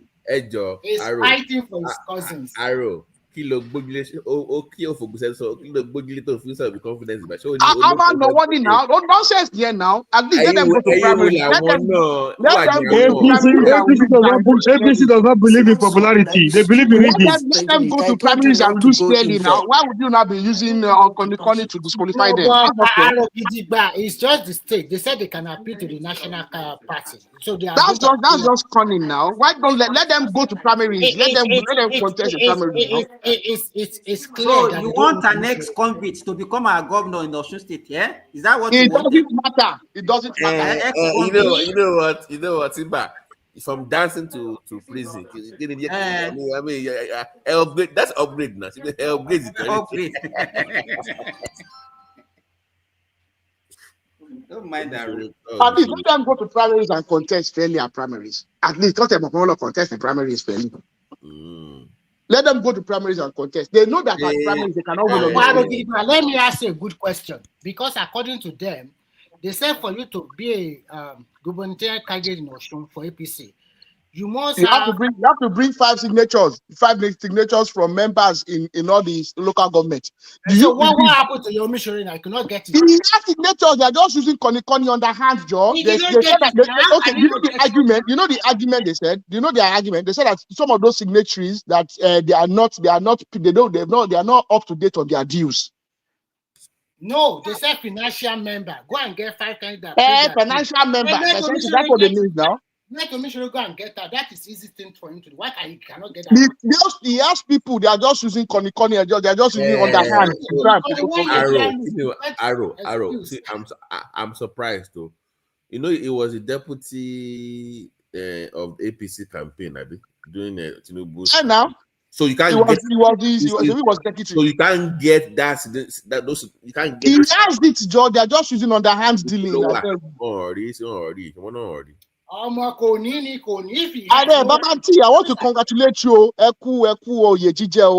know your mom is from Ijebu. The head Kwamwan is your new Awujale. Congratulations.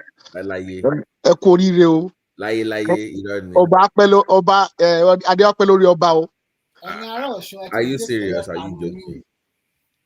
Have you not read it? It doesn't matter.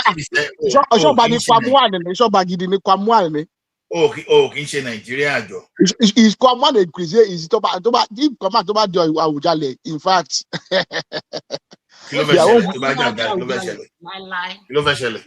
okay. Kàn lè máa bínú orí tó máa dá dé kò ní ṣàìdé kẹ́ forget go story yẹn. They cannot give it to him. It's not up to that standard of. Kí lẹ mí now? Ẹ folúwo ẹ fi ẹ̀mí àjẹní wò so white ti ọmọ. Ọlá àwọ̀ kò ní Ògùn àwọ̀ ìṣọ́ra Ọ̀ṣun. kò bá wa tó yẹn a lè fi kọ àwọn wọn ló apply ní àrò máa. kì í ṣe ará Ọ̀ṣun ní gbogbo kì í ṣe ará Ọ̀ṣun náà ti kidnapper ti fẹ́ gba gbogbo kìíní tán ibi tó bá yẹ kí we are very accommodating ni very accommodating. Accommodating. ẹ ń bú adé dancer àti gbọ́ pé kidnapper ti take over state ẹ o ẹ̀yin. no torí pé backward state ni wọn ò lówó, they don't have money to pay, so nobody goes there. Arrow, stop promoting fake news. The Kwan is not our. He has applied, and once he applied, he has automatic ticket. He has automatic tickets straight to the palace. Next Àwùjalẹ̀ nìyẹn nǹkan tẹ́ bá fẹ́ ṣe kẹ́ ṣe ẹ mọ̀ láti ìdílé ìyá àti ìdílé bàbá ló ti jọmọ ọba so tẹ́ bá fẹ́ ṣe sí kẹ́ lọ ṣe sí. Once they give him that, my man called Gilgus Meji ni. Ìjẹ̀bú state ni kò máa Gilgus Meji ni. Kò sí nǹkan kan tó máa ṣẹlẹ̀ ìhàlẹ̀ náà ni ìhàlẹ̀ orí afẹ́fẹ́ kò sí nǹkan kan. No, you have too many people in line now. Tó bá ti dọ̀bà ó ti dòrìṣà nìyẹn. You know whether you like. Why are you wishing now? Ola, this is what I'm saying. Tó bá di owó or influence, there are people, need ti ìwó yẹn, òun ló ní influence àti owó jù to get that position. But Ìjẹ̀bú Oluwo has influence and owó, he had nothing, he was a pauper. It was this man that made him. It was that man that made him a king. Arrow, this is my point. The man that made him is an influencer, got him in there, right? So money on the monitor. The Jebu thing, I want to watch you can want to influence you lọ, forget to influence that's Jebu kò lè débẹ̀. Náà ti pọ̀ jù. That's the difference. Don't take pọ̀ jù. Ṣé ọmọ lọ bá ọ̀kẹ́ owó pé kí ọ̀kẹ́ owó bá àwọn náà ṣe sí ni. Ìwé ṣáìsì. Àwọn yẹn pọ̀ Ìjẹ̀bú ní pride ju gbogbo yẹn lọ. Àti gbọ́ láyé àtijọ́. Kí ló ṣe Wàsíù náà? Kí ló ṣe Wàsíù? So torí pé ó jó lórí nísìnyí ẹ̀ṣẹ̀ ni. Kí lẹ̀ṣẹ̀ tó ṣẹ̀? Alágbe ẹ ti sọ alágbe di ọba yìí nìyẹn. Ọba alágbe. So Ola, look at what the performance of the dancing man in Osun. Is that what you want them to give to them in Ijebu also? Mr. Remy, let me tell you one thing. No, this is just a career. Let me finish. We cannot be giving position to people who disobey the law. To keep playing it, do you understand? Ṣebí torí pé àṣírí tí ò tí tú ni àwọn òwe tó ń nà sí ẹ lábẹ́ desk ńgbà tó ń ṣe wàhálà kì í ṣe òfin ìpá àmọ́ story ni. Ọlá jẹ́wọ́ ẹ̀ṣẹ̀ mi, Ọlá jẹ́wọ́ ẹ̀ṣẹ̀ ni, ó jẹ́wọ́ ẹ̀ṣẹ̀ lábẹ́. Àbí orí olórí tó gbédè lóyìnbó torí pé àfẹ́ sọ torí pé àfẹ́ tó àṣírí ẹ̀yin tẹ́tí kọ́kọ́ gba sahel tó yẹ pé ẹ mọ bẹ́ẹ̀ ṣe já sí Morocco. Do you think I have the mind of Sahel? Me, I will never. Ọba òmòye country tó jump kó tó dé Finland àbí bolo sọ pé ó tẹ wá ń sìn òmòye country. Wà ní Asia, from Asia mo dẹ̀ wá sí Europe, ṣé wàá pọ̀ jù ní plane náà. Ẹni tó bá lo Asia ọ̀nà ò straight náà. Ṣé gbogbo àmọ́ gbogbo òní. Why can't it straight? Kí ló ṣe wọ́n lé Asia? Ọ̀nà ò straight jọ. There's no big deal there now. I'm also a professional. Ìwà àti rational mind kankan náà lẹ́yìn méjèèjì. Ọlọ́run má jẹ́. Ẹ̀yin tẹ́ kọ́kọ́ máa gba nìjẹ́, ẹ máa gba nìjẹ́, ẹ máa gba ṣáàdì gba nìjẹ́. Have you ever seen me? I'm a cold gentleman. I will never do that kind of stuff. Me, let me talk less of doing that kind of stuff. Oh, gentle kankan. Oh, gentle. Ìwọ tó dàbí akọgun. Ní o gentle. On a more serious note, you are putting too much pressure on this Musa guy. Like the way everybody is just hyping him. I pray you listen up to the. I'm worried for my dad. No, me are worried. If there's anybody I'm worried about is a man there.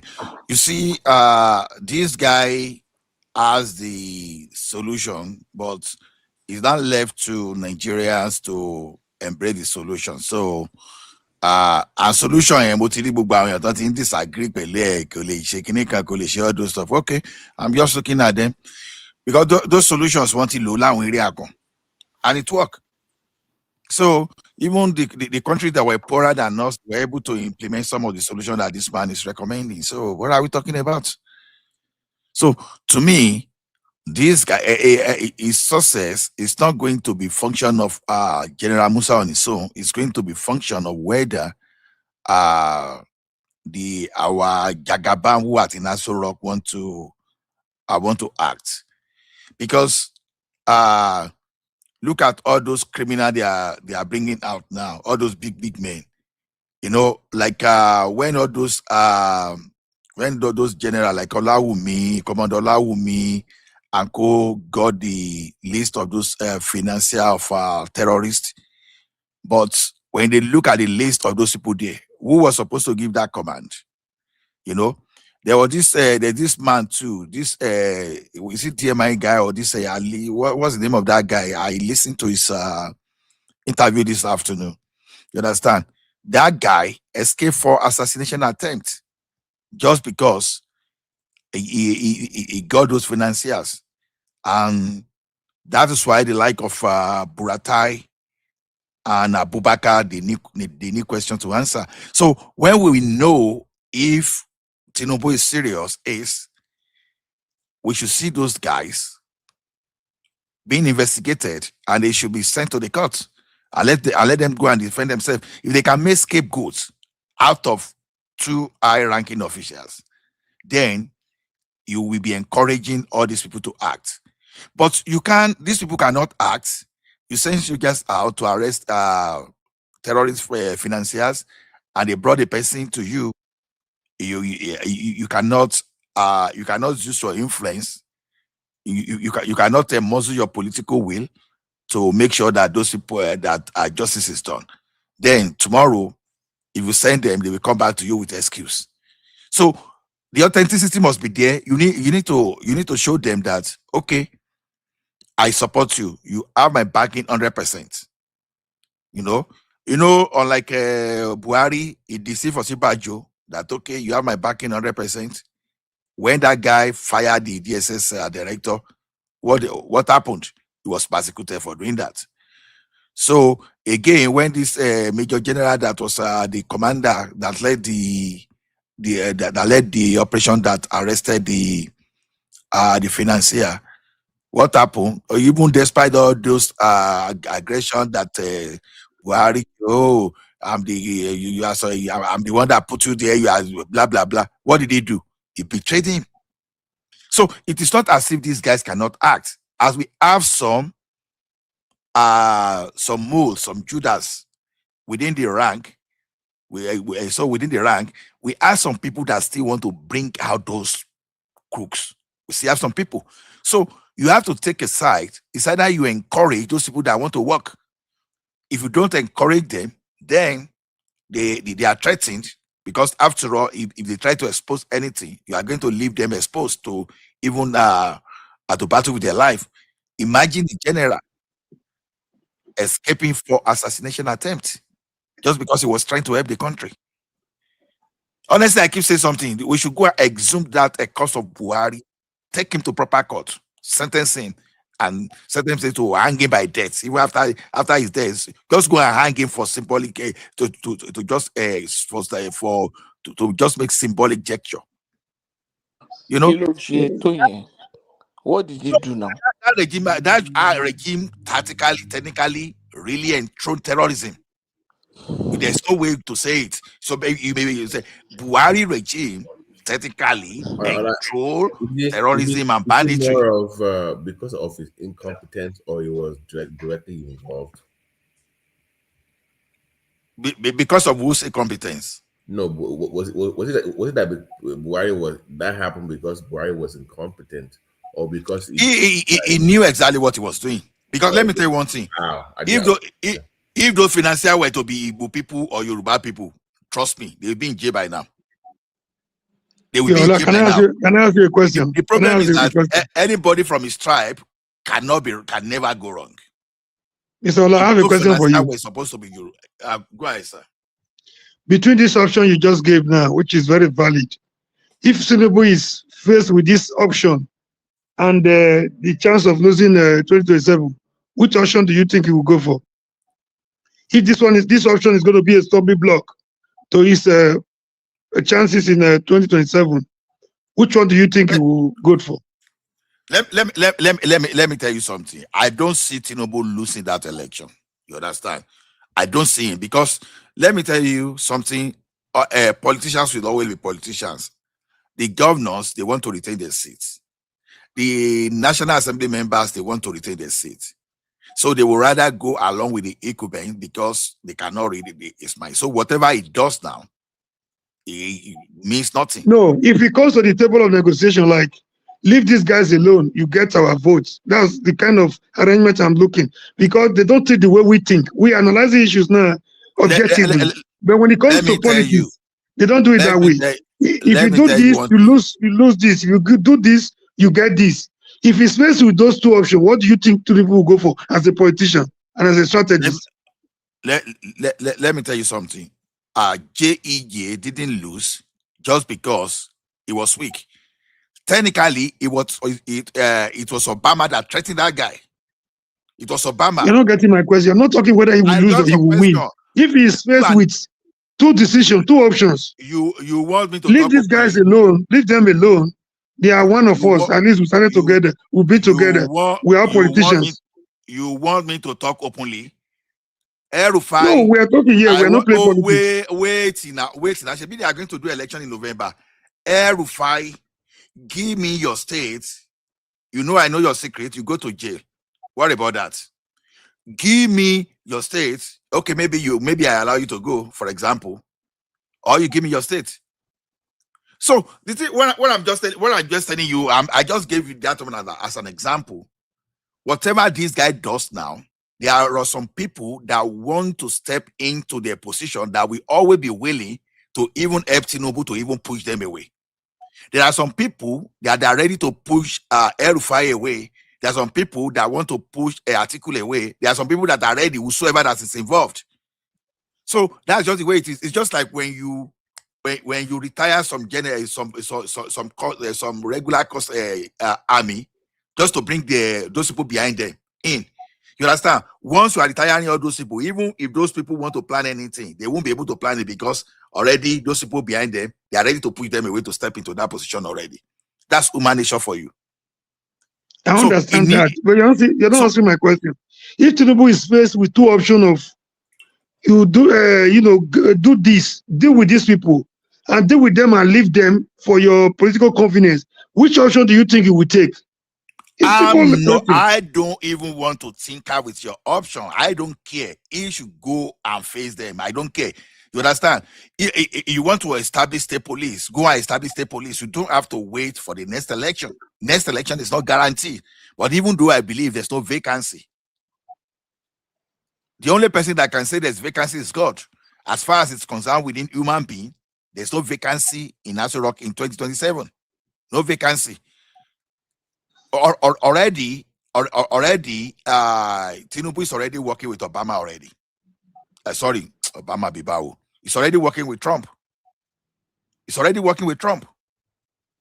All he just needs to do is just to this one, put this one. You understand?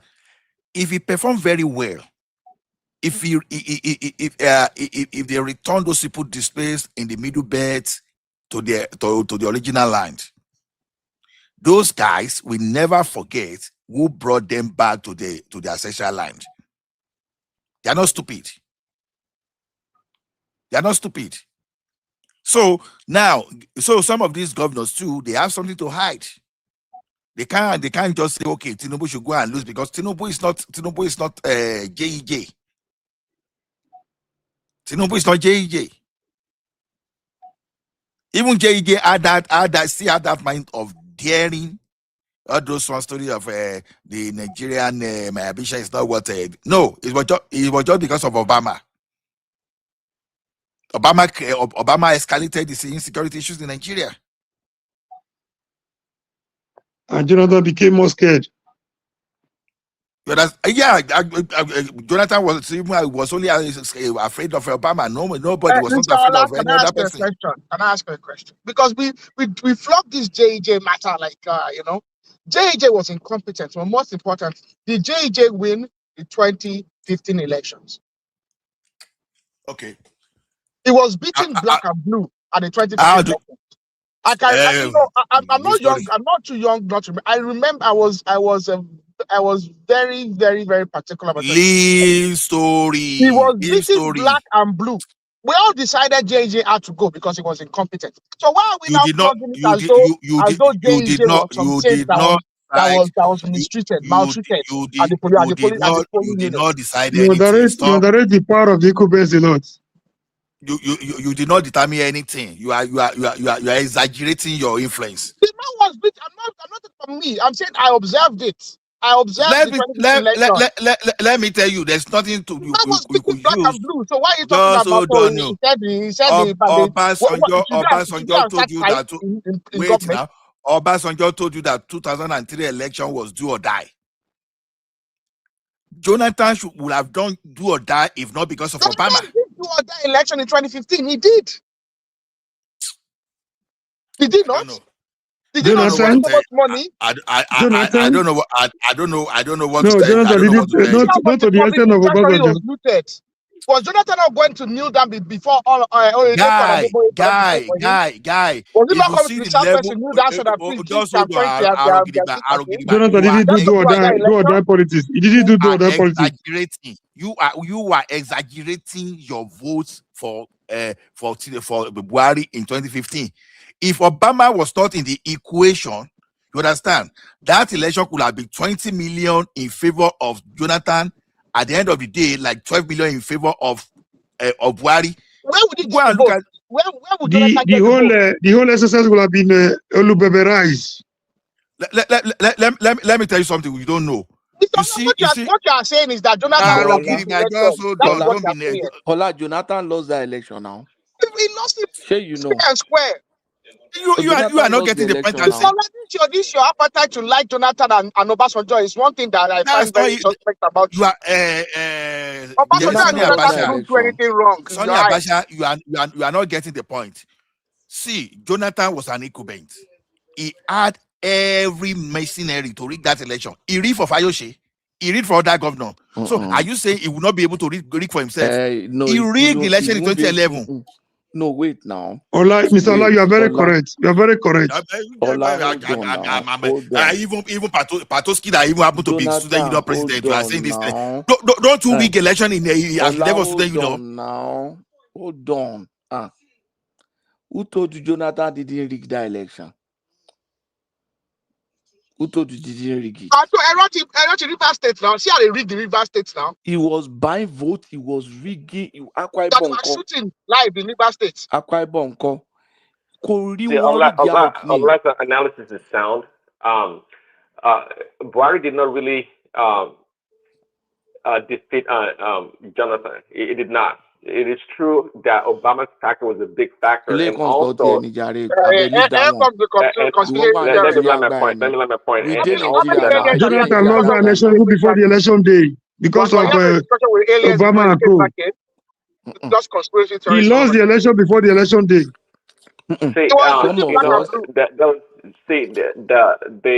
They threatened to unleash terror on the Nigerian state. Yes, from the north. Let's bring the point out. Just let me land my point. So to the last point, Jonathan had at his disposal the incumbency and the machinery of the government to use that. Who's talking? Are you done? No, the noise in the background can be muted. I beg. Okay. So Jonathan could have used all the tool and his apparatus to do something, but again, for the sake of the country, that's the only reason why really he let go. He could have stood his ground. He could have absolutely stood his ground. It wasn't clear that Buhari won that election. Can we talk? Let's put this point. You see, Buhari popularity during 2015 was very overwhelming. I don't know who wants to deny that. His The same popularity was popularity for the past 2-3 elections. hold on now. Hold on. His popularity was very overwhelming, especially in the north. ACN popularity was very strong in the south. The two of them had a strong combination, very strong. And coupled with the fact that there were some people who were already disgruntled in PDP. As at that time, people like Saraki were still popular. You understand? And you had people like this other group that came with Saraki, even Atiku. You understand? Kwakwanso, this guy. The PDP 5 governors that left PDP. PDP 5 governors. And then this guy from Abga, Okorocha, all of them, you understand, were strongly on ground. So Buhari was very popular. At a point, listen to this factor let's finish of rigging the now. election. Wait now. Listen, you talk. Now. Let me look. I've been listening to you guys. How many times have I contributed today? Now, it got to the point that Jonathan was panicking. Jonathan did a lot of spending.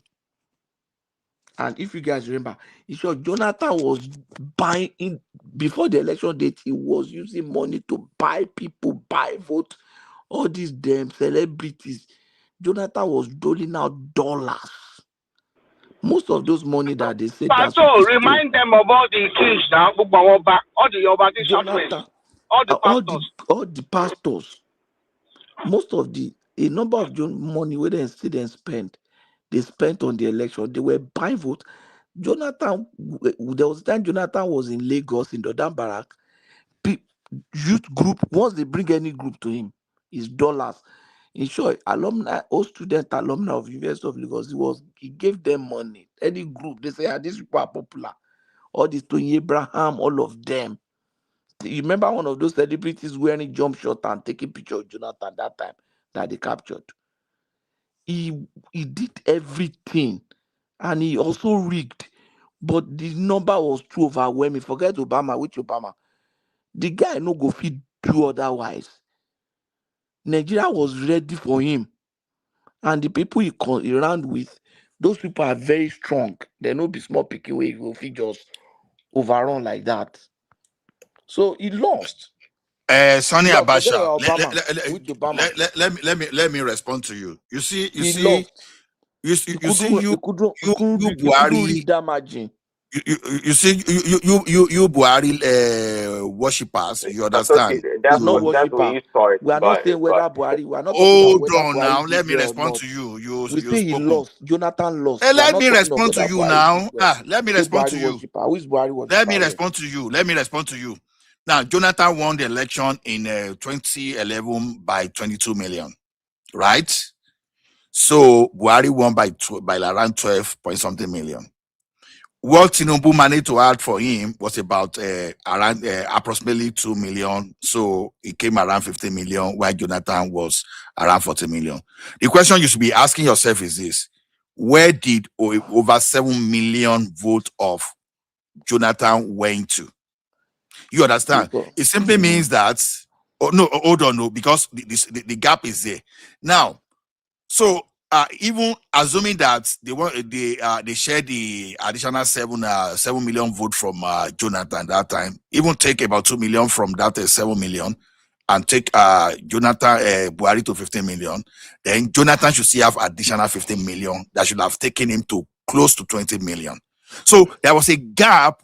There was a gap for Jonathan to rig, because after all, that 2011 election, both Buhari camp and Jonathan camp, they rigged.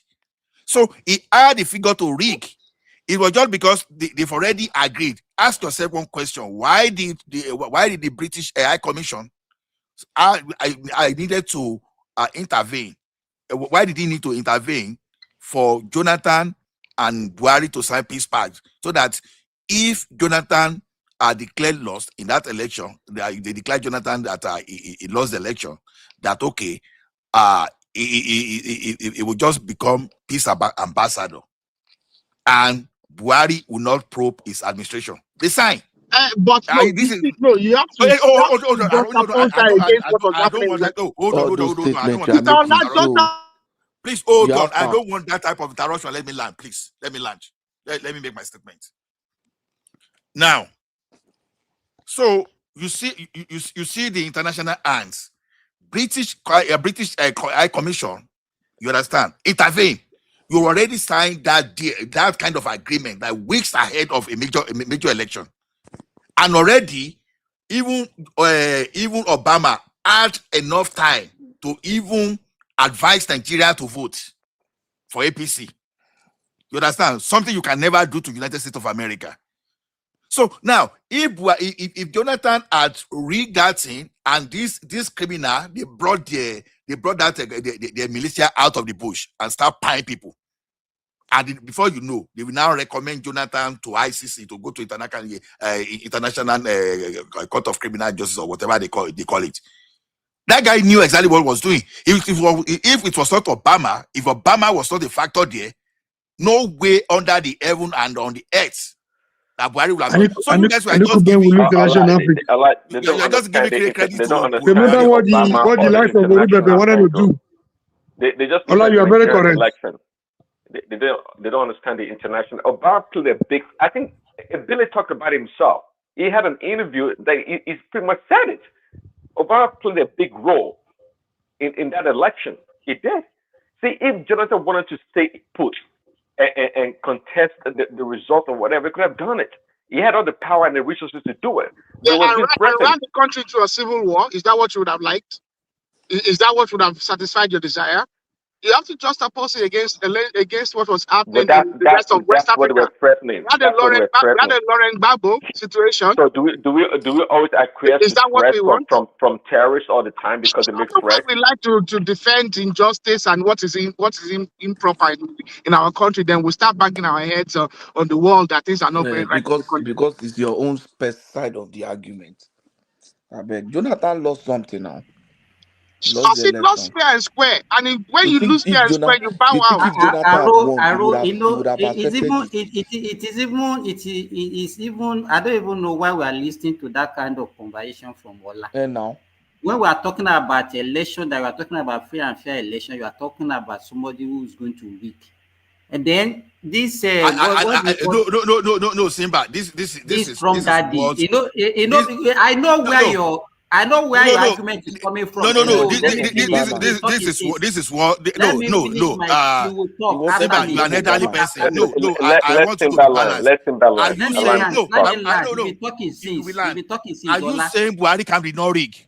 Just tell me. What I'm saying, lost that election. You cannot say by God. No, say by God. Buhari side did not rig. Say by God. Swear by God that Buhari can be no rig. Somebody that have lost election. If you look at that election, free and fair, Jonathan can never win that election. Free and fair. It was not free and fair. Whether free and fair or whatever, it was never free and fair. Where is the 10 million vote, whatever? Because I know you are a hater of Buhari. So whatever is that's the problem. That's the problem we are talking about. Already you are already biased. Okay. What about mixing that? Anywhere he hears Obama, whatever anybody says, you are a hater of Barack Obama. That's the problem. You are biased from analysis. How can you have balanced analysis? That is why you have analysis paralysis. But that's a very proper analysis now. You like Obasanjo, you like Jonathan. You like Jonathan, you like Obasanjo, and you hate Buhari. So there's nothing that those individuals could do. Prince Daddy is suffering from Obama paralysis. And Mr. Ola likes Obasanjo so much that Mr. Ola will defend Obasanjo. No, if Obasanjo finds someone in the middle of Ikeja, in front of everybody, Mr. Ola will say Obasanjo is correct. The only president I've never defended since 1989 is Buhari. So what are you talking about? But you like Obasanjo. Obasanjo can do no wrong. Okay, I actually, don't know, Sha. Obama did a video. He did a video appealing to Nigerian voters, Let them be denying it to now. vote which for was Buhari. essentially election interference. Okay, that's what Obama. See, and behind the scene, he did a lot of stuff you guys don't know about. So you guys can clamor around whatever you guys are Oyebolo talking sọ about. Buhari That's ló win okay. Daddy, can election I ask yẹn. you a question? Can I ask you a question? A very, very important question. Do you communicate with aliens as well? With who? Do you communicate with aliens, extraterrestrial beings? Do you have interactions with them? No. You know, So no, you've no, not been picked up by an alien being? Aro, hold on. It does. Just change the name of that. Just say angel. It's not angel. You say yes. You've not been to Area 51 because I'm pretty sure you're Please, sounding like no, Aro, hold on one of those people, you know. now. Aro, All those I'm conspiracy not. I'm theory. not sure. What, Aro, no, hold on BT, now. I'm not sure what is Hold on. so esoteric about what I'm talking about. I might say something straight. All I say is pretty much. So what do you mean? Do I have to talk to aliens to make my point? I mean, I'm Conspiracy simply telling you theory. what's on record. I'm simply telling you guys what's on record. I'm not saying anything so Obama so was the one unique at that told all. Nigerians to vote for Buhari, and they just listened to him. They were waiting for Obama to direct them. No. They No. So you don't get it. Obama went to. You see, Obama had an international appeal. It was the leader of the black So, people. If you want to put it in a so nutshell. Nigerians were waiting for Obama to tell them. David. But okay, I can't help you. Let's hang it Hold up. on. That's okay. You need help now. You are the one that needs help now. But unfortunately, I don't have the capacity to help you. Hold on. David Axelrod actually worked for the Buhari campaign. That's on record. The what? You know who David Axelrod is, right? He doesn't. BT, forget about it. He The doesn't. political consultant. He doesn't know where Axelrod is. Let's move on. If They you don't know who this stuff. Axelrod They just is, want to The talk. political consultant that they hired. Was that the one you are talking about? Okay, let's move on to the next. But what I'm telling you is this: some of us, I was in No. You see, when Patoski, That's a very good example. when Patoski Timber and Arugile team up together sometime, the argument can become tiring, to be honest. Obama's fingerprint in let that it just be Nigerian tiring election now because in it's not. every angle. It It shows will be his tiring. You are fingerprint. the one exerting You know, yourself now. That's why you are tired. Axelrod was Obama's personal, not just a political advisor. No, it was integral to Obama's winning the election. Everything Obama did in America, Axelrod was right there, right at his So we are saying that Nigerians already so this voted notion tries Buhari. to be dismissive It about was not any Obama's asteroid. interference. It was not any asteroid. It was Nigeria already wanted Buhari. They wanted that change because Nigerians were already disgruntled with Jonathan. That's the point. Tomo, who is that story? Who is Obama?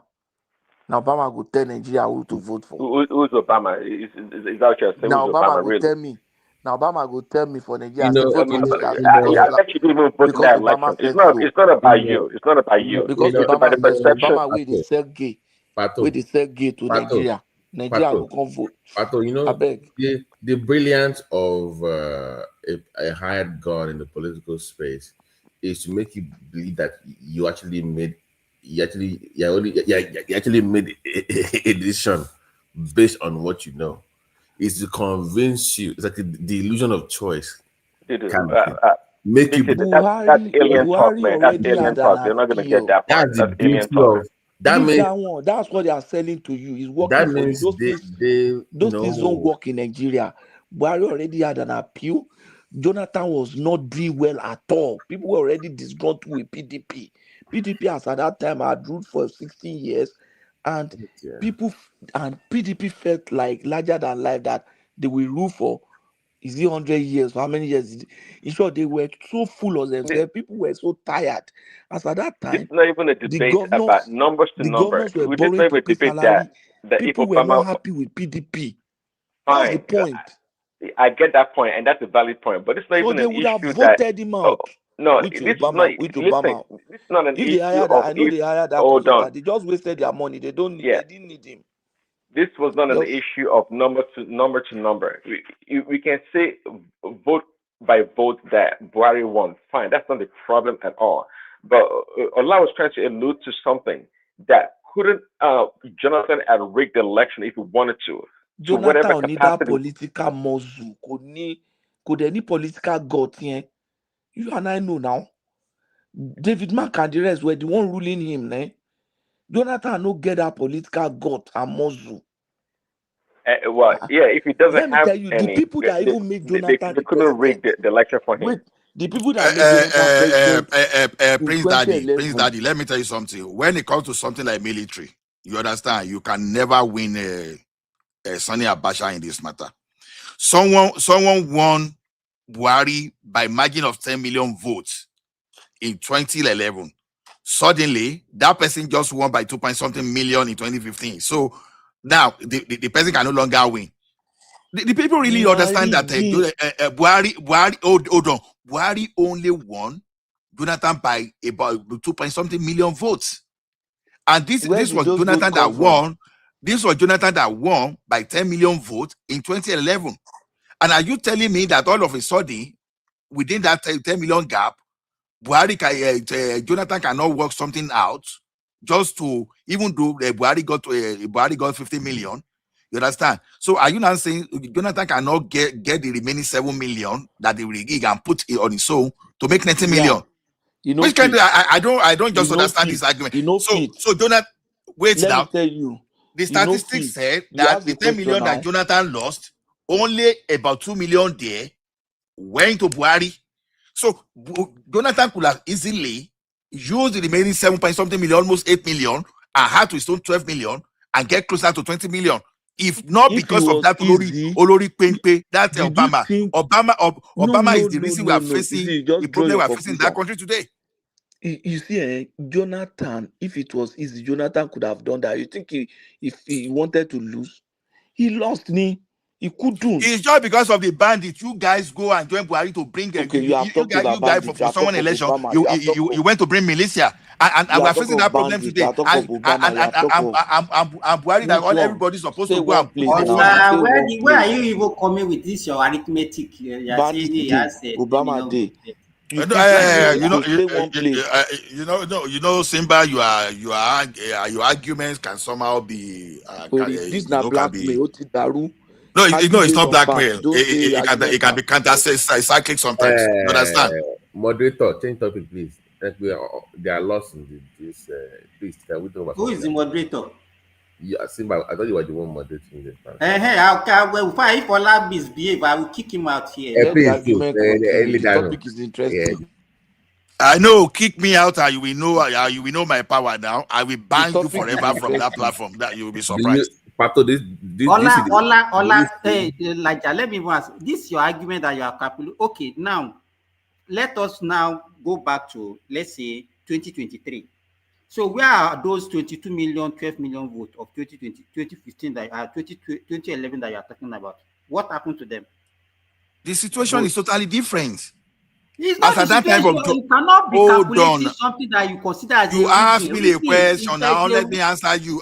They are not good. They are virtual votes that you are counting. They were not real votes. There was no biometrics that time. Jesus Christ of Nazareth. What were we saying? You are counting yourself. I said Jonathan could have rigged himself into power. He doesn't have the power. He can't rig. Are you not supporting my argument already? You say it's virtual vote. So what is rigging? What we are telling you is that in 2011 it was virtual vote. In 2015 he couldn't do it. You see, Oga Patoski, you are saying you are not being analytical at all in whatever you are saying. No, it's just because no, I know your own. Anything you like, no problem. Ola, Jonathan lose election yẹn.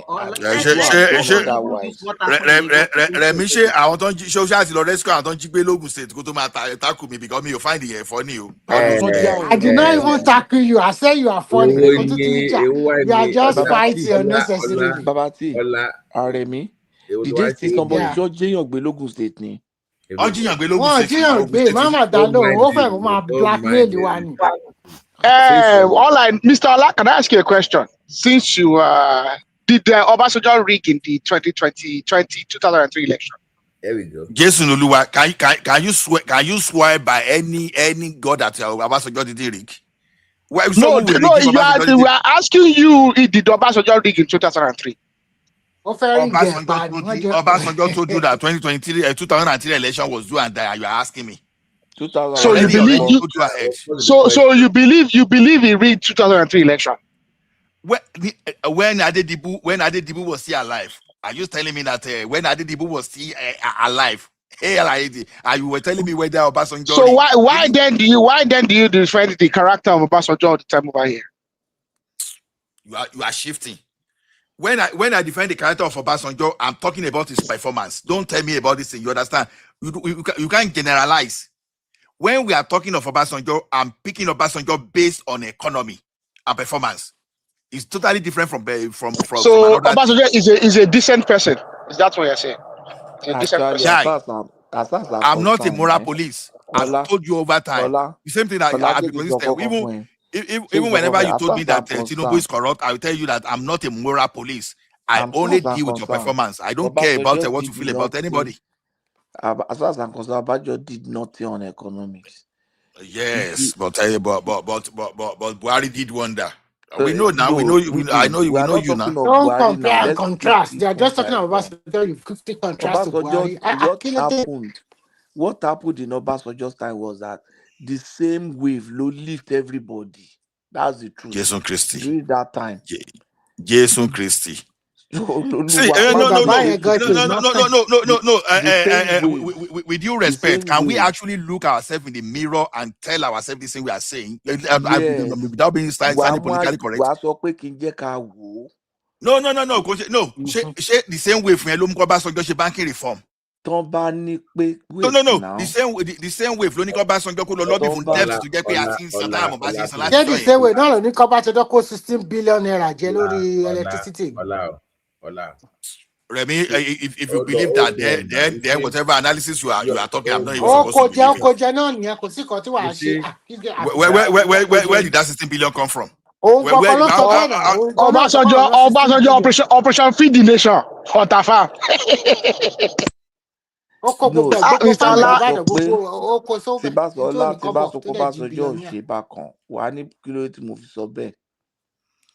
No, when your inferences is already off. Why should I your inferences was even off the radar style from the beginning. So why should I listen to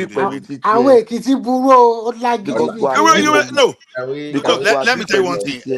I keep saying this thing. The eternal that Yoruba people have for Obasanjo is just because they are behaving like obedient, exactly like obedient. They believe. You know what? No, Yoruba. Did you hear what Remy just said now? I'm saying that. No, Remy now. They believe Awolowo won 1979 election. Abba, make it make sense now. How could Awolowo win 1979 election? So why did they do 12 to 3rd? Why was 12 to 3rd necessary if he didn't win? No. Can you see now? How did he win 2020 Kenya election now? The 12 to 3rd. So why did they do 12 to 3rd if it wasn't if he didn't have a chance? You guys are talking. What do you know about 12 to 3rd? What do you know about it? You are talking about the story you heard. Hold on. The argument. What are you talking about? The argument of 12 to 3rd was as weak as Obi saying because he won Abuja. Therefore, Tinubu should not be declared because they say and Abuja. The only objective thing Mr.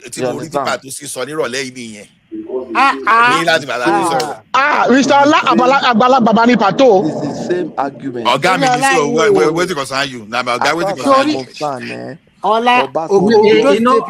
Obasanjo did not. Sonia Abacha, another thing that you didn't say, he was looking for a runoff.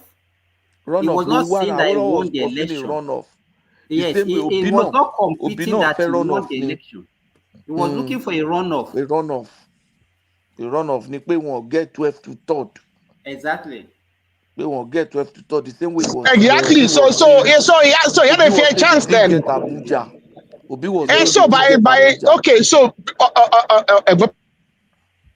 By that same bioanalysis, he should have had a chance at a rerun.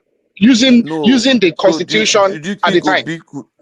Obi should have gotten a chance at with Abuja? Not Obi, but I think Awolowo had the better shout of the went rod. to court now. He Arrogant. lost in court too. Yoruba people, Awolowo fans, Awois are the one lying like out, obedient and lying now. Only. Awolowo is another savior. Meru is straight. Whatever you say, you can never change the fact. Lẹ́nu wọn náà àti mark orúkọ ẹlẹ́rìí ni a máa dìrópù ẹ a máa detribalize ẹ. How can you say Awolowo won that election? Now the lie that obedient are telling now, the same lies what Awolowo supporters are telling. Mr. Ola, èwo l'Awolowo?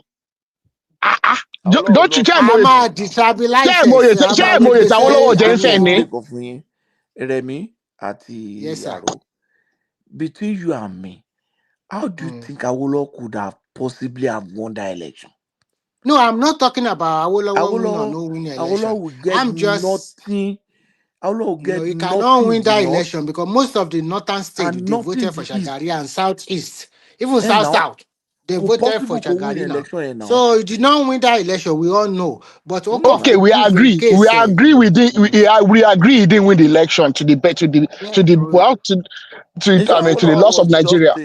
Awolowo was a tribal he didn't win that election. So at the same time, Patoski, at the same time, Jonathan also rigged election in 2011. 1 million vote, 2 million vote from Delta. Hold on. You can't say Jonathan rigged the election. In 2011,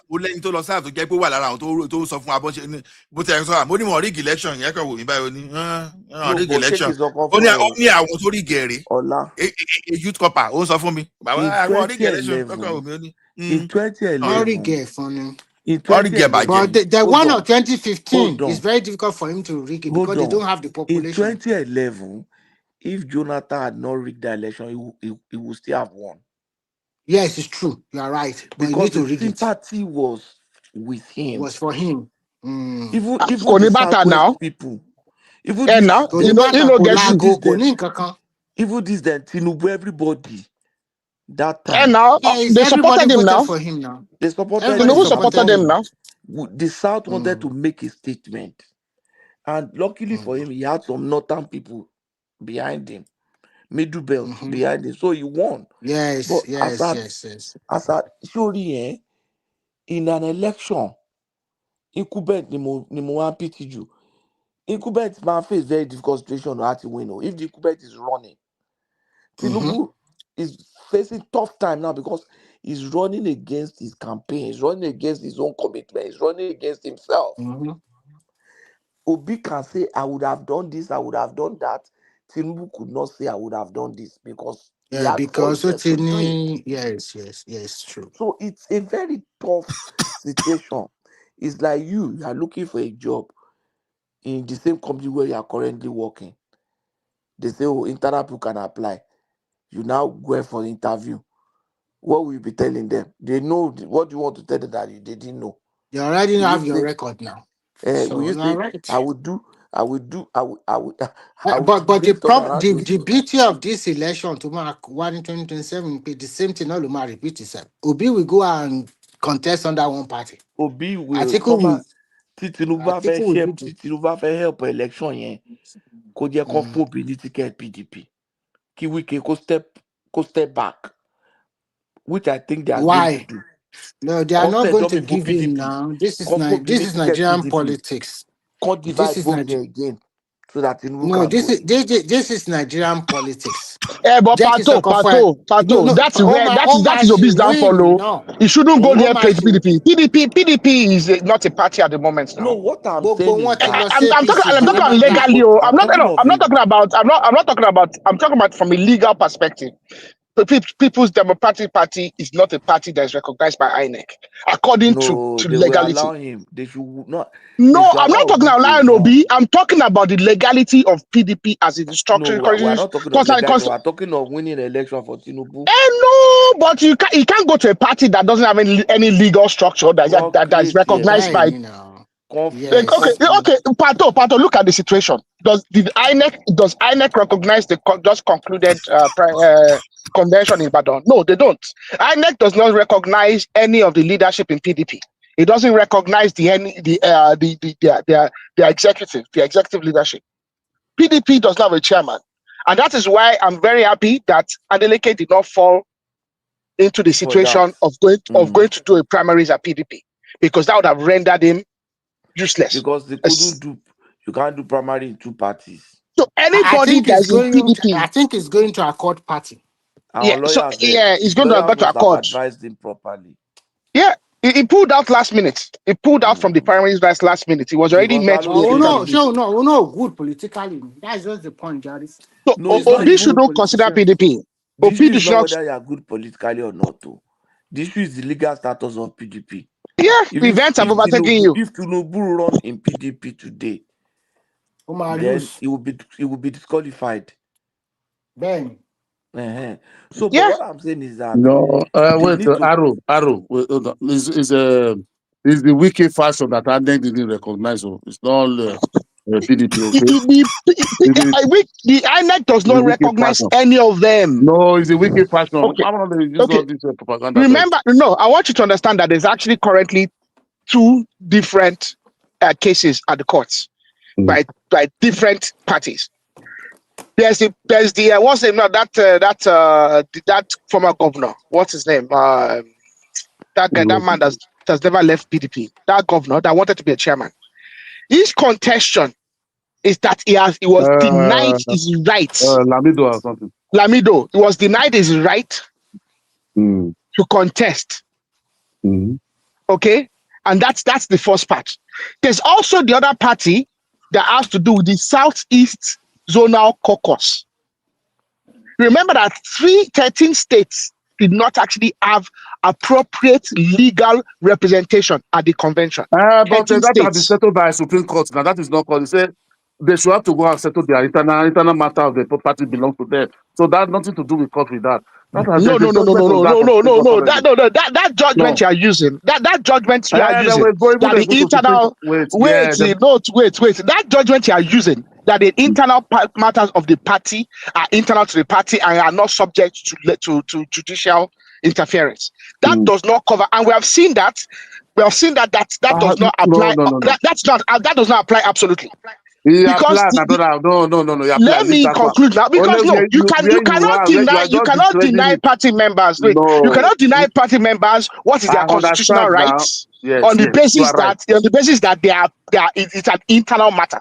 Yeah, because what we are talking about is the fact that even according to the party constitution, each state should hold a convention and nominate individuals that will go to the general convention and represent them at the state level, at the world level, all across, all to the states, up to the national level. That has not happened. So that's so even within the notion that the internal matters of the party are internal to the party does not circumvent the party's constitution. Talk. It's okay. No, all this one you are just saying, you are just trying to discredit PDP, maybe to make to look Tinubu look this is superhero. No. Anything, no matter if they go to Supreme Court, they will still come back to their party. It's only the party that can say this is my member, not Supreme Court. Not Federal High Court. Look at Abure. Take another example. The same thing when Abure do his convention in I think in Southeast in Anambra. You understand? Anyway, you understand? There was no identity present there. They said they didn't inform me, but at the end of the day, they go to court and come back because he told them it's a party internal wranglings within the party. They are the one that can say this their member. You don't know law. Show me the law. Wait. I think you are conflating two things, and it's not absolute.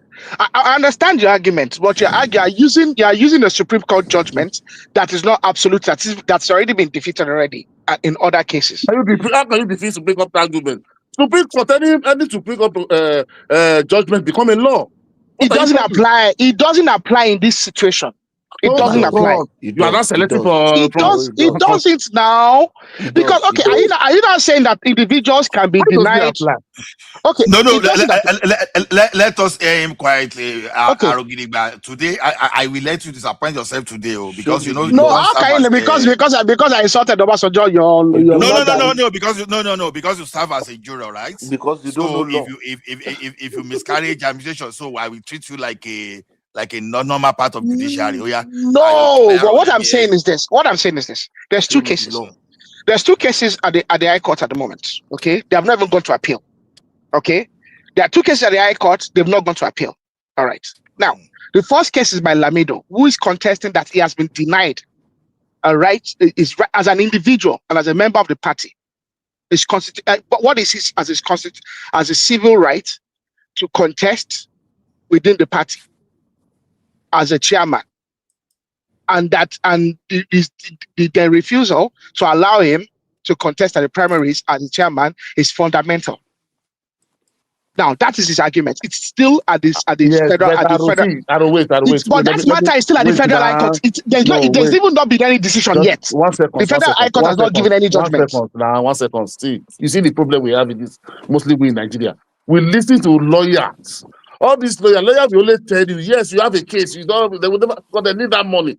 This man is repeating what the lawyer told him. Since then, what have come out of it? Did the convention go on and they have done it? No. The convention went on. Okay. Look at the judgment. Look at the judgment that actually allowed the convention to go on. It wasn't even a judgment. Do you know the convention in Ibadan? They got a funny. They didn't even get a judgment in Oyo State, in Ibadan. They went to the state High Court and they didn't even get a judgment. The federal High Court already said, there should be no convention for now. But the latest, they said, some lawyers, I watched that interview. They said there was no judgment in Ibadan. Last one, wait now, guy. They said the last judgment take precedence. You understand? That was the How can the last judgment take precedence, Oga? Oh, okay. When there's an existing court order, and then you go and wait. If there's that defeats the idea of a judge. That defeats the idea of a court now. Wait now, you know the talk. No one person talk. Wait, if there's an existing court order, if I appeal against that order already I uphold that order already. So what are you talking about? But you can't go and appeal the order at the court of Nigeria. All of them sought same jurisdiction now. Nigeria, all the old politicians, they sought for judgment everywhere. Yeah, but that's not proper now. That's exactly. We already concluded that that's actually not proper. Okay, even from a jurisdiction, why do you want to cherry pick the one you? The federal. No, there was already a court order at the federal High Court. And then Sheyi Makinde went to actually get what has been condemned by everybody that knows anything about law. He went to get because the judge is going. He went to get a stay. He went to get a stay at a court of correspondent at the state High Court. We already know that is improper. So don't let us argue that. It's improper. It's not court of competent jurisdiction. So why does it? No, but it's they are the same level. It's not you are describing it as you got an appeal. No. One court can have about 7 to 8 judges in that same court. Don't you know? It's not only one judge that is in one court. There's different judges. Why are you now, comrade? Why are you now using this? Why don't let us muddy this thing now? No, but you don't say Supreme Court judgment is not valid. That is what I don't. I didn't say Supreme Court judgment is not valid. I said in this case it does not apply. How? It doesn't apply now. Lamido's what Lamido is contesting doesn't apply. What Lamido is contesting is that he has been denied fundamental rights. His own fundamental right, have you? His own fundamental rights has been denied. That's his own contestation. Now you can even say that in that case that applies to the party. But that's what I caught now. You can say that. Okay, you can even say that the Supreme Court judgment might favor the PDP. Okay, in the end, against Lamido. Okay, that's fine. But you can't say that the other case that was brought up by the other individuals that are contesting that there was no caucus elected by the Southeast region and 13 other states. And also that there was no 21 days, and also that there wasn't 21 days later. Remember that the secretary, the Supreme Court already ruled on wait, Naru, please. Labour Party have the same thing. No, No, they didn't do no. any convention in the world, in the local government. Sorry, They just, comrade. The issue here is this. Anyanwu is the Secretary General. Is the one that is meant to supposed sign. to call for the caucus or convention meeting. He's meant to That is the sign, one and he recognized didn't. by law and by INEC. He If didn't. it's not doing anything, it's null and void. Null and void. They need the truth now. So that is the point. That convention in Ibadan is null and void. It's just a jamboree. Because after Supreme Court, they already said Anyanwu is their general secretary, and he has a big power. You understand? So without his signature, they went ahead and forged the signature. And I don't know what they are running for. Anyanwu will live in less than 6 months. Anyanwu will live in less than 4 months. So why are they? Can you prove that one? That is what they said. He didn't sign now. Is he not the one that did? He didn't sign it. He didn't sign. He didn't sign it now. He didn't participate in it. He didn't sign. The letter. No, it's two of them that will write the letter to INEC. Okay? Yeah, the chairman and the secretary, but the secretary did not sign because him and the chairman they are disagreement. They went ahead and do a Ojoro with. So they already expelled Anyanwu. But Anyanwu had to prove it that the forged signature is not by matter on television. Okay, that's true. That is true. It should not prove in court. But even Sheyi Makinde and the former chairman, they are not contesting that he signed. Nobody said that he signed. What they are saying is that they've already suspended him and expelled him as the secretary. That is what they are saying in their own camp. Their camp's argument is that they've expelled him from the party. The Supreme Court, but the judgment came down from the Supreme Court. It's already personalized, so there must be from here, study from here. Everybody speaking to his own favor. Which is what I'm saying. That anybody that loves themselves should stay away from PDP for now. If you like yourself and you want to contest any election that's going to subsist, stay away from PDP for now. We've seen this Bayelsa State governor. Wait now. This obstacle election that passed. Bayelsa State governor. Why are they not going to doesn't win election? Doesn't win from PDP. In second term. Is it not true PDP won? In second term last year. So what are we talking about PDP? Who is this? Who is this? Who? That Bayelsa State of Diri Doye and Bidiri Doye. Yeah, but that was before. That was before. Okay, Doye Diri. Last year, but this year obstacle election. But Aswen ran under PDP as well. But you have to remember that was when they were actually united. That was before there was a major fallout over the secretary issue. The major fallout for PDP started with this whole secretary issue. They were trying to get rid of the secretary because they felt that it was aligned with Wike. You get? It's Wike that is the only what I know. The latest news there now, the Wike faction was not recognized by INEC. That is wait for that faction. There was when Doye Diri ran and when Aswen wanted to run under PDP, they did not have a factionalization. There already be rancor in the PDP right from 2022. There's no party that doesn't have rancor. Even APC has rancor in some. There's a lot of states where APC has rancor. But we are talking about a factionalization. Remember that even according to law, if you have factionalization in a party, I, as an elected official, I can leave that party under the guise that party is not factionalized. There's a problem. No, you can leave that party. It must be from the head. Yes. It must be from your word. It must be from the head. Yes, from the head at the national level. So at the national level, yeah. So even the law understands and actually makes allocation for the fact that a party. But there's no faction. Don't they have chairman? They have chairman. You said that. What we are saying is that at the time Diri ran, they didn't have this problem. But now they have it. But now they really. I can't even say. Okay, can you say who the chairman is? They say one Taka or whatever. Who is the chairman? The one that was calling Trump now. Somebody's name. that is calling Trump to come and Okay. help democracy in Where Africa. okay, where was it? Where was he elected as a chairman? And the last convention in Yona. Okay. Do you think that convention can hold water? I don't know. In the court edit, I don't know, my brother. I'm not a judge now. What would I be saying? Something? So you want to tell me all those governors, all those senators that gathered themselves for years, for days, but they judge, so they didn't know what they are doing. Do you know how many governors? Do you know how many governors were present at that convention? Oh, there was still Wait. How many governors were present at the convention in Ibadan? I can't count it, but that place was so One. crowded. There was one. No, there was one governor. I'll tell you straight up. There was one governor, Seyi Makinde. Actually, two. There are two governors, Seyi Makinde. The other governor, he actually disassociated himself from the expulsion of Wike and all that stuff, all that body judge stuff. He actually disassociated himself from that. That is Lawan, Abi. Well, not one of them, sir. One of them disassociated himself from that whole stuff. So essentially, he's disassociated himself from the convention, although he was physically present. The only other governor that was present was Seyi Makinde. Adeleke pulled out last minute.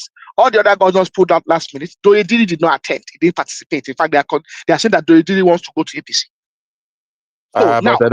Even when last year APC convention, some governors did participate. That doesn't mean nobody didn't win the election, win his primary. But not only did they not participate, there has been a vocal disassociation from some of the utterances and the actions at the convention.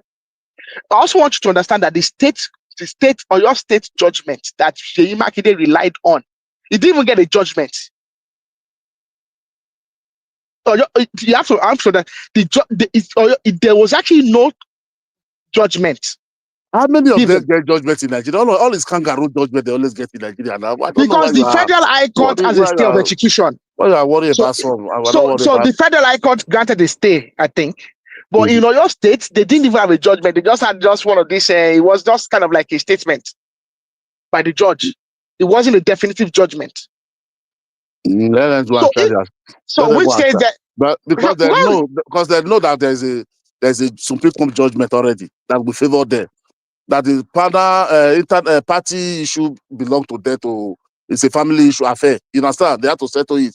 There's no law, so that's why they know all those things already. Okay. So if you then say that a party issue is it's an internal affair, it would then say that for it to subsist, that there has to be a demonstrative. They have to be able to demonstrate that the majority of members of the party's national exco actually are in alignment with that. Yes. Don't you see them don't you see it in Oyo?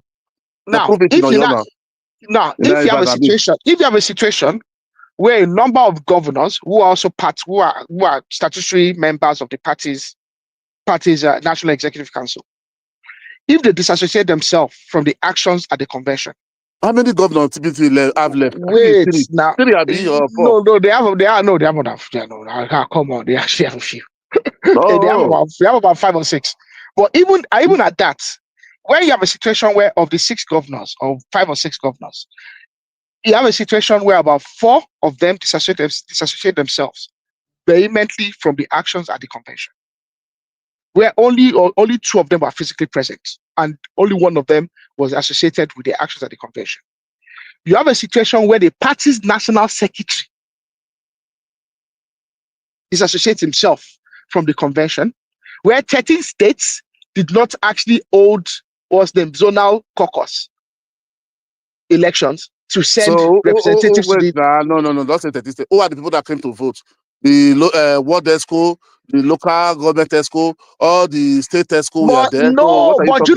There's a way they actually elect what's the name for the convention. They actually elect what they call them, what they call those people that want to go to represent the states. Delegates.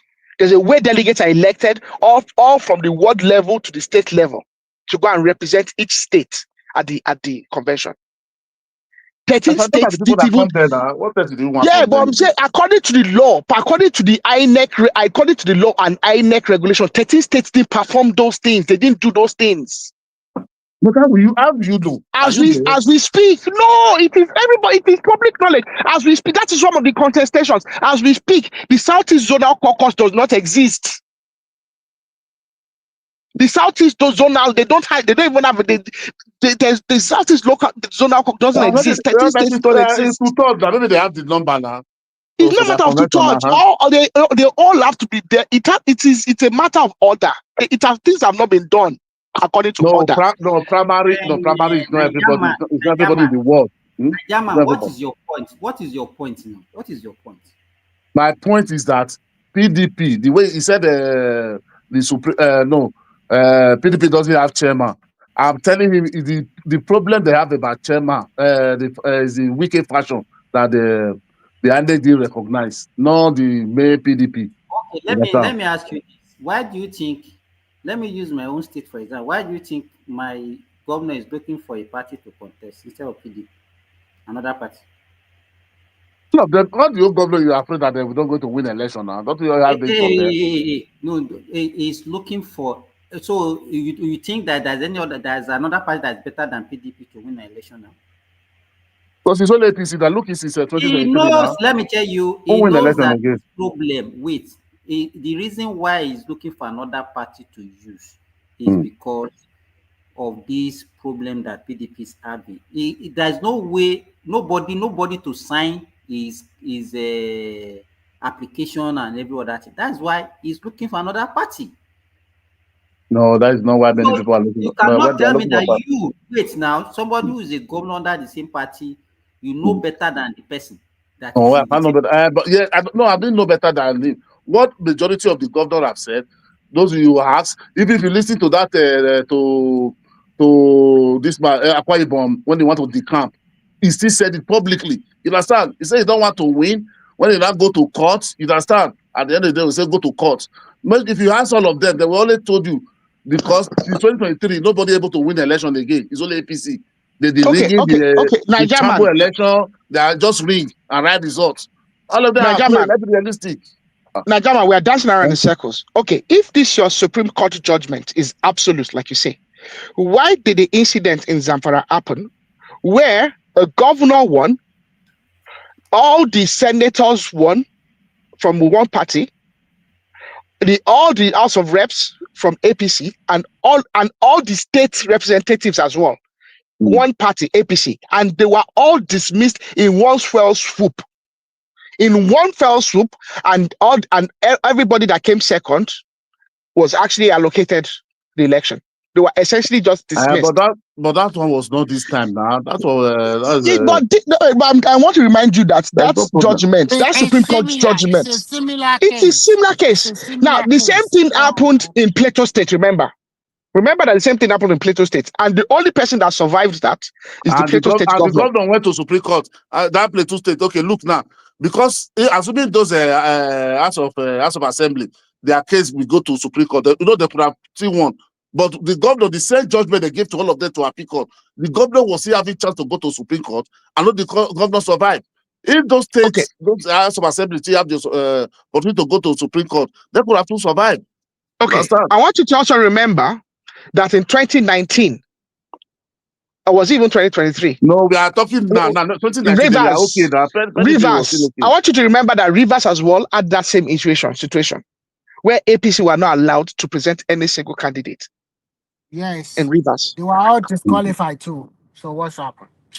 I beg you, Jerry. I beg you. You're talking about Rivers 2019 where we the power. So we want to contest them. No, this is not about. We are talking about disqualification. We're not talking about. I'm not talking about the political. I'm not talking about political experience. I'm talking about legality now. Any politician that is serious that wants to contest any elections in 2026, 27. No, they can go to anywhere, but PDP is a no-go area for now. Even ADC is going to have that problem soon. ADC is having problem. Labour Party is having problem. Why are you discussing You guys are happy for one party state. You know what I'm talking about. Looking at it emotionally. What? Okay, go ahead. You know what he's saying. He's just gaslighting you guys. Don't mind him. Oh my, no, Remis gaslighting us in with the Arogidigba. They know what they are It's saying. They you. know It's what you they are that doing. gaslighting them. You're the one It's gaslighting you them. that is No, referring to, not me now. it's you. You are the one What is gaslighting them. you just want to be what about? You go to 20 now. We are talking about PDP 2023 to 2025. You go to 20. No, they are giving There were you. problems. They are giving you. Comrade, they are giving you precedence. So if care is not taken, if they nominate you Was under PDP PDP, even if personalized you there? Was there any no, problem there like this? No. no. The one thing that we have in our hand is that Supreme Court said that Anyanwu is their general secretary. And if you want to nominate any candidate, Anyanwu and the party chairman must sign. Both of them. Yeah. So how did So okay, okay, now you wait. Let me tell you, okay, you wait now. Reason that judgment. Anyanwu went for election. You were secretary of a party. You went for election. What did you supposed to do before you go for a party? To go and contest another election. Whatever No, you are wait, going to say. Anyanwu is not contesting this current convention now. Anyawu's term, Anyawu's term ends in 4 months. He cannot come back. His term ends in 4 months. Okay, and he is not. His term ends in 4 months. Even I don't know why they are rushing the convention. How did the problem started? Yes. No, how did the problem started? Anyanwu went for primary. The problem started because he went for primary for the state government. So what is he supposed to do? And he said that he didn't vacate because he's contesting that it's only if he wins that he can then resign. So he's saying that he can he's not been elected. The law does not allow you to wait. Let me land now, Mr. Najama. Mr. Najama, let me say from his argument. His argument is that the law does not allow you to actually hold an elected office and also hold a position as a party representative. So that is his own contestation. Now he's contesting that he's only just gone for the primaries and he did not win the election. So he's not following foul of the law, which does not allow him to actually hold an elected office and actually then hold a party position, which actually was one of the things that Akeredolu actually said prior to the 2023 elections with APC. Because remember that APC had a sitting governor that was also doubling as the party's chairman. And I don't know why a lot of people didn't hold APC then, because a lot of APC could have actually, because I can remember Akeredolu was shouting prior to the 2020 election that actually puts the party in a lot of jeopardy. Okay, so why you don't president now? No. But you remember that APC actually that is greedy. Let me finish. You want to keep No. I say I'm being very direct now. Okay, so now remember, Anyawu's argument is that he never won the election, so he never fell foul of that situation. Because he contested. That is, and well, the Supreme Court has vindicated him now, because at the end of the day, he contested the primaries, but he never won the election to become the governor. So he never became an elected representative. If you have won the election, so that is vindication. It's been vindicated by the Supreme Court. Really, has it not? He has been vindicated by the Supreme Court, which says that in the eyes of the law, he's still the general secretary of PDP. PDP. So they were trying to get rid of him from it. They were trying to tell him to vacate the seat as the general secretary of the PDP. Also because they felt like he's aligned with Wike as well. That has actually influenced this whole thing against them. Now the problem is this: Anyanwu is going to finish in less than 4 months. Why don't you people just slow down and just cool your horses? And kick him out? He'll be gone in less than 4 months, and then he's gone. Why are you people trying to circumvent just because what? Because you want to handicap because of Makinde is pulling his muzzle too, because he wanted to contest for the presidency and under the PDP. But unfortunately, Makinde wants to contest with Bala. They were trying to see if they could bring. They are not holding the important position, their own block. Even the acting chairman that belonged to them, it's like one. It's like they are holding that one. Wike is holding the general secretary. But for them to have peace, both the chairman and general secretary must work together to present a candidate. So that is the issue they are having. And Supreme Court has already said this Anyanwu is the general secretary, whether you like it or not, not you can going to do. As it stands today, if they cannot mend their fences, that party already shred into pieces already. So that is not the truth. So it's not that the one party state or no party state. Is it when APC are ganging together that time against Jonathan? They form a formidable team. But But all this this one thing that that is came happening to in PDP, happening in Labour Party, all is APC hard work. Let me there. Then no, you cannot get say it. that How can it totally. be Now. APC's hard work? Are they taking You are over you are you are everything? you are destroying your house. You are blaming your neighbor. You say I'm very your neighbor. Hey, don't you see Abure with No. don't you see Najama, Abure? the question Okay, you let me ask give you that. yourself Let is me that tell you now. Don't you see Abure taking picture with Wiki? The whole Labour that Party does it chairman. matter? That Don't you does see not Tinubu matter. and Atiku? Don't you see Tinubu and Atiku at the airport smiling and They shaking met at the themselves? airport. I think we didn't So go to his house. it's the same thing now. It's So not the same you thing, cannot Oga. use that one. It's No, because no, they no, have no. different political Me so and they you should met not on talk me to and you one meet another. on train station. Then I come to yours. Is that the same thing? No. The question I want to ask is because we belong to different political party, so that means we are enemies. We could not talk to. We could not No, no, see no. eye That, to no, eye. not enemy. Not for you to come to my house privately. That is the different case. It Oga, does, let what me do you anything. mean? This is politics now. This is policy. If you come to my Niger house, man, should I tell you what I see? that man they talk like this. Niger man, should I tell you what I see? I see individuals in PDP and Labour and all these places that do not want to respect each other. And because they don't want to Yes. respect each other and they don't want to give it, they don't want to respect each other and they don't want to be fair to each other. Now, if they start fighting, if the APC take advantage of that and they put more fire in it, you can't blame APC for putting fire in it. They are your enemy. Are they meant to help you? Is your enemy meant to help you? If I'm fighting you in a war, okay, and I'm your enemy, and we have decided that we are fighting a war, a contestation. If you are fighting a contestation, and then within my own camp, I actually start, fighting and bickering between ourselves in my camp. My enemy has every right to take advantage of it. Why these people are not going to ADC now? Oh, the same ADC.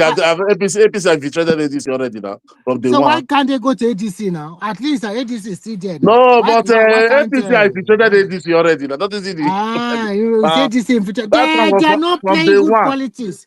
They are Just say playing. it. They are Don't not good worry, politicians. Remy, They are don't not worry. good enough. APC cannot have APC cannot have infiltrated ADC to start with because ADC was already logically aligned with APC from the get-go. Leke Abejide was the national leader of ADC, and Leke Abejide has always been aligned with Tinubu. They've gotten rid of it. They've gotten rid of him now. What they did to Rufai in the SDP when the SDP wanted to rise? Don't you see how instantly they create problem? Why should Rufai go there and be flexing muscle like that? That they have to ban Rufai for 30 kick years. him out now. Is that not just fundamental right? They're supposed to have no. Why Rufai want to go to SDP? He did not go to SDP directly. He used corner. He went And to they the waited chairman. for him and they kick him out. They know what they are doing now. He went Is to the that the way chairman. to join a party? There's Is no that the way to there. join a party? I think he wanted. Listen. He joined SDP and he wanted to control them. He wanted to dictate to them, and they waited for him and they kick him out because the owners of that party. That is just a rumor. Oh no, SDP is more complex. SDP is more complex than that. I think in El Rufai's case, the issue is this: SDP belongs to Tinubu. No, it's not that. Okay, this is it. No, that's not the problem. SDP, El Rufai is a associate of the chairman of SDP, and from the time that El Rufai started having issues with APC and Tinubu, he already was, his friend is in SDP. His friend is the chairman of SDP. That one already telling him, come to our party. The problem is this: the chairman in SDP is the chairman in SDP, but SDP is like APC as well. You have the chairman that comes from kind of a CPC block kind of persuasion, and then you have the likes of this former minister, what's that minister of mines and resources, that Ondo man. What's that Ondo man now? That minister, that prince from Ondo. No, not what's his name now? That former minister under Obasanjo. He had legal problems for a long time. He's the secretary of SDP. What's this guy's name now? Omobani now. What's this this Oh, this minister? Or something. No. That minister, he had that problem now. He's the one that did that. He was minister of power or one of these things. He was involved in this big EFCC case for a long time. Yeah, I remember, but I cannot remember his name. I know what he's the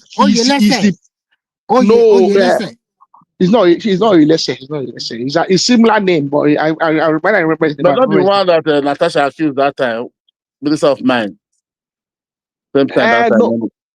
He had a very big EFCC case. I think he's only just getting resolved now. He was a minister under. Nashata did not accuse now. He was a minister under Obasanjo. Obasanjo accused him of signing contracts. Natasha was even accusing Akpabio yesterday that he will not show the evidence. That woman is just a troublemaker, just an harlot. Sorry to say that. Yes, it's true now. I don't like this kind of people. You don't like her before? You don't like her. No, to me, I think the way no, she's just a troublemaker unnecessary. You can say troublemaker, but that word is too strong now. And apart from that, she is also a liar. Okay, to be frank, it's also she's very deceitful. She's also very deceitful. Okay, let me tell you, if APC lose power, all these things you are saying with PDP. No. That is one thing. That is one thing you guys do not understand me about. You think I'm not a carry member of any party. Is that the one? That's the one. FRC. I'm not a card carrying member of any party. I'm just talking based on my objectivity. So I see that out of all the presidential candidates, this is the one I think is better than the rest. So it's not about party or no party. Okay, Tinubu is better than the rest. Maybe. No, you said Tinubu is better than the rest. It's better. Give me. No, I'm asking you now. I said that is that one. Yes, it's better than Atiku now. It's better than Obi. Yeah, it's better than both of them. In terms of everything, it's better than both of them. Coordinated incompetent government. Now it's better. No. The way you will look at it, I will not look at it. The way I will look at it, will make appointment today. Let me tell. Give me just 1 minute. They will make appointment. Give me 1 minute. I look at it from 2023, when Nigeria is already a sinking hole, when the economy was in shambles. That country is already gone. That's APC. You have to say this bad. No. I'm not looking at it from party. I'm looking at it from individual now. Who's going to do a better job? No, that is why we are different. You are looking at it from party. I'm looking at it from the candidate. I'm looking at it from the 3 candidates that the last election. That's what I'm talking about. I'm not looking at it from party or no party. Candidate, we have to use one party or the other. So I'm looking at it from who can do a better job after Buhari. And I don't think Obi has the knowledge or whatever to do it. Atiku does not. Atiku is just interested just to get the power. Does not have the willpower. So I think I look at what they have done in the past. So, and I think to me, Tinubu is better because there's a clear result when he governed Lagos State. For Obi, I did not say any clear result. Which clear results? So that is what I'm saying, that this is my own opinion. Your opinion might be different. There's no clear result in Lagos. There's no clear result in Lagos. So that is your opinion. That's your own opinion. Tell me one people that rise or anything. So one thing you should do is that as I respect your own opinion, you should also respect me. I respect your opinion. We are not coming about party politics. I don't care about who, because no matter what happened, another party will spring up maybe after APC will rule for 16 years. It's possible. So why not? Let me disassociate myself. Let me disassociate myself from Mr. Remi's. I'm not with Tinubu is the best thing since ice cream kind of believer. No. I think out of the 3, that's what I said. Out of those 3. Even at that, okay. It's all subjective in a way. Many of them have their strong points. Obi is a no-go for me. Atiku, he has his own strong points. Personally, I like someone like the SDP candidate. What's his name? Prince Adebayo. I like him a bit, to be frank, but I mean that one is the talk is cheap. but Okay? Talk is cheap. I did not see any public. He has not hold any public position That's why for me to judge him. That's why the too small to hold He has Nigeria. not hold any public and that's the position to problem, judge and that's him, the problem I have with a lot of these guys. And let me finish and no say that public that's the problem I have with them. I think Nigeria has to be we have to put ourselves in a situation where if you want to become the president, let us see you have been baptized in the fire. So someone like him, I really like him, and I think someone like him would actually perform very, very well if we can have electoral reform and we can actually reform governance. Someone like him would be so very good. I think he should also go and be a senator. First. Not even a governor. I think I don't think an executive position is ideal for someone like him. Someone like him should be in a legislative position. Because I think one of the problems, someone like Yele Sowore is not fit to be a governor. Because when you want to be a governor, when you have to be a governor, there's a lot. You have to be very calm, and you also need to be able to take decisions when it goes against the grain. If you want to be a populist, do not be a governor. Being a governor, being an executive leader is not for populists. If you want to be a populist, I agree with I agree with what Aro is saying. Though. Honestly, if these people really want to help Nigeria, they really want to help Nigeria. Like all this Sowore, this Dumedi, all these praise you said, these people should go to the legislative, like senators. They can able to hold all these those and take them out from there. Or they are jugular. If they are shouting at the floor, but they don't want to do that. They don't want to do that. The legislature is when you to pass laws. You have the energy to, because if you're a legislator, you are meant to actually oversight every single MDA, every single ministry. Okay, look at Senate now. Senate has dissolved their Ministry of Defense. Oh, sorry, their oversight committee that looks after defense. Why? Because those guys were ineffective. They weren't doing anything. They weren't holding the defense minister accountable. They weren't holding the chief of staff accountable. They weren't holding the executive accountable. The legislature is where you go to shout and cause ruckus. And because on this, when you are in this legislative house, in that house, you can call the president a bastard, and the president can take you to court. Yes, people don't know that. You can say anything. You can say that you can say it in there, and you are protected by the law. Look, like all these people there, all this National Assembly, like all those bills that they pass overnight that people don't understand, all those kurukere things they do there.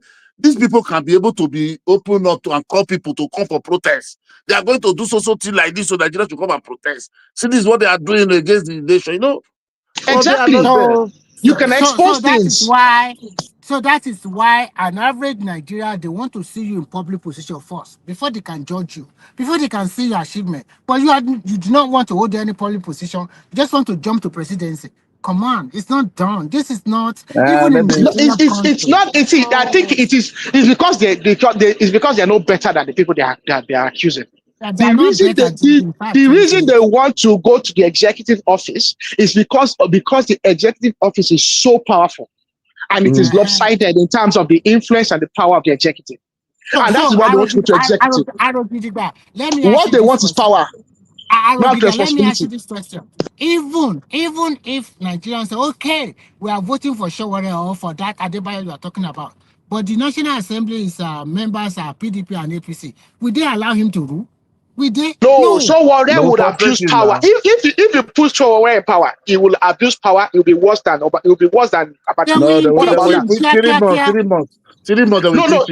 He's not even impeaching. Even if they don't impeach him, I'm telling you that Sowore will be worse than Abacha. You will hate the country. Everybody in Nigeria will hate the country so much. You will hate him so much because all you'll be doing is you'll be autocratic. These are individuals that are naturally autocratic. All these people I see through them. See, when people call themselves what is that name they like to call themselves? Human rights. Human rights. They'll say they are revolutionaries. Revolutionaries in the history of mankind. Every single revolutionary in the history of mankind has been dictatorial and authoritarian. Fidel Castro was a revolutionary. in Zimbabwe, in Zimbabwe, you have what's his name? That former Zimbabwe. Yeah, sorry, go on. Arogida, let me say this. When Showara came to One Man Show, I asked him a very good question. I said, why are you the party chairman, the presidential candidate? It's just over there. Okay, he already knows about it and he has to do something about it. Since that time, almost since 2019, he has been the chairman. Happened. He has been the chairman, and since 2019, he has been the chairman. So I just look at it that an average Nigerian is they are gullible people. To be frank with you, because so it takes 2 electoral cycles for him to correct and then that anomaly. Another thing I also see is that what about all those people who are contesting under his party for state assembly or whatever? It's not pushing for them. It's not going there to campaign for them. It's still so. What are we talking about? Even the lady that contested in Anambra, past Anambra election, they get about 1,000 plus. They don't even go there. You didn't even see them to go and campaign for him. They didn't even campaign. Nothing. And then I look at the result of 2019. You got about 50,000 votes. 2023, you get about 35,000 votes. You are diminishing now. You are just to be frank. Sometimes what he does, sometimes it's like a comedy. No, even look at Peter Obi that just came. Get about 68. 68. I mean 68 House of Rep. Get 9 senator. Where are they now? Get but those ones who have left now. Look at all of them have left Labour Party. Why Sowore is not getting like that every election cycle?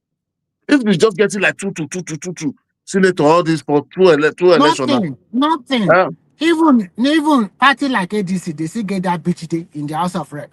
Some party, don't be just one candidate. Why Labour Party with all their senators and their rep, all of them defeated? So they're already weakened. So they don't have leadership quality at all. That is why sometimes I see Obi as that. That's why people say he cannot be a leader. Where are the successes? Where are the rep? You cannot even control. Say talk to your rep. Have a meeting with your senator. It's a lie. You say he doesn't promise to fix a party. He only promise to fix Nigeria. Majek, someone is in the comments saying that I made the slant. I'm not making the slant. I was just using that as a demonstration to say that you can actually make slanderous statements while you are actually in the chambers. It's one of the only places where you are protected from any slanderous statements you can make. You can say absolutely anything in there and be protected. I think what you are talking about is that they can do the opposition there. Talk blah, yes, blah, blah, blah, they can talk absolutely any nonsense they want to say there with full protection from any. You can't accuse a senator of slander while they make a statement on the floor of the house in court. You cannot. I can actually say someone killed. So I can claim that I saw you killing someone yesterday in the chambers of the assembly, knowing fully well that you did not come, knowing fully well that you did not do that, and I'll be protected from slander in court. You see, Tele Momodu, that one that is working for his mouth. Recently, he went on an interview and I said, opposition is not serious. But at the same time, I think he's the only one. Come on, go and sit down. Because you already know that Obi does not want to be VP to Atiku. That is not the truth. I think Obi wants them to give him I may see that you are grooming to be VP. Amechi is also giving them trouble. Amechi said that it's not good. But I don't believe Amechi. I think the issue is Obi does not want to contest primaries. Now, I don't think that Atiku is not Obi's problem. I don't think so. I think it's the likes of Amechi that's Obi's problem. But the issue, I think we want to deputize Obi now. I saw it, I think 3 days and 4 days ago. Obi want to deputize, but his follower from Obi, they are not allowed. Did they have vote to give Obi? Did they have vote to give Obi? The ones they gave him before, Uncle. That's something. Where you keep her? Where you keep that one? It's something. I mean, it might not get everything, but it will get enough for it to be respectable. By your whole estimation, that you said all the oscillator. The 39 senator, 30, 60. They don't defect 38 National Assembly, 70 something, 68 House of Assembly. All of them are defected. So those people now, where is their vote going? It's not their party, APC. Wait, no. I don't think those people. Those people benefited from Obi. Obi didn't benefit from them. I want you to realize that as well. Obi should But have we used are not that in that power party now. now. You Yeah, know, no. But let me tell you those people who are the ones riding the obedient train, let me tell you what rather happened. than the See what happened in 2023. Yeah? You know, we have majority of new voters, almost about I think it's about 2 million, about 1 million plus 2 million that we have new voters in 2023 or 2026. 2023 now, 2023. More than 2 million. No, there was 93,000. There was 93 million registered voters in the number has been coming since 2023. 1999 now. But the one that 2 million, about 2 million, 1 point More than 2 million. No, I'll say more than 2 million. I'll say they brought out now. Really? New voter already started in 2023. I said, not the okay. So you know, in that election, many people that in the election they will give you 3 ballot paper. People doesn't understand. Like we now, I vote for some. I vote for Obi. You understand, president. But my senator is different. You understand. I voted for because I another party. But majority of all those new voters, they don't even understand how election go. When they give them that 3 paper, they just mark all the labor. That is why all those people come to power. Because majority of all those people never see their campaign. Those people never even believe they will win. You know, so like all those Okada, all those people, they never believe they will win. You know, they all feed their name just to fill all those names and give it to INEC. That is why Abure was now starting to make money. Those that now that lose primary in the main party, they will come. They will substitute them, collect money. That's why we are not having problem. You change my name, you go and forge my signature. You know, that's where all those things come. But all those things no more in this 2023 now. You know, 2027. There will not be all those kind of things anymore in 2027. People now are now wise now. You know, they know. No, he's still a formidable candidate. So don't dismiss him. He will get 6 million. He will get 6 million votes. He's still a formidable candidate. He will get 6 million votes. But it's still formidable enough. So since 2023 now, all live from local government election, that will be went and raise people hand. All campaign for the all cycle election. Tell me one that they have won one. But you know that APC has grown stronger since then. That's what I'm telling you now. You said 6 million is still there now. I'm giving you an example now. I'm giving you just give one example now. And I say Saturday will go good. Now from Wednesday they know. We have someone in the comment section saying that Obi does not believe in buying delegates. That is why he doesn't like to contest primaries. Not he doesn't believe. He's afraid. He's afraid. He's afraid. He will never win any primary now. He's such a good politician. He doesn't know how to build when he was a team, governor, from governor to this Labour Party, he have never contested now. He have never contested for any primary. So what are we talking about? So is it because he doesn't want to spend money, or is it because he's afraid? He's afraid. He's afraid. No, we never win any primary. How many people will be no? How many people will be no? If you tell Obi that he will win president, he will have the president showing the way right, open. Say pesos are marked, he will not pay. I think he's a politician. He's not a poor man. He's a politician that also rely on Godfather. That's just the truth. Ojukwu helped him during his time. So everybody just help him like that. Even that one that he went to Labour Party, is it not that guy that died? That Dr. Okupe. That is the one that really helped him. If Obi really wanted to show his power, why is he afraid to be deputy to Atiku? Why can't he flesh it out with Atiku? His people will support that now. You know that. They just want to. They say you'll be They are afraid. They are afraid. They are afraid. They're afraid. He's afraid. They are afraid of party politics. He's afraid of those. He doesn't want to, and at the same time, he does not want to spend his money like that. He's a very stingy man. It's not even his money now. If there is a way, if he calls for money, the people will help. The people will donate. You have people to donate for him. I think they do. But wait. If that you, sure you go do him. You not go do him as well. You won't take that risk. When they see lions surround you. So that means not fit to be a leader then. If he cannot compete among themselves. That's why I started saying wait for his turn. How can he be a president when he cannot compete? That is what are we saying? You need to compete. If you need to compete, that is it. You need to compete. Can you compete with Atiku? Okay, but why Atiku no fit just let him go and do it and run? clean. So When we I see think because I think what we'll see who really who get most between him and Tinubu. so I think Father Christmas, we spend the whole money and brought a party. They will not say, oh, I'm the good man, because I never see Boma before. Yeah, come and take, go and contest. Who does that? Huh? Who does that, my brother? But Atiku is a national leader now. That is what I'm saying. Now, do you expect Atiku will not spend his own money to bring that party? All the money that you have been spending in ADC is Atiku. So if you now say, okay, because I'm too good and Father Christmas, you come and take. Did anybody ever do that in this world? Even Jesus Christ, before he bless you, you don't know what he will still do. Now just God bless you like that. I mean, before God bless you, you just say, bless me, God bless you. You will take sacrifice. But let's forget about this thing. One of the national should go and spend his own added money, everything. No, I just want to be contesting since how many years? This 7 times now, the 8 times. If you contest now, you know how much that man have lose. But I think I don't know where that man money they for come. Too much. It's 1993. Contesting election, every election cycle you are there. And then you know all these people that steal money. They can't even try. Even Tinubu can't even try 3 times. He will run and contest 3 times. Buhari was contesting because he was just in the north. Then Megaskia, those side no money. That's why he never win.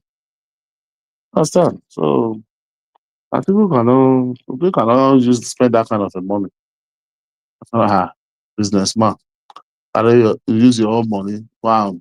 Settle all those people. If you didn't win, okay? That's why I'm afraid of. I don't want those people who are contesting the election. I praise them. Oh,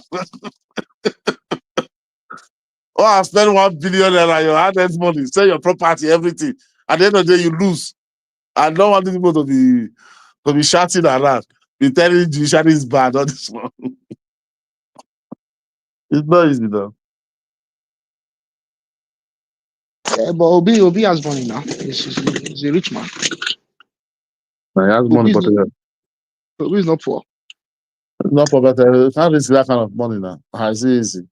So you not tell me not to go to Nigeria now. They will not tell me come and pay. I want to contest. They'll say, okay, come and buy form now, 50 million. You buy form. Then you not be seen. After you buy form, you not see some heavy weight coming out from after you do campaign. You spend like 1 billion, you lose. Hypertension will come overnight. I may not survive itself. Actually, that money they're spending, if you are not a big spender, don't touch it. Don't touch it there. I Don't may not even try survive it. it. To be a governor alone, you are spending close to 2 to 3 billion naira. Where is the money?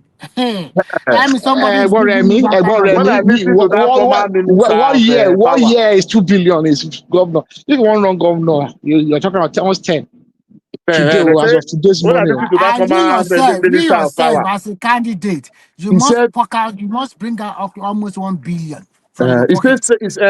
He said to run the senator in Nigeria today, he says 1 billion naira.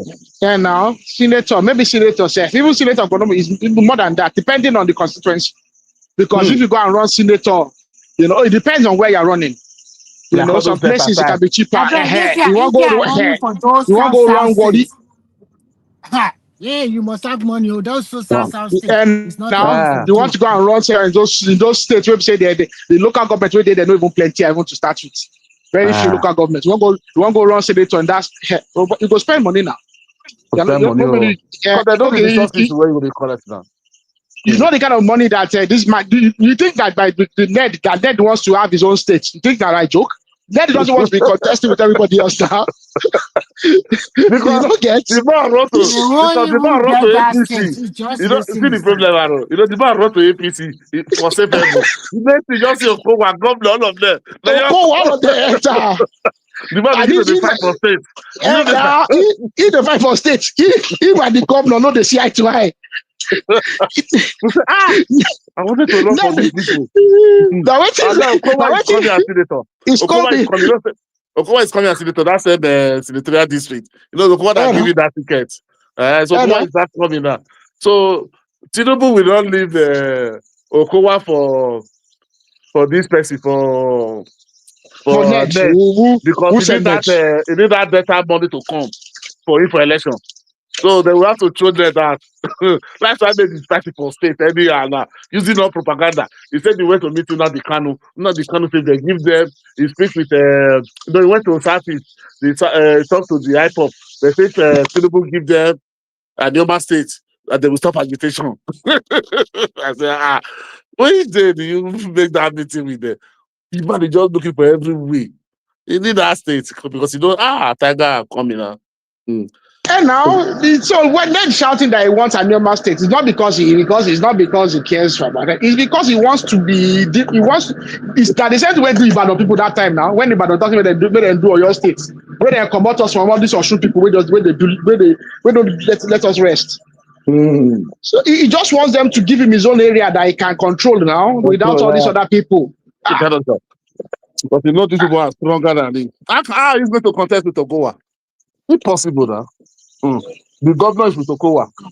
And he wants to be governor as well. Ned wants to be governor. How can Ned be governor in that same Delta state? If you know first come out all these other people.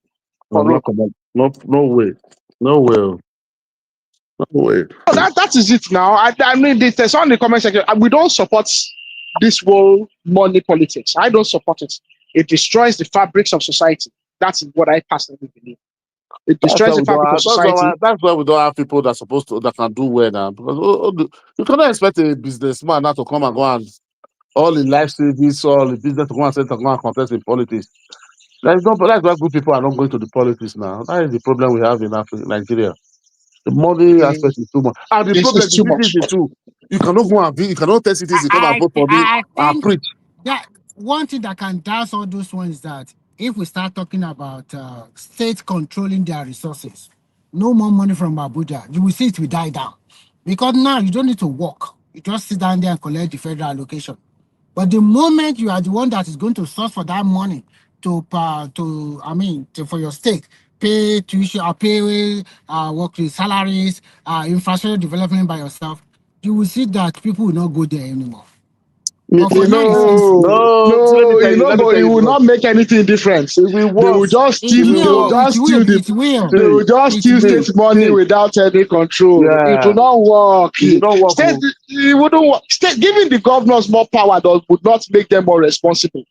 The little power they have now, they are not responsible. That's what they give them more. Okay, look example now. But they have all the power now. Wait, what are they doing? What are they doing? Ready? Look now.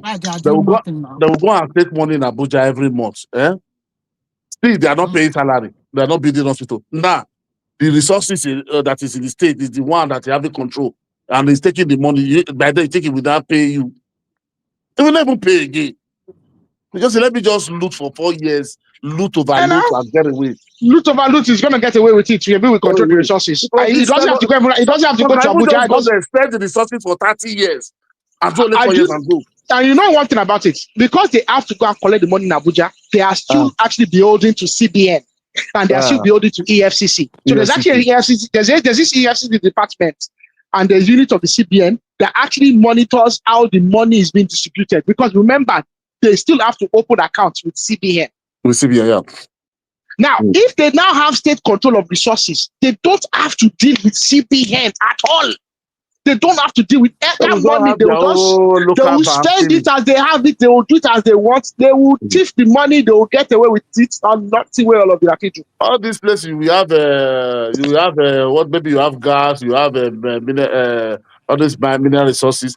They will just privatize it for one company for 30 years, collect all your money. That's how you'll be looting it. Finish. When you will come, you will not be see 30 years. They already privatized this for 30 years. They haven't learned this for 30 years. For 30 years, we say, what are you going to work with? Everybody will clap. Abego, let's go back to federal system, unitary system. Abego, let's go. I think we have this idea that state control would actually make it more equitable. And I think it's a thing there. I think it's a fact. I think Yoruba people have this mentality that Nigeria is very perfect. It's only in the eyes of the Yoruba people that everything is okay. Even within us, as much as we are united as a people, even within us, look at Osun State. Now, I was just joking earlier when I was talking about Ife. They didn't want us to. I don't care much about it. I don't care who APC elects. It's not my business. It's unfortunate that they've disenfranchised my family members the way they have, but I don't care much about it. But imagine if it was state control. imagine how violent the contestation would be at the state level. Now, think of somewhere like Benue State. A Benue State where only one ethnic group of the 3 ethnic groups has ever been governor since 1999. David Mark, who was the longest serving Senate president to date since 1999. And I even think in the history of Nigeria. David Mark, his ethnic group cannot win governorship election in Benue State. There's a lot of things happening in Benue State. The insecurity in Benue State, it goes beyond just what we are talking about. If you look at the 6 geopolitical zone, the only place that shuffled their own based on tribe is only that 6 states in the south finish. Yeah, Imo. I know Imo are probably the best I know of very well when it comes to Imo. I think Delta as well. Delta to do. Imo are appreciating it. No. Delta as well. No, let me tell you. See, like all those Oguta people now, what do they call like Gema, all those people in Imo, all those ones are never ruled one day. The one they are teaching with same Igbo. If you go to Anambra, all those Igala, Udoma, are they ever ruled? Have they ever been that one, they will never taste power in that place. What are you talking? People if they go into that territorial district, they will see pick same Igbo there. Not like, okay, look like those things now. First, this man ruled. Igbonejo don't rule. Igbonejo rule. Somo Lekon, Edo South. They have to go and bring another tribe. They don't say Edo person is down Edo South. No. You can use it to do Baranda. They have to So be who is it Edo North that is or Edo Central? Somo Lek. Who's ruling now? Is it Edo Central? Edo Central, yeah. Edo Central. I think Edo have no problem too now. They are rotating in among the senatorial. Yeah, rotating. You understand? So the other one are ruled. The Afterman, the Rotomo Leka, the Auchi. The Afterman was a second deputy governor after they removed So Oshomole is from Auchi now. Is it from Auchi? Yeah, Auchi, yeah. Is it a Muslim? Yeah, now he used to be a Muslim now. But he converted to Catholicism. But he was born Muslim. He was Aliyu now. His name is Aliyu now. Aliyu Oshomole. Majority of Auchi people I know they are Muslims. I know they came from all those Kogi from north now. Those are people who migrated from the northern. It is when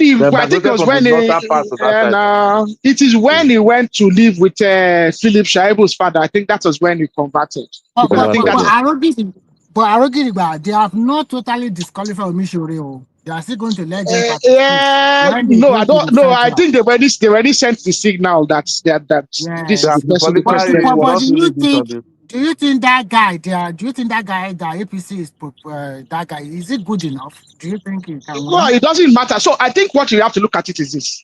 This man stepped down. What's his name? Oyetola stepped down.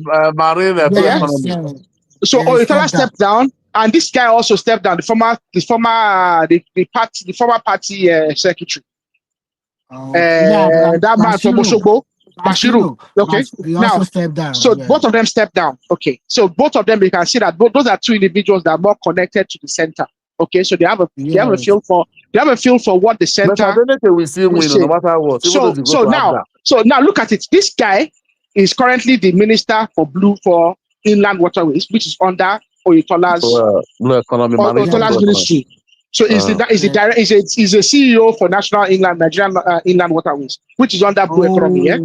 Now, but he was also Oyetola's special advisor and was also Oyetola's commissioner. So essentially, those people thought that Oyetola stepped down for fairness. No, Oyetola stepped down because he wanted to put his boy there. Yes, I understand. But this point, is it well accepted in Osun? I think if you look at it, I think Adeleke is suffering from a problem. Adeleke's problem number one is the euphoria that brought him in 2022 is not quite the same anymore.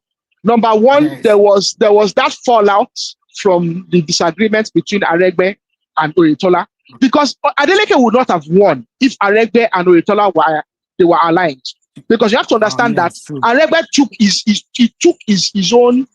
took the votes that he has, especially that election votes, he took it away. That is why Tinubu had And to give go it and to beg. Adeleke. And not even they did no, they just dissipated it. They just muddied the waters. They didn't necessarily give it to Adeleke. Some of it went to Adeleke, but it just didn't go to APC No, as because it that should have gone. election, Adeleke won landslide now. He won Adeleke landslide, landslide. yeah, but So there's a lot then of they rigging. voted for him now. There's not a rigging, no, more rig on the one, no, they rigged in their side. But what I'm I trying to say mean, is, those Aregbesola people, they voted, some of them voted for They Adeleke. voted for Adeleke because oh that yeah, is yeah, the yeah, guy yeah, for yeah. They Adeleke. supported now, that's Adeleke. what they But what plead. I'm trying to even say is this. What I'm trying to say is this. Aregbe, by taking his vote away, did not help APC. So yes, they voted for Adeleke, some of them didn't vote at all. But the other issue is this. Adeleke also benefited from an anti-Tinubu sentiment. Yes, it's true. Oh, Etola actually did well in Osun State. It did very well. It did very well. And Osun, unfortunately, the civil servants in Osun, they dictate the political tone in Osun. I know civil servants dictate the tone around in a lot of other states, but in Osun State especially, the civil servants dictate a lot of the political conversation. And although Oyetola did very well for the civil servants, if he fell because of association. That were leaving the office. That were leaving office, all the chair, everything, cooker, gas, bed, everything. No, what I'm trying to say is he did well for them because but that was very bad of him now. Just empty all the government out. Aregbe was he got carried away with his project and the civil servants suffered for it. Yes, so that's the reality. Oyetola came along and repaired it. Now Adeleke, he benefited from that, and he benefited from the fact that his brother died, and they claimed that it was Aregbe and people and co that killed his brother because to be frank, his brother was going to win. If his brother was alive, his brother would have won the election. Oyetola would not have become governor. His brother Sheriba would have won Oyetola hands down. So he benefited from that as well. Because remember that they used to be in APC. His brother died after coming from a party that was hosted by one of the APC stalwarts, one of Aregbe's commissioners. He got home and then he had a cardiac issue. I think he had a cardiac arrest and he passed away. But that particular, they were claiming that they poisoned him. That was what the other people were saying. That APC poisoned Sheriba One because they didn't want him to be governor. That was the rhetoric in Osun, remember? Because the head of service went to his line in state on the Friday. They almost stoned that woman in Ede. So there was already that sentiment for Adeleke going, and then but even though Adeleke went to any other party, even though he's not he will not win.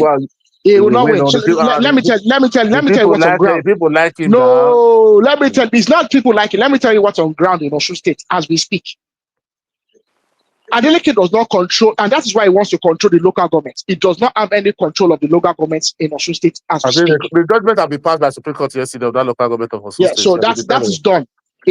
For more than 6 months, he has had no control of the local governments. Local governments have been shut for 6 months. But Adeleke has had the advantage. He has had the advantage that over the last 1-2 years, because of the way Tinubu was able to push a lot of money to the governors, he has had a lot of money to spend. Which unlike Aregbe and Oyetola, they didn't have that same financial situation. Adeleke has benefited from a positive financial situation where he has excess money to spend. So he has been able to Adeleke is pushing a lot of money to town. So the ground is wet from the perspective of money. The ground is very wet. But the problem is this: he does not have any structure that is ideologically aligned to him. No. I want you to get the statement I made. I want you to. You know what I'm talking about. It doesn't have any structure that is ideologically, any ideological structure. Any structure that he has been able to cobble together is being cobbled together on the basis of pecuniary personal gains for those individuals. Remember that in 2019, that Omishore was campaigning for Adeleke up until the last moment when Tinubu and Co went to hijack Omishore, and they did like what they call this election where they had to do it like not a rerun but like a supplementary election. It was Tinubu and Co that hijacked Omishore last minute, that they then flipped the Ife Central votes for APC. Adeleke doesn't have he doesn't have fundamental individuals that believe in his person, that believe in his candidacy. They outspent APC in the 2022 election, and also there was actually the anti-Tinubu sentiment and the anti-Oyetola sentiment, and there was the disunity between Aregbe and the Tinubu and Oyetola faction. So he benefited from APC's misfortune, together with the Omowani Edetu people get a chance at it. At the moment, some of that is dissipated. It doesn't quite have it in the same level. Number two, Tinubu is now at the central. In 2022, Tinubu was not the president, and Buhari was indifferent. Buhari did not particularly care for whatever happened in any. Buhari didn't care. If they want to contest, go and contest.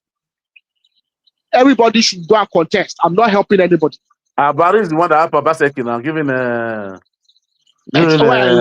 state power, this thing now. Obaseki wasn't in PDP, wasn't in APC. It was the PDP, yeah. It was the PDP. They even vote for who they want. Remember they even removed what's his name? The chairman, Oshiomhole. They removed him less than 2 weeks to the Edo State elections. Remember, all the APC governors even contested. They even helped Obaseki. All the Sanwo-Olu and Co, they helped Obaseki. All of them. All the APC governors were literally they helped Obaseki against Oshiomhole. And some of Obaseki was crying in 2020 last year. Hey, they are using federal night. This is not the same federal night they used to use. So you see that a lot of things have changed between 2022 and now. So Adeleke is in a very precarious situation, and that is why he was trying to get into APC. Adeleke was trying to get into APC, but it was Omishore and Co that blocked it because they didn't want him to come to APC, because they know that if he comes to APC, he can convince Tinubu that let me just do second term and leave. He can strike a deal with Tinubu, but as long as he's not in APC, he cannot strike that deal. And also, I like what Oyetola did. Because he can still strike a deal, like so. No, he can't. He can't.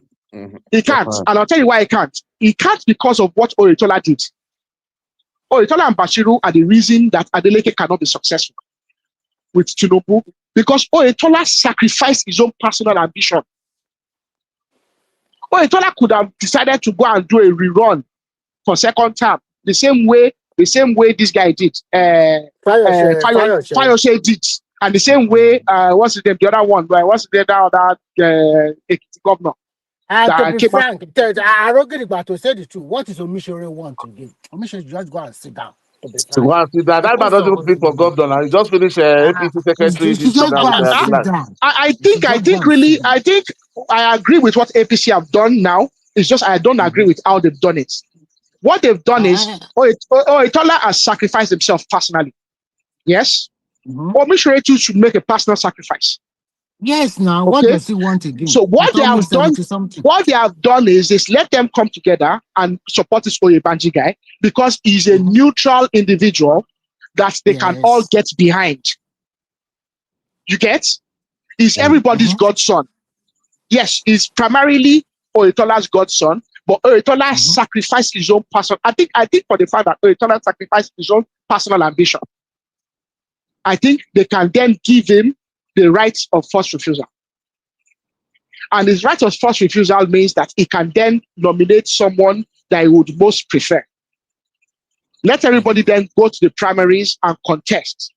But let it be known that the tendency is that this is the person that we would prefer on the back of Oyetola's personal sacrifice. I think that is noble of him. And I can support this Oyebanji guy. I can get behind his candidacy.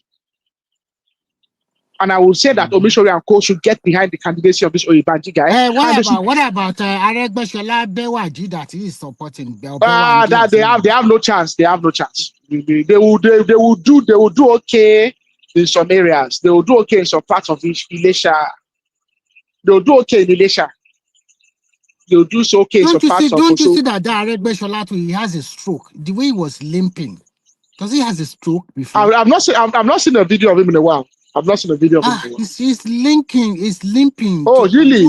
Is he? Yes. What about his face? His face, I cannot see the face, but he looks so old. You're a doctor now. You're a doctor now. A doctor now.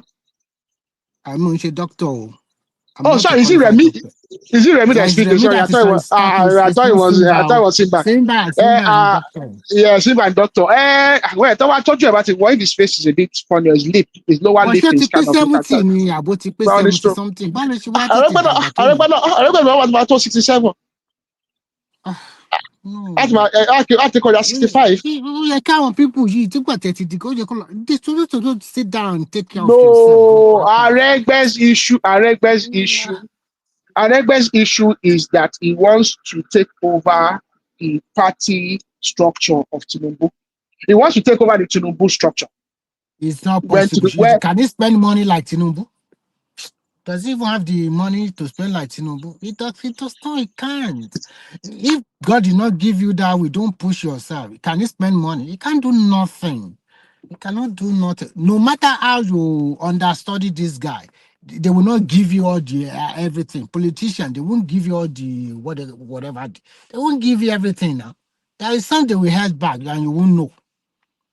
Actually, it's nobody. That Aregbesola is nobody. So, but he was lucky because nobody can be like Tinubu to sponsor a lot of men like that. He's Senate, governor, everywhere, even in the northern part of the country. I was shocked when he said that Enugu State Governor Mba was his neighbor. They used to be friends. So everybody, this man knows himself. Be like everybody don't come out. Hello? Okay, bye-bye.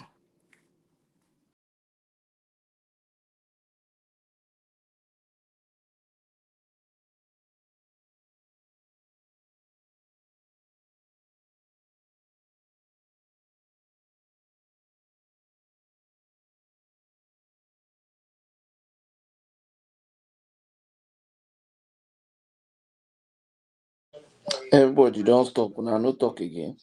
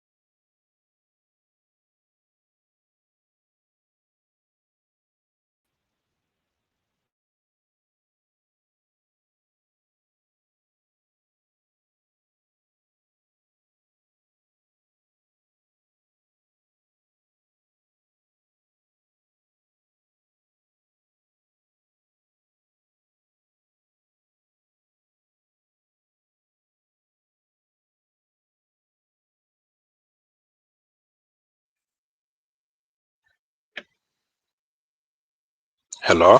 Uh, hey, oh, we're still here. Hello? I have to take a. Hello, yeah, I can hear you. I have to take a call. Sorry. What happened, man? Where's everybody at? We are here. All of us are here. We're We're here. still here. We're still. I had to take a call. That's how. That's why I dropped out. Yeah, I thought everybody was sleeping. No, No, no, no, no. we are here. I will give the Oh, good that Kenny morning. Alpha. I did. Thank God. I do. Now we the carry them. I mean the carry everybody back. Yeah. I noticed. Yeah, I have to take a call. Yeah, that's Uh, fine. so that's where we are in our country. But I hope this Musa guy does. I hope he does okay. I really hope he does okay. How is he gonna do? How is he gonna do okay when he's from the middle? He's from the north. Well, it's only that is it. That is not the matter. I don't think. I think we focus too much on. That is the We, matter. we, we focus too much on this our north south where everybody is so we are so in. I mean, it's so ingrained in our mentality. I don't know why. We have to rescue ourselves from this. It's I don't know how people even make progress in life with this notion that That guy. someone That guy. is inevitably damned because they come from the north and they are saved because they come from the south or vice versa. You should be able to judge every man by by the content of his heart. As was it who said that? So you should judge every man by what they do, what they can bring to the table. Um, and I think he can do well. He's a fine gentleman from everyone's description of him. He will do well. He will do well. Is a former chief of defense. And to be frank, between him and Ribadu over the last several years, they did very well when it comes to the military. I know that although there's insecurity in the country, what I've been told was that when it came to the welfare of the soldiers, that the welfare of the soldiers, of the men, the fighting men, it improved under him. That is all. That is one thing I can say that I heard about him. The welfare of the fighting men improved under him. I think since Irabo, the quality of the cooperation and the synergy between the different services has improved since Irabo. I can say he improved it, but Irabo started that trend where the services are cooperating, they're on the same level, and they're doing very well together. So I think we give it to him. I think he's been more present recently and he understands what has been happening. I think it's a very good, because when you look at it, why should the defense ministry be supervised by an individual who already made statements to the effect that he thinks that we can have some dialogue or non-kinetic? A defense ministry, they should be worried about the kinetic. Let other people worry about the non-kinetic solutions. Let the Ministry of Social Affairs or whatever worry about the non-kinetic. You worry about the kinetic. And the former ministers, both the minister and the minister of state, they were not very effective. Neither of them has any particular experience in any paramilitary or military units as individuals. And I think it should be not a legal constitutional condition, but I think it should be a precedence where any individual that becomes the minister for defense, just like we have the attorney general of the federation, should be an individual that is at least 3-star general. I think we should have a precedence like that, like they have in America. Well, SGET is the first time a non-3 or 4-star general has been in that position. I think we should have that kind of precedence in Nigeria, where individuals that are decorated have been proven individuals when it comes to command and control, who understand some of the fine details of the security challenges in the country, should be the individuals who are in charge of the departments of defense. That should be the bare minimum. So I think we should set the precedence with this man. That's where I start. Yeah. I think it's down to individual. You know what I mean? Because it's not necessary that he has to be a retired army that can hold that post. Because if you look at EFCC, the man in charge now is not a military person, and he's doing very well. So it depends on the individual that handle that they hand over the position to. Those one that the guy that was there before is just he has no capacity. You know what I mean? So that's why they have to change him. So I believe it's not necessary that he has to be a military position. Anybody that have the will, you know what I mean, can handle that position. You don't have to have experience. Look at Kiamo. I mean, in his own position. I mean, he has nothing. He has no experience in that position before, but he's doing well. Look at Olubutu Jojo. Same. But those units are not in crisis now. Tinubu came I in know. at a I time know. where That's I'm saying that. let me finish the point. Tinubu came in a point where you know that the security is going to mess up whichever or whatever achievement he has made, and that's what has happened to him now. And the point is that to me, I lost my respect for him because he didn't just suddenly get the capacity to make all the changes he's making now. So why did he have to wait for a Donald Trump to just a tweet to get him to start acting? No, I'm you're wrong. telling you, I thought He didn't wait for Donald Trump. You are wrong in that no, aspect. He didn't wait for Donald Trump. He didn't wait. If you know no, because what did before that Donald tweet do Trump, to him? my brother, before Donald Trump, he has made the No, I'm change. asking now, what did that tweet do to him? I can't hear you clearly. Your speaker is not clear. The tweet of Donald Trump, what effect Yeah, did you listen. think it had on him? No, no. He has effect on him. But when you just say he wait for Donald Trump before he make a change, you already started making change before Donald Trump tweet and start all these things. No, God Kenny, let us say it the way it is. That Donald Trump thing, it gave them a kick up the backside. I'm not Without saying no, that no, no. tweet, I'm not saying this. they wouldn't have taken the decisions they did. No. You're getting wrong. I'm not saying he didn't have effect on him. Okay, before Donald Trump, before Donald Trump make that pronouncement, yeah, he already changed his service chief before that thing happened. That's a traditional change now. Just You changing understand? people You because understand? So, is it because so I didn't it's be. not because of the result, it's because he felt that they have done 2 years. That's the argument. Oh, these people they are not supposed to do more than two But years. yeah, So we have to change that's them. argument for people now. Me, I can argue that he made that change because he believed that he needs to make a change because of his security. Anybody can argue in different ways. Anybody can say because they have to be No, there for that's their 2 years. own. They were the one that made the argument, not me. Their Okay. Tinubu's camp was the one that made the argument that they are not supposed to spend more than 2 years and stuff like that. Tinubu camp was the one that made the argument. I want to tell you the truth today. Tinubu, he failed in that area. He succeeded in so many other areas, but that area, in that 2 years, he failed. Time is already gone now. Before you know it, this year is done. He has less than 5 months now. It will be 3 years and election. Yeah, With all this Patoki, Pato, don't you see it from this angle that I know. Tinubu, in his political machinations, he decided that he wants to take control, him and his Lagos caucus wanted to take control of the economy. And that in doing that, he has to concede something to the northern elite. And what he decided that he could concede to them, since it was their problem, was the security problem. It is their problem. Exactly. Let us see if they can let us see if they can deal with it themselves. Now, like you said, I agree with you that he failed. They failed woefully because the people he entrusted it to are people that cannot be trusted and people that are not capable and people that did not show themselves to be capable. But I think it was the fact that the reason he trusted the likes of Matawale and Co to that, because you see the security, an amount of the security infrastructure was centralized around the Northwest.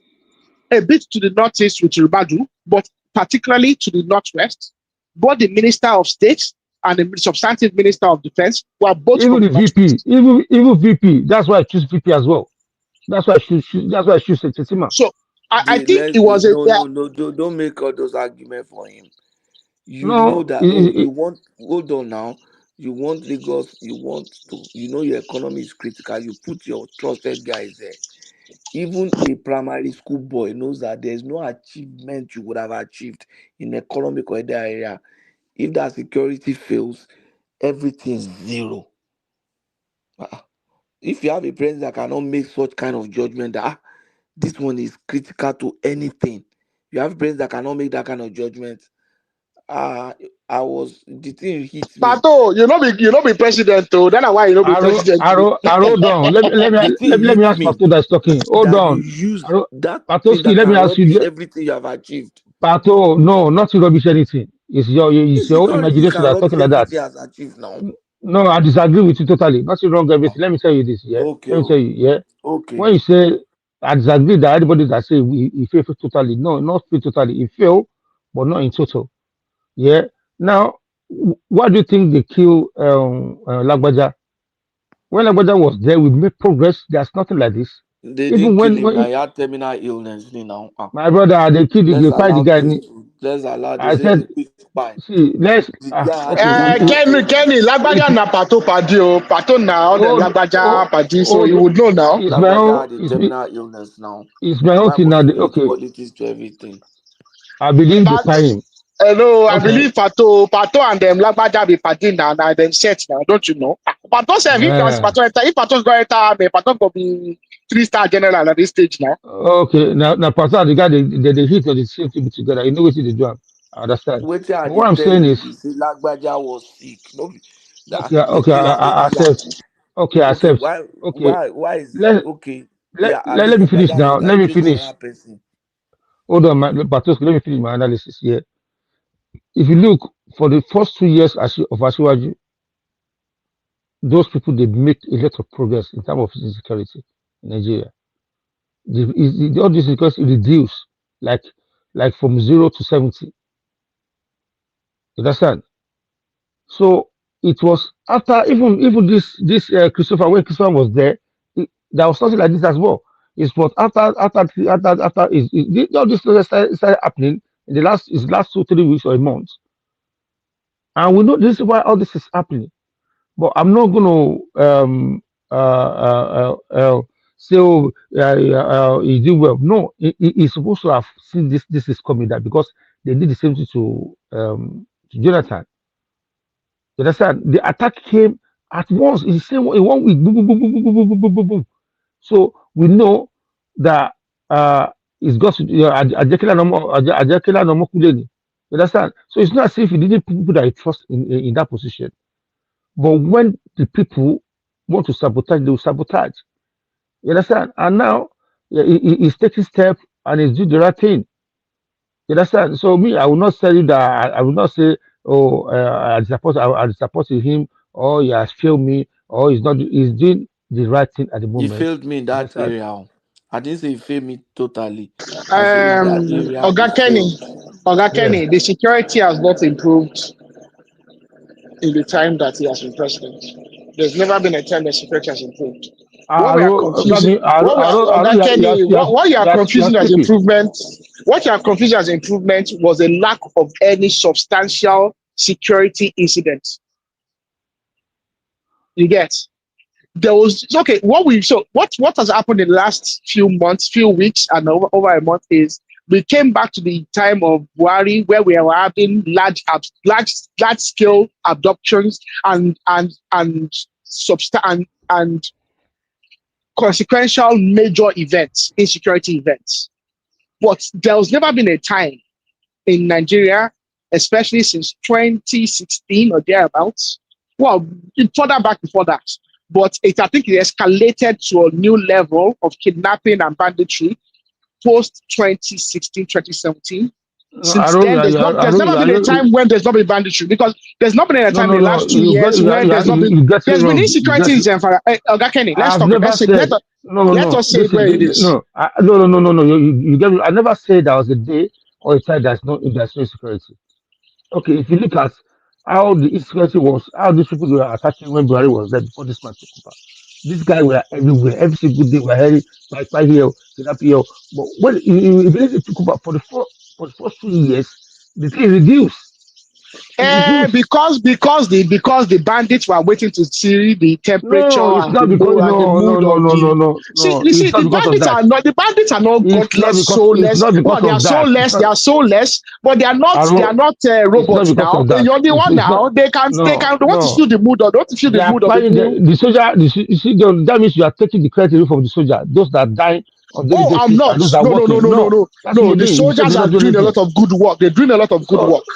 But there's never been a time that we've overcome them substantially. My dear, my brother, we overcome them, but not in total. You understand? See, even Kaduna Abuja road, you say people cannot drive vehicle along that line, even the train and all that. You know what I mean? A lot of area were there be very very safe, but that doesn't mean that doesn't mean that they're not attacking. Even in the UK, the years that we go to positive, I did not attack you. Attack once in a while. It happens, but this one that happened, that they attack, that happened within 1 month. You understand? Probably maybe they're supposed to do more. They allow these people already read them. That's okay. But if okay, if Donald Trump this is what he said, do you think this attack will come this way? But I believe that because of what Donald Trump said, it will escalate this thing. Just for those people to prove that truly there is a Christian general, whatever they call it, in Nigeria.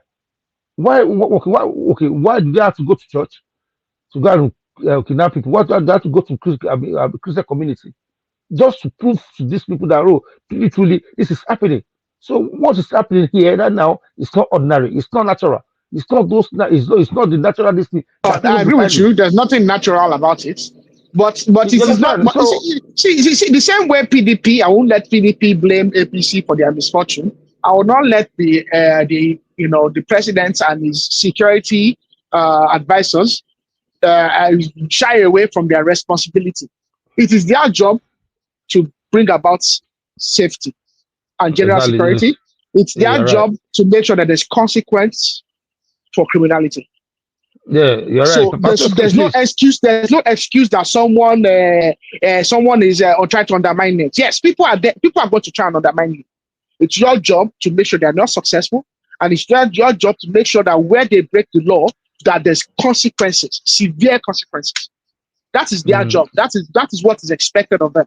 So nobody should allow them to shy away from that. Issue warning. They should take responsibility. Of course. Me, I believe, and I believe strongly. Me, I'm not going to be like Patoski that use a lot of strong words for Mr. President. I'm not going to use that kind of word. You say, I don't know the kind of words Patoski will use. That the one is the other day Patoski say, as well you give like a baby that if it's a baby, you're supposed to flog him or something like that. I was listening to what Patoki said, but I know in Patoki you are disappointed because all of us believe so much in this man that he can handle this and all that. That's why people vote for him, and I still believe in him. My belief has never changed, regardless of what we're going through. I still believe we're going to overcome. Is he a baller that is not Sonny Abacha? Who is Sonny Abacha in the group? Who be that? Is that Hola? It's Hola now. It's Hola that told Sonny Abacha. Ah, God. In fact, orúkọ yẹn ó fit dáadáa because even tọ̀dọ̀ yìí got pọ̀ jù. Is it Pato that is Sonny Abacha? It's me now. Why? Okay. It's Ola. That's the person with that name fits. Him and General Thomas my brother Patoski, please, I beg you. See, I know you're disappointed, but I need you to reduce the kind of word you use for Mr. President. I beg you, in the name of God. Why should he reduce his words? No. Why should anybody reduce? He's the president. Okay, if he's not happy to be president, if Tinubu doesn't want to be abused, he should come out there. You are getting it wrong. I'm not saying they should not scold him, but what you at least show him some respect. You understand? I'm not saying they should not. He's the president. No, he doesn't deserve any respect. Now, my brother, Yoruba, you know me. We don't talk this way. You understand? We respect elders regardless. Everything láti campaign fún mi náà. Yorùbá ni wá bọ̀ àwọn Yorùbá ń kú náà. More. Now some of us there risk anything. So tó bá jẹ́ Yorùbá ń kú, táwa dákẹ́ àwa náà àti di Fúlàní nìyẹn. No, I mean, you can't that Pasuma gets me no go, you can't that I'm not saying you should keep quiet. But Àti you di shouldn't be Fúlàní nìyẹn using, káwọn èèyàn wọn kú tí you wọ́n shouldn't sọ̀rọ̀ be, torí ara ni wọ́n ṣe wà bẹ́ẹ̀. you shouldn't be using derogative. I'm not saying you should code him. You can scold him as long as you want. Even me, the other day on my TikTok, I have a show, I was scolding him as well. That's how, but I will not use the derogative word for him. It's another person. Mi ló derogative word now he failed in that area ni mo sọ. Kò ṣe dandan kó pass in every area. Ṣé school mi nígbà tí mo wà school ṣé gbogbo subject ṣé gbogbo every topic ni mo But máa pass. subject is pàtàkì. You have Ó to pass. fail in that area now. So fẹ́ ká rate ẹ̀ pass ni in that area. No. Lie. Now. And so you don't want us to tell him he failed in that area. If you don't tell him, people opposition will tell him now. So It is in his interest to go pass now.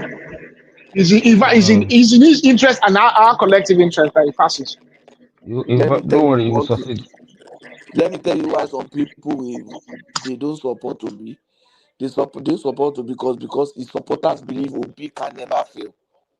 I don't want to be seen like that. Some people will even listen more to us when we campaign for Tinubu because they know that when Tinubu is wrong, we correct him. That's true.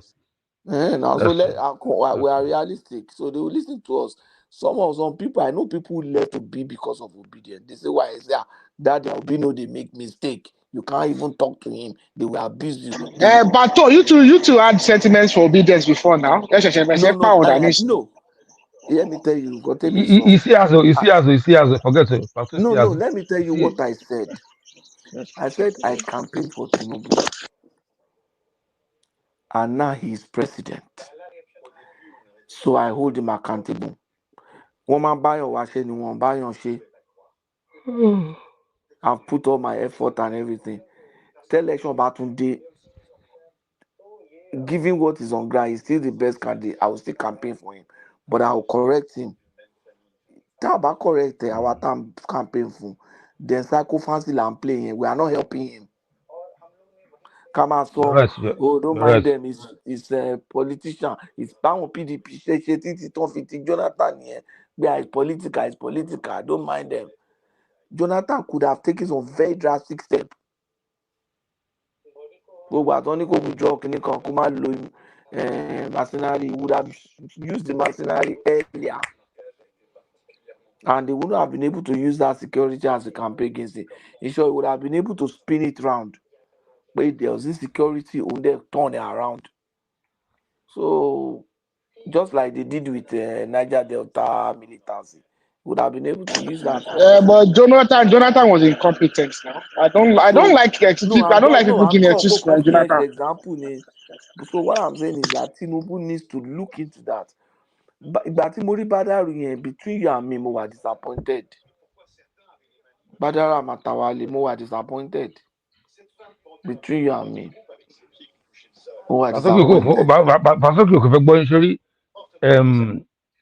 Badaru and the other guys also, I see, but Badaru Matawale and Shetima. Tinubu purposely choose those people in that position because of this insecurity. Thinking solve security problem. Yes, because you know why? No. It's not because of the Shetima at that time people are talking that Shetima is part of those people that support that is side of insecurity. That he was sitting and eating with them, dining with them. No, he believed because he's in charge, he know them, so he'll be able to calm things down. You understand? So it's not the Boko Haram now. Three of them were involved in this insecurity one way or the other. Three of those people I mentioned, Badaru, Matawali, and Shetima. So that means he has to drop Shetima now by next. I don't think he will drop Shetima, but I don't think he's going to carry him along in second time. So if he knows that the man is involved, why will you continue to keep him? No, but it is a FP. It's going to cause a lot of damage if you drop him now. So why did he choose him in the first place? Because he was thinking that for instance, now if I know that your enemy is a thief, I'll put my money in charge of you now. I don't know, but let everybody know. So, you not give him that kind of critical position. you know, I'll put the money in front of you. So, Patricio, please help me to keep this money. Everybody knows. Everybody knows that you No, it that you hold doesn't. my It's money not now. as simple as that. That's a simplistic approach. You are trying to build an institution that can help you fight a whole, because show my power criminal kini. What is the institution? They are evolving their structures They every are day. economic kilo now. They are It's economic motivating them, criminals now. and they are evolving every day. They are evolving every day, and because they don't run a very large bureaucracy, they can easily evolve, take shape. Our alone take The years economic last. benefit is too big. It's too big for you to just think it will go Yes, away. You our know, for them, it's very fundamental issue. The economic gain is too much for them to just for decide that, oh, example, we don't want to do it anymore. Aro, why do you think most president they reserve the minister of petroleum for themselves in recent time? Because if you go and put it in the hands of people that will use against you, they will fund Because it's election against you critical now. to the economy. Yeah. Yeah, So they will fund election against you. why can't you be the minister of defense now? It's too old, I guess. No, not in that sense. Oh, if you bad rule, is it not? The situation Donald Trump is he not assuming minister of defense now? Pato. Anyway. Why can't Tinubu bring fashion? Tinubu needs Fashola as his. He needs to get rid of Femi. He needs to get rid of Femi. He needs fashion. He needs someone to whip that. He needs someone to whip, because when you look at a lot of the advisors, when you look at the special advisors, you look at some of the you need someone like Femi, like Fashola, that will whip everybody to shape. People are not performing. His personal staff are not performing to the expectation. By your former hand, by yours no. His personal staff are not performing to the expectation that they require. Bayo is not doing well at all, and I cannot believe that he got rid of Ajuri because he wanted to keep Bayo. Yes, I know that Bayo is your boy from long time. I know Bayo is your guy from long time. No. Let me. I don't know. Let me tell you why. Let me tell you why he gets the Alfajero. If you know, at that time, there was a lot of leaking. This coming from and they had conflicts. They had conflicting. They were giving competing statements. And leaking documents are coming, and it was coming through that guy. But it can't be a jury now. It can't be a jury. A jury that worked under Buhari. It's a jury. I said the leak was coming through a jury. You have to believe.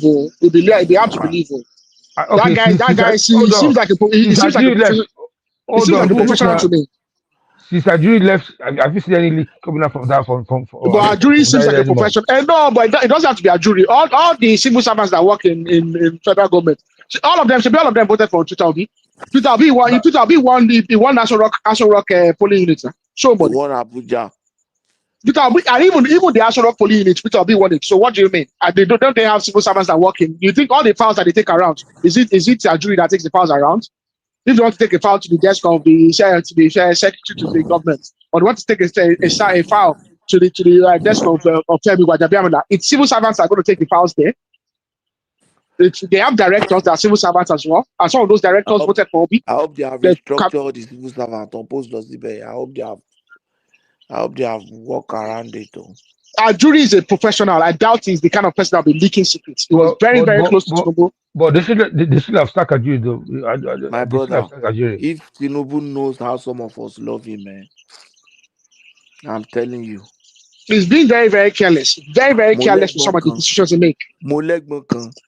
Tabanian sacrifice for Tinubu to really. My immediate told that brother.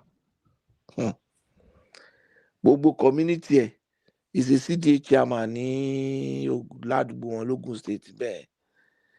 Who deliver Bobo community of APC. You can imagine what we will take for a CDA chairman to deliver his community in Ogun State. Who deliver? Ogun State is fragmented.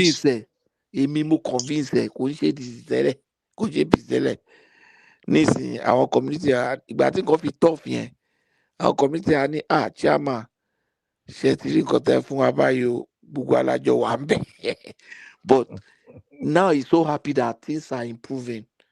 Mm-hmm. He's so happy that at least full stuff economy. And this somebody to most of it operator. He was telling me that look, insecurity, they have some officers who want to retire to work all over the country that Nigeria can use for intelligence gathering. Those people will just be gathering the intelligence around their area. They don't even need to go elsewhere. Àwọn èèyàn tí yóò ti retire ní DMI ni àwọn tó ti train. And DMI is very you don't functional. need to train them. You don't need to train them again. They are already.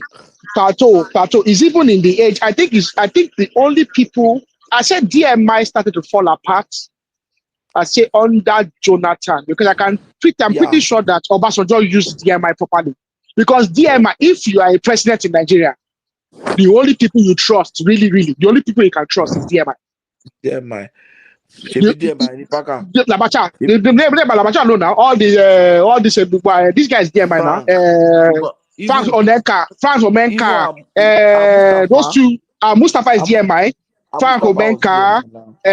What's this name of this guy now? Those two brothers that were in the army that are from KB. Those two KB brothers. They are generals now. No, Yakaza. Those two KB brothers now. Those two brothers. They are Christian. Bamayi. The Bamayi brothers are DMI. One of them is DMI. Akilu is DMI. Akilu is DMI. Yeah. Akilu is DMI. More now.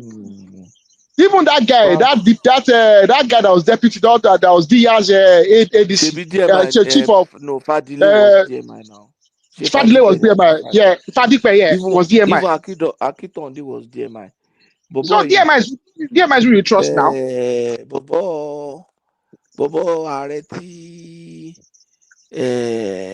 Tinubu appointed as ambassador. He was DMI now.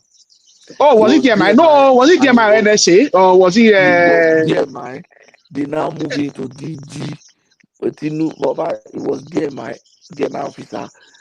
Obasanjo now made him DG DSS. Okay, really? Was he a military guy as well? He was a DMI officer. I was a colonel in DMI. Obasanjo made him DG DSS. Moved him just like Buhari moved that custom man from Abbey to custom. Obasanjo made him DG DSS. Jonathan made him NSC.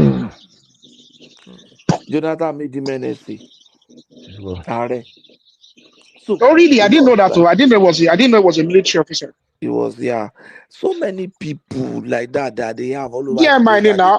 Mama the president or DMI. Everybody, all of you DMI will spy. Everybody will be spy. DMI will spy on every. Even my wife said DMI will spy. I will have a DMI person assigned to my wife. Paka na DMI. Olo save Tinubu Niku now. DMI. If you don't want coup to take it away, DMI everybody, Mama spy. Everybody, DMI will have a document on every single person that has access to me, that comes there to me every single day of the week. I really told him. I think I wish I know people that are close to him. Under Abacha, the fear of DMI is the beginning of wisdom. He has resources. Now. Tinubu has resources to available. As president, you can't see everything, so you can't really blame him. It's unfortunate. Then I think we need to, as a people, we need to rethink our security. Not Tinubu now. As Nigerians, we need to start rethinking our security. Kosi Kotoni Kama install internet cameras in public places. If I have a shop, install camera in my shop, install camera in the front of my shop. I want churches there, Kosi Kotoni come and internet cameras. So get there. Yeah, now 3G camera now. If 3G, should be SIM just 3G SIM. If my parents installed one just recently in their and when they are people anywhere in the world they are in, Papa can log insurance phone and it's there and it's always there because it's 3G. It's on their Wi-Fi when it has a 3G backup. You can imagine if you have cameras, so many cameras around Nigeria. Every single thing. Camera. Yeah, now. Every shop need camera inside. Every shop need camera shop. it means that from the moment to step out of the house, you could You can trace his cameras that will movements. catch Yeah. you. Now. Shebi they had the contract Abuja. Shebi Moko Weje. That No, Abuja camera. individual animal something. But Pato, you know the way that the government can influence that. So there's a Building new approval. insurance.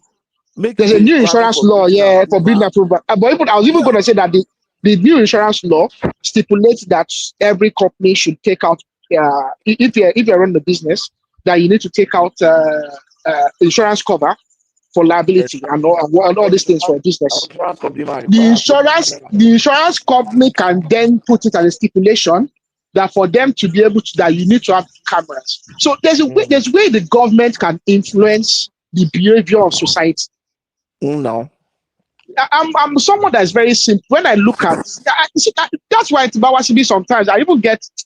I came actually earlier and I heard what you were saying, but I didn't want to join the conversation because I think sometimes the conversation is mundane and repetitive.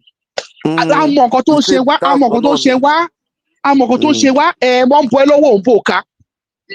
know what's wrong with us. Why are we now cutting corners? I don't like when people cut corners. I like when you devise solutions that are technical and they are legal and that can stand the test of time. Yeah, exactly. They can stand the test of time. They're not just temporal. We like very temporal emergency fireman decisions in Nigeria. Do you know why I'm happy for Tinubu? I'm happy because the northern governors are now the one clamoring for state. Okay, look at some people. Look, no, it's not. Apart from that, I think it's unkind. It's unkind as well because before those guys had their meeting, there were already people saying, and people were already castigating them. People are castigating them. No, they were the ones that were slowing down state policing before. They were the ones that were slowing down state police. Tinubu had been clamoring for state police even as a governor. They were the ones that are clamoring. They were the ones stepping down. Now they are the ones begging for it. I think before they even do state police, let them even first ban mining in Nigeria. Suspend all mining licenses, no? Everything. Suspend, right? What is that Alake doing? Nothing. Why is Deleke Alake in charge of mining? You know more. Mining. No. On trial. There should be I think Tinubu should have someone that's ex-military, someone like a Bubamawa in that ministry. Someone like Bubamawa only handle ministry, and he doesn't care. That's the kind of people he puts there. Not someone like Dele Alake. What can Dele Alake do? He's a tough person. Dele Alake is a journalist. He's a journalist and a PR specialist. He's doing a lot. He's doing a lot, but you don't see. He's doing a lot. Oga is not doing enough. He's not doing anything enough to combat the issue of illegal mining in Nigeria. That issue is serious. I hear you. So, problem of decades. He's not doing enough. Baba is not doing enough. You know that Lai Mohammed actually runs a consortium now that advises on mining operations. Former minister, Lai Mohammed.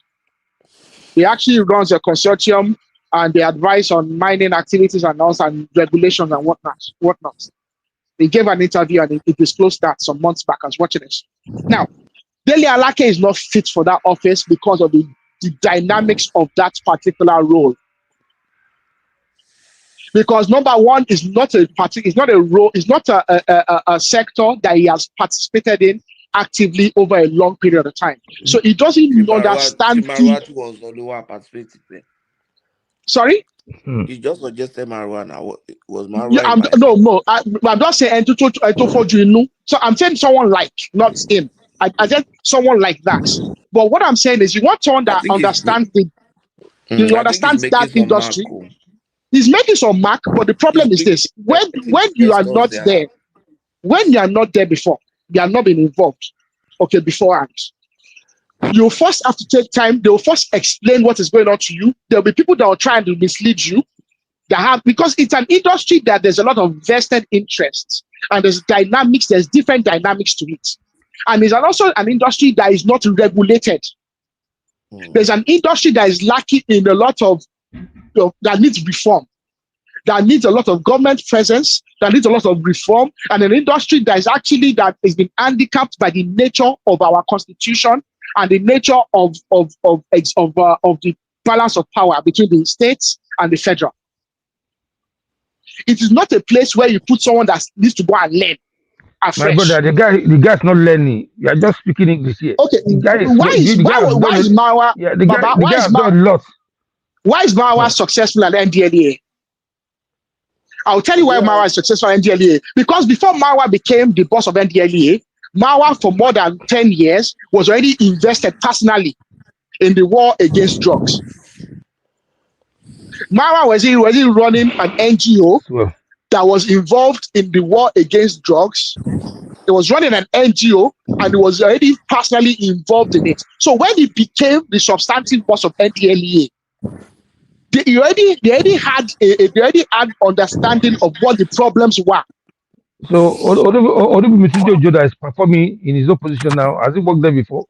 Or has he got any experience in that section before? I don't think customs. You have to start the mining here in Cotton Shelembe. It is you're looking at mining. Let me tell you another thing.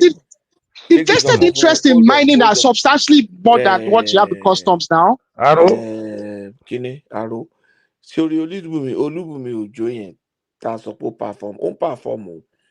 But performance ta sọ pé performance is because àwọn tó wà ń bẹ̀ tẹ́lẹ̀. Yeah, Aregbe did well as well a bit. He didn't do nothing. Hold on now, just this got mo fẹ́ raise ni. Which progress in terms of internal security has immigration made in Nigeria? Gbogbo àwọn táwọn sọ pé foreigner ni báwo náà ṣe ń wọlé Olúbùnmi Òjó is performing ṣebí immigration is under him nítorí èèyàn ṣe passport fast ló ń perform. Kò ṣe passport nìkan ló ṣe o. I'm asking you today, most of these bandits àtàwọn kìnìún tán wọlé they are foreigners. How náà ṣe ń wọlé? Yeah, because we have cross border now. Are they coming through airport? Are they coming through airport? Are they coming through normal this that we have? No. Customs, immigration, are they not a prominent part of the border system? Yeah, the custom cannot go and fight one and go and fight face bandit now. Are they not supposed to secure the border? Yeah, somebody carrying weapons to cross the border. They are securing their border now. They are securing their outpost now. But these people are coming through other means. When they say no, if they so àgbà tí custom bá fẹ́ mú mọ́tò, àwọn tó gbé mọ́tò wọn gba ẹnu gate nìkan náà mú àbí. No, they patrol the border too now. They patrol the border. Yes, but you cannot compare people that do. Olúbùnmi Òjó kò wà fantastic. Okay, let's condemn everybody from top to bottom. Let me tell you one person who are fantastic, Dada Keyamu, and people don't know. Keyamu is fantastic. Bobo IFRS is fantastic. To me, Wale is doing a very good job. Yemi Kazu, Moni Wale is doing a very good job. Yemi Kazu is doing a very good job. Okay. Wike is doing a very job. But Bosu yẹn kọ́ lọ change ẹ̀. Bosun ti jani kò ṣe nothing. Kò ṣe nothing. Wọ́n kàn pé but ó kàn wá ń bẹ̀ ní mí nǹkan tó ṣe. Ó kàn ṣòṣì. Yeah, kò ṣe anything. Even the guy, if you okay, the one in charge of NEPA is doing well. He's doing a good job. But people don't just do what he does. Penkele. Is it Penkele? Yes.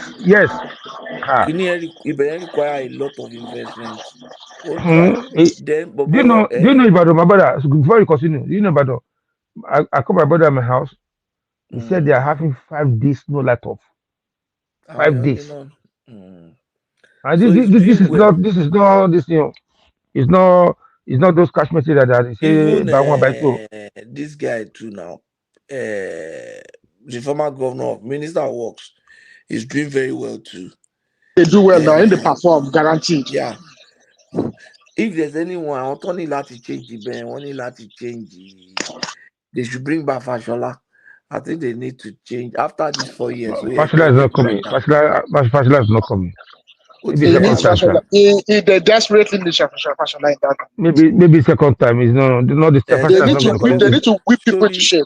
The bureaucracy here fún Baba, so that Fashola can do all the office work, coordinate the staff of the presidency, and shield the president from people tó máa fún ní wrong advice. Iṣẹ́ tí wọ́n staff ní gbogbo yẹn.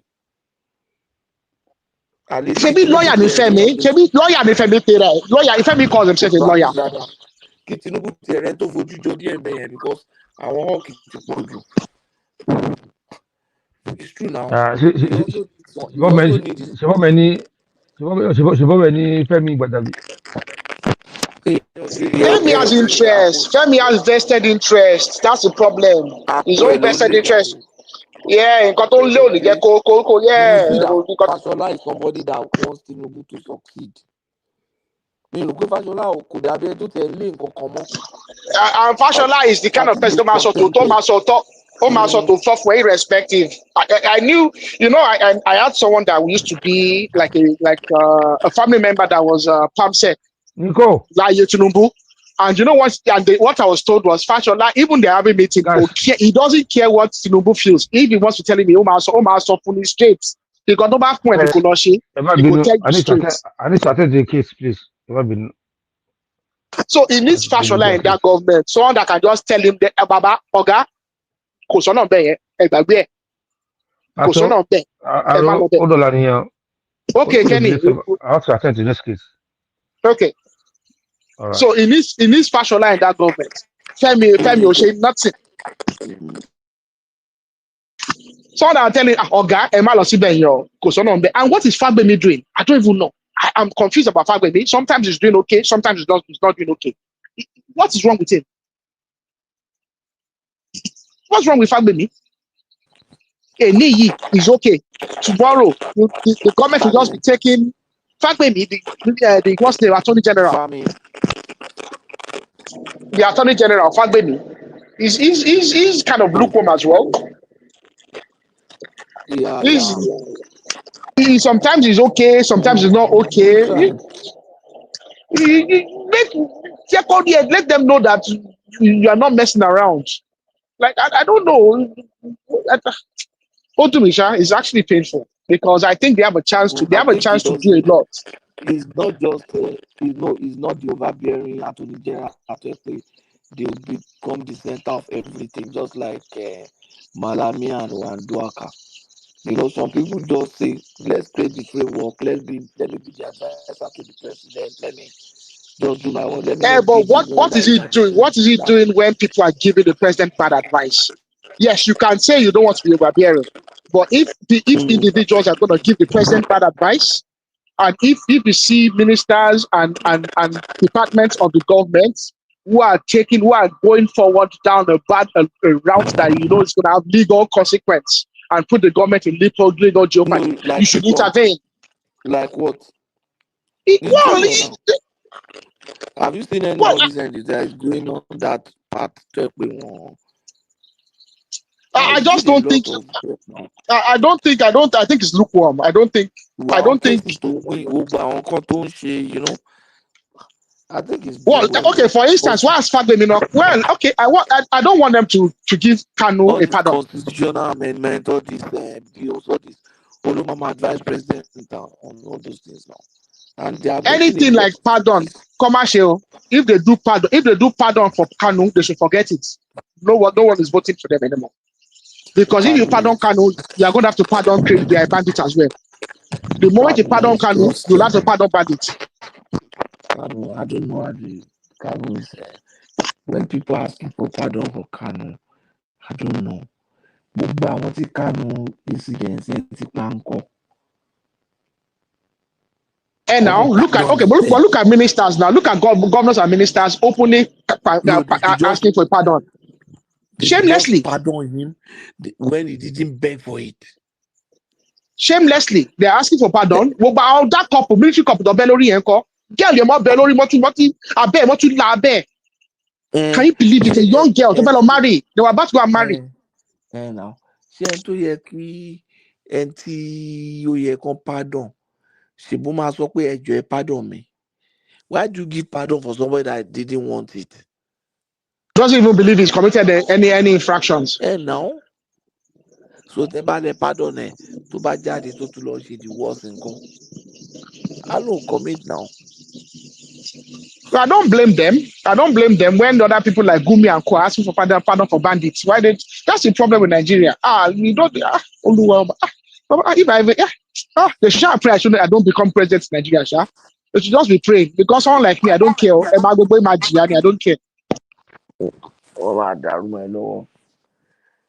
I'm a cocoa deep. That's why Obi go mọ̀ pé Ọlọ́run kan ti help òun ni tó òun win. Báwo ló bí ó bá ṣe handle nǹkan tó wà lẹ̀? Therefore, don't impeach Obi with them in less than 3 months. They don't impeach her. Therefore, no fit. Àwọn ọmọ ẹ̀ bá sọ pé he was not the one that created the problem. He's doing his best. Nǹkan tó máa sọ náà nìyẹn. Because if Obi won president, okay, let's even say that he won the presidency, he would not have still been in control of the Senate, and he would not have been in control of the House. Gbogbo àwọn ọmọ ẹ̀ máa blackmail everybody now. They don't want it there. That's why they don't want him there. Obi is showing them. Obi is making changes. Gbogbo àwọn Aisha Yesufu yẹn àwọn ọmọ máa jẹ minister. Oluwaba Aisha Yesufu. What minister they go give Aisha Yesufu? Humanitarian affair. Okay, this guy that's following me around, the Tanko Abikilopere, that one that is. Where do they go give that one? Or chief of staff. Chief of staff. Who else? What's the that huge job, that lawyer, that fake actor that became a lawyer? That one, they will make that one minister of culture. They will give Taloma, the attorney general. No, I bet you Obi will choose a good actor. Like case you will get a good attorney general. But you know you might get very good. Kanu Agabi, Shaoma only get Kanu Agabi. But now think about it. Think about it. Look at I think you will get good ministers. People like Obi will come back as minister. People like would Obi really come back as minister under Obi, knowing fully well that the man might not follow through on some of our advice? No, he will. He will. Patutomi will become the coordinating minister of the economy. But okay, look at it, Patu. Okay, Obi is a known entity when it comes to the economics in Nigeria. She's a known entity, yes. We can see we can see the trajectory of the Tinubu's economic policy. We already knew all of us knew. We had an idea of where Tinubu would take the country from an economic perspective. We knew there was going to be economic reform. But Ngozi has been there twice. I'm not saying that she's dull. I'm not saying that she's ineffective. But she has had two chances to have a crack at the game. She's had two chances to have a go at it. And we did not have substantial economic reform. No, I think subsequent government will build on what Ngozi was trying to do. But even when she was there, we didn't, because I think what Tinubu's government has really made consequential reforms. During Ngozi's time, he made some reform. Then, you know, this fuel subsidy, Ngozi was the one champion. They even had town hall meetings. I remember. Àwọn Adamu Shomole yìí gbogbo wọn náà wà tán ní why will you remove it?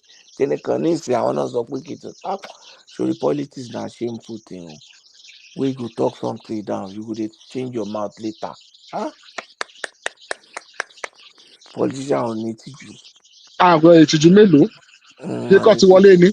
Because mo wo àwọn fídíò yẹn máa ń pè even Tinubu yìí mo sọ pé with subsidy. Òun ló kọ́kọ́ yọ ṣe ti rí orí bí ó máa ṣe o. Jonathan náà ni ò gbọ́ràn. As a leader, you don't listen to all those things. You don't listen to it. But the problem with Jonathan as well is he suffered from the fact that there was a lot of corruption. There was a lot of corruption in his government. Yeah. He didn't seem to have the control of it. And then he had distrust. You see, the one thing Tinubu benefits is he go own law, but I think Tinubu has control of the governors. Jonathan did not have the respect, and he didn't have respect from the Nigerian Governors Forum. And the reason he didn't have respect in the Nigerian Governors Forum was because he meddled too much in the intrigues of the Nigerian Governors Forum because of his issue with Amechi. Remember that issue with Amechi where 17 was more than where 9 was more than 17. Remember? Yeah. Aregbe released that tape, that video tape, that audio tape that Aregbe released of the governors, Nigerian Governors Forum's meeting. Jonathan should not have meddled in it because people don't buy Mechija. He should not have meddled in it. Could be political structure TTN. That because of the circumstances of a match. So could evolve to build political structure that. And look at it, for example, but one build political structure to appoint here. In all the places from Ife, the only person you could appoint was Kemi Fanikaudi. When you have somebody like Omishorimbe. You get what I'm saying? Yeah. So it's the political gain we will gain from somebody like Fanikaudi. To echo connect pẹ̀lú Omishore. To echo lobby gbogbo àwọn Adeleke yẹn kó mọ̀ pé òun lock Ọ̀ṣun down. To echo wọ Ògùn state kó wò pé òkè. Ṣé Daniel ni kó lọ bá ní àbí kó ṣùgbọ́n bó tiẹ̀ rí state yẹn win kó pín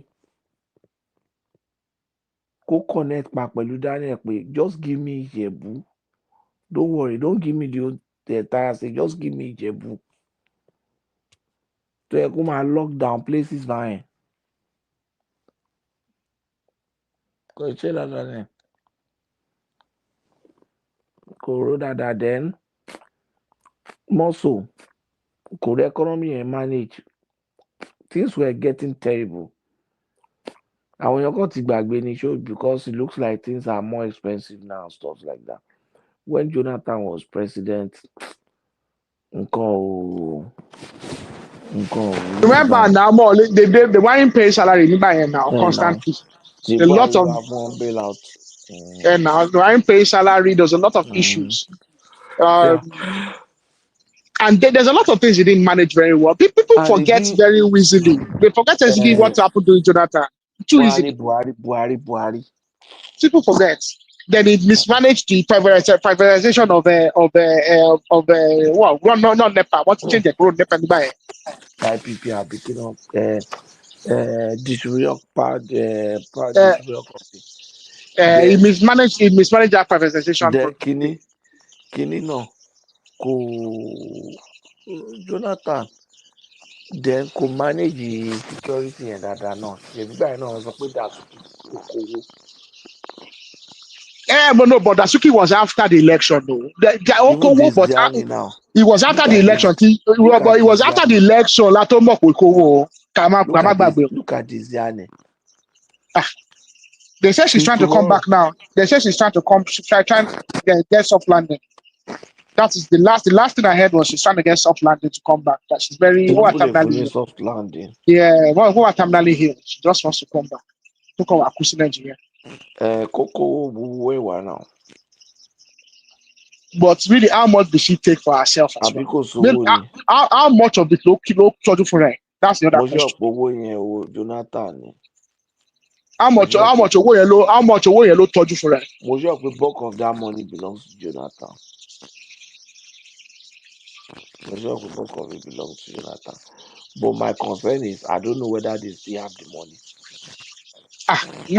You know that our owó yẹn. Nigeria sha with at a phone sha. At a lot of that money. Some of them have been spent buying property that have lost value. Private jets that have lost value. So where it's in waste. So they found a brand. They found a brand in a house that had diamonds. There's Annie Obìnrin. She was over almost 56 at the time. So that current government. Brand. What is brand on the diamond? That man was already that retired admiral, wherever it was already well over 60 something. What do you want to? What do you? Mo sure pé máa yẹn á súnmọ́ èjì bàbá Dèjì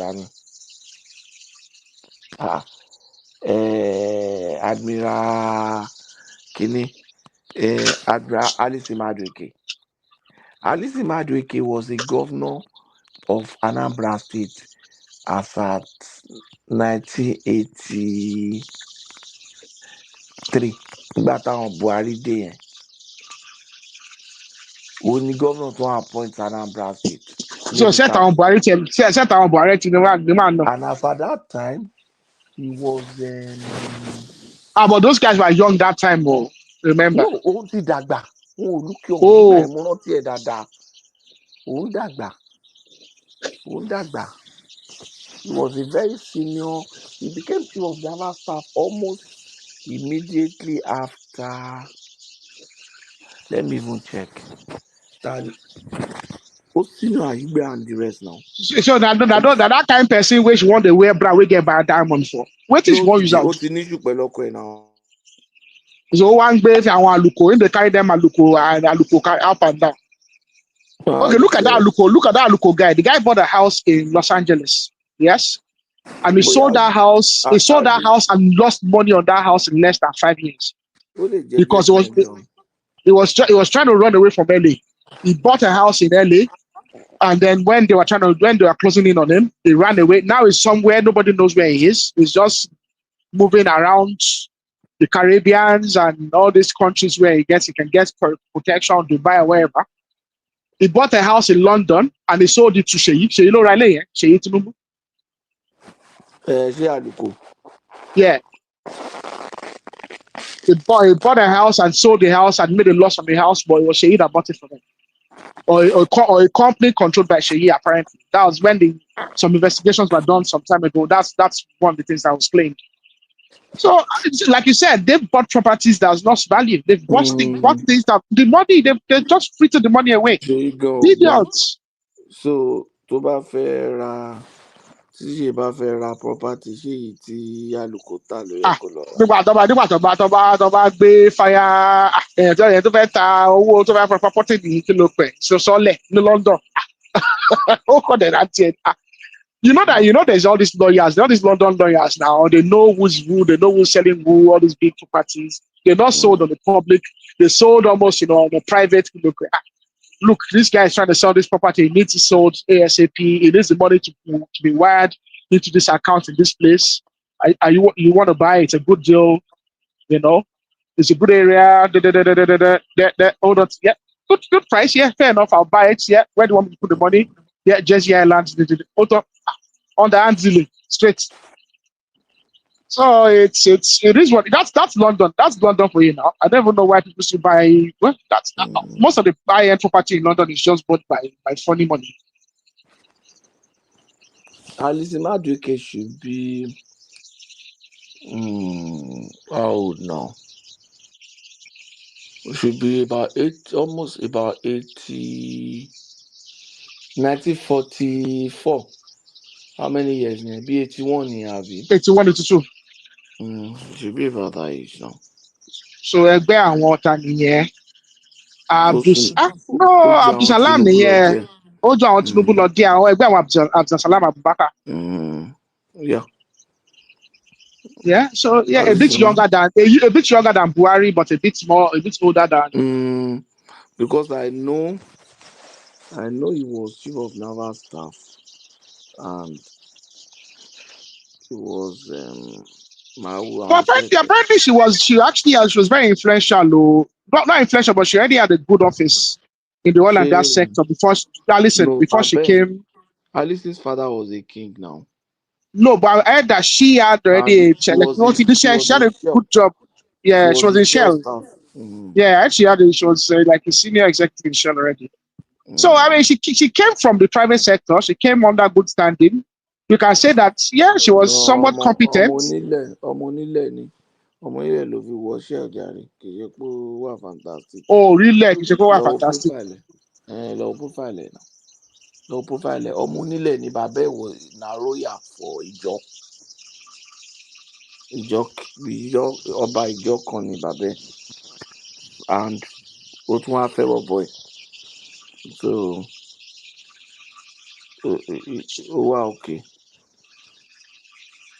It's sad. It's sad. Jonathan messed up because he had. Well, then again, what could he have done?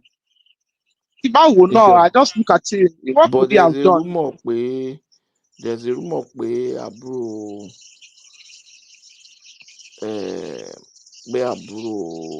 Kí àti Jonathan fẹ́ yẹn àbí? Àbúrò Adésínì Jonathan mo gbọ́ ìyàwó ẹ̀kejì yẹn. I think I've heard that as well before. Pé àbúrò Adésínì jẹ́ ọ̀kejì. That woman, all that woman tó fẹ́ tó bí bọ́ yẹn. So you now wonder why téèyàn máa ṣerú nǹkan yẹn tó yẹ pé ó máa lè lọ. Nǹkan tó ń ṣẹlẹ̀ nìyẹn. Jonathan, he messed up. Well, thank God he's back. Ọlọ́run ló yọ tí mo pa sí wherever he went the other day.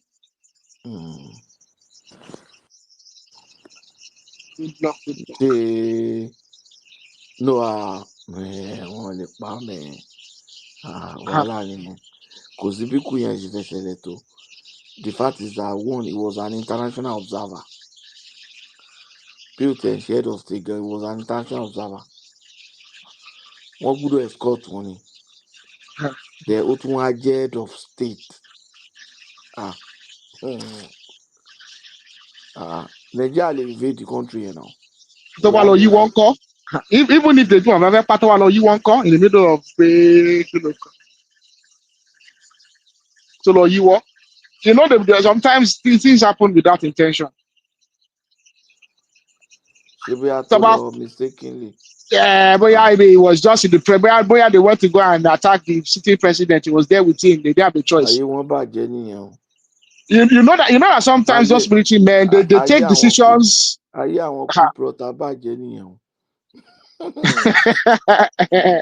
But ayé àwọn group bàbá ó bàjẹ́ but Jonathan ti lọ tiẹ̀ ní kó mọ̀ lè já padà. Ọlọ́run ló yọ kó ṣàrà dúpẹ́ kó máa dúpẹ́ orí tiẹ̀. But look at the people in Nigeria. Look at how they changed it. Oh, the federal government didn't go and help him. They left him there to suffer. Turns out that the federal government already deployed the plane. It just happened that the Ivory Coast plane got there before the Nigerian plane got there. And he said himself, I just told them, don't worry. We're already on one plane. Tell your own plane to turn around and go back. Because apparently they are Anglophone. Those people, they speak French to each other. They were able to get clearance quicker. But Nigerian people, what is already here? The fact Nigeria is slow. This is very irresponsible. What did they expect? Funny country, sir. It's very. I know we will get there. But I really want this Musa guy to do well. And I think Pato, you were saying that who's going? I think this Musa can be a future president too. Whatever he does now. Yeah, it can be. Whatever he does, because I see the way people speak about him. Look at the acceptance, the acceptability, everything. Wow. Everything, yeah. So if he manages the politics of it very well, and he manages delivers on the military aspect. Yeah, now he can even be the president in the future because at some stage we still have to take presidency to North Central. And the way I always see Southern Kaduna is if you North Central, Southern Kaduna, it will say by the same. So if you give a Southern Kaduna person the presidential ticket, you might as well give it the North Central the presidential ticket. Because Hausa president. Not really, not in the long. So it's someone that we can really look at in the future as a president where you can have. Well, the only problem with that presidency is this. If you have a Northern Christian, then you have to have a Southern Muslim. And the only places where you have Southern Muslim is Southwest. Well, there's South people that they have Southern Muslim in Southeast as well. So in Southeast a bit, but in South as well. Money there. But that then leaves it as a Yoruba VP, which is not really tenable in a way. No. It's not fair to the other people in the South. If you have another Yoruba VP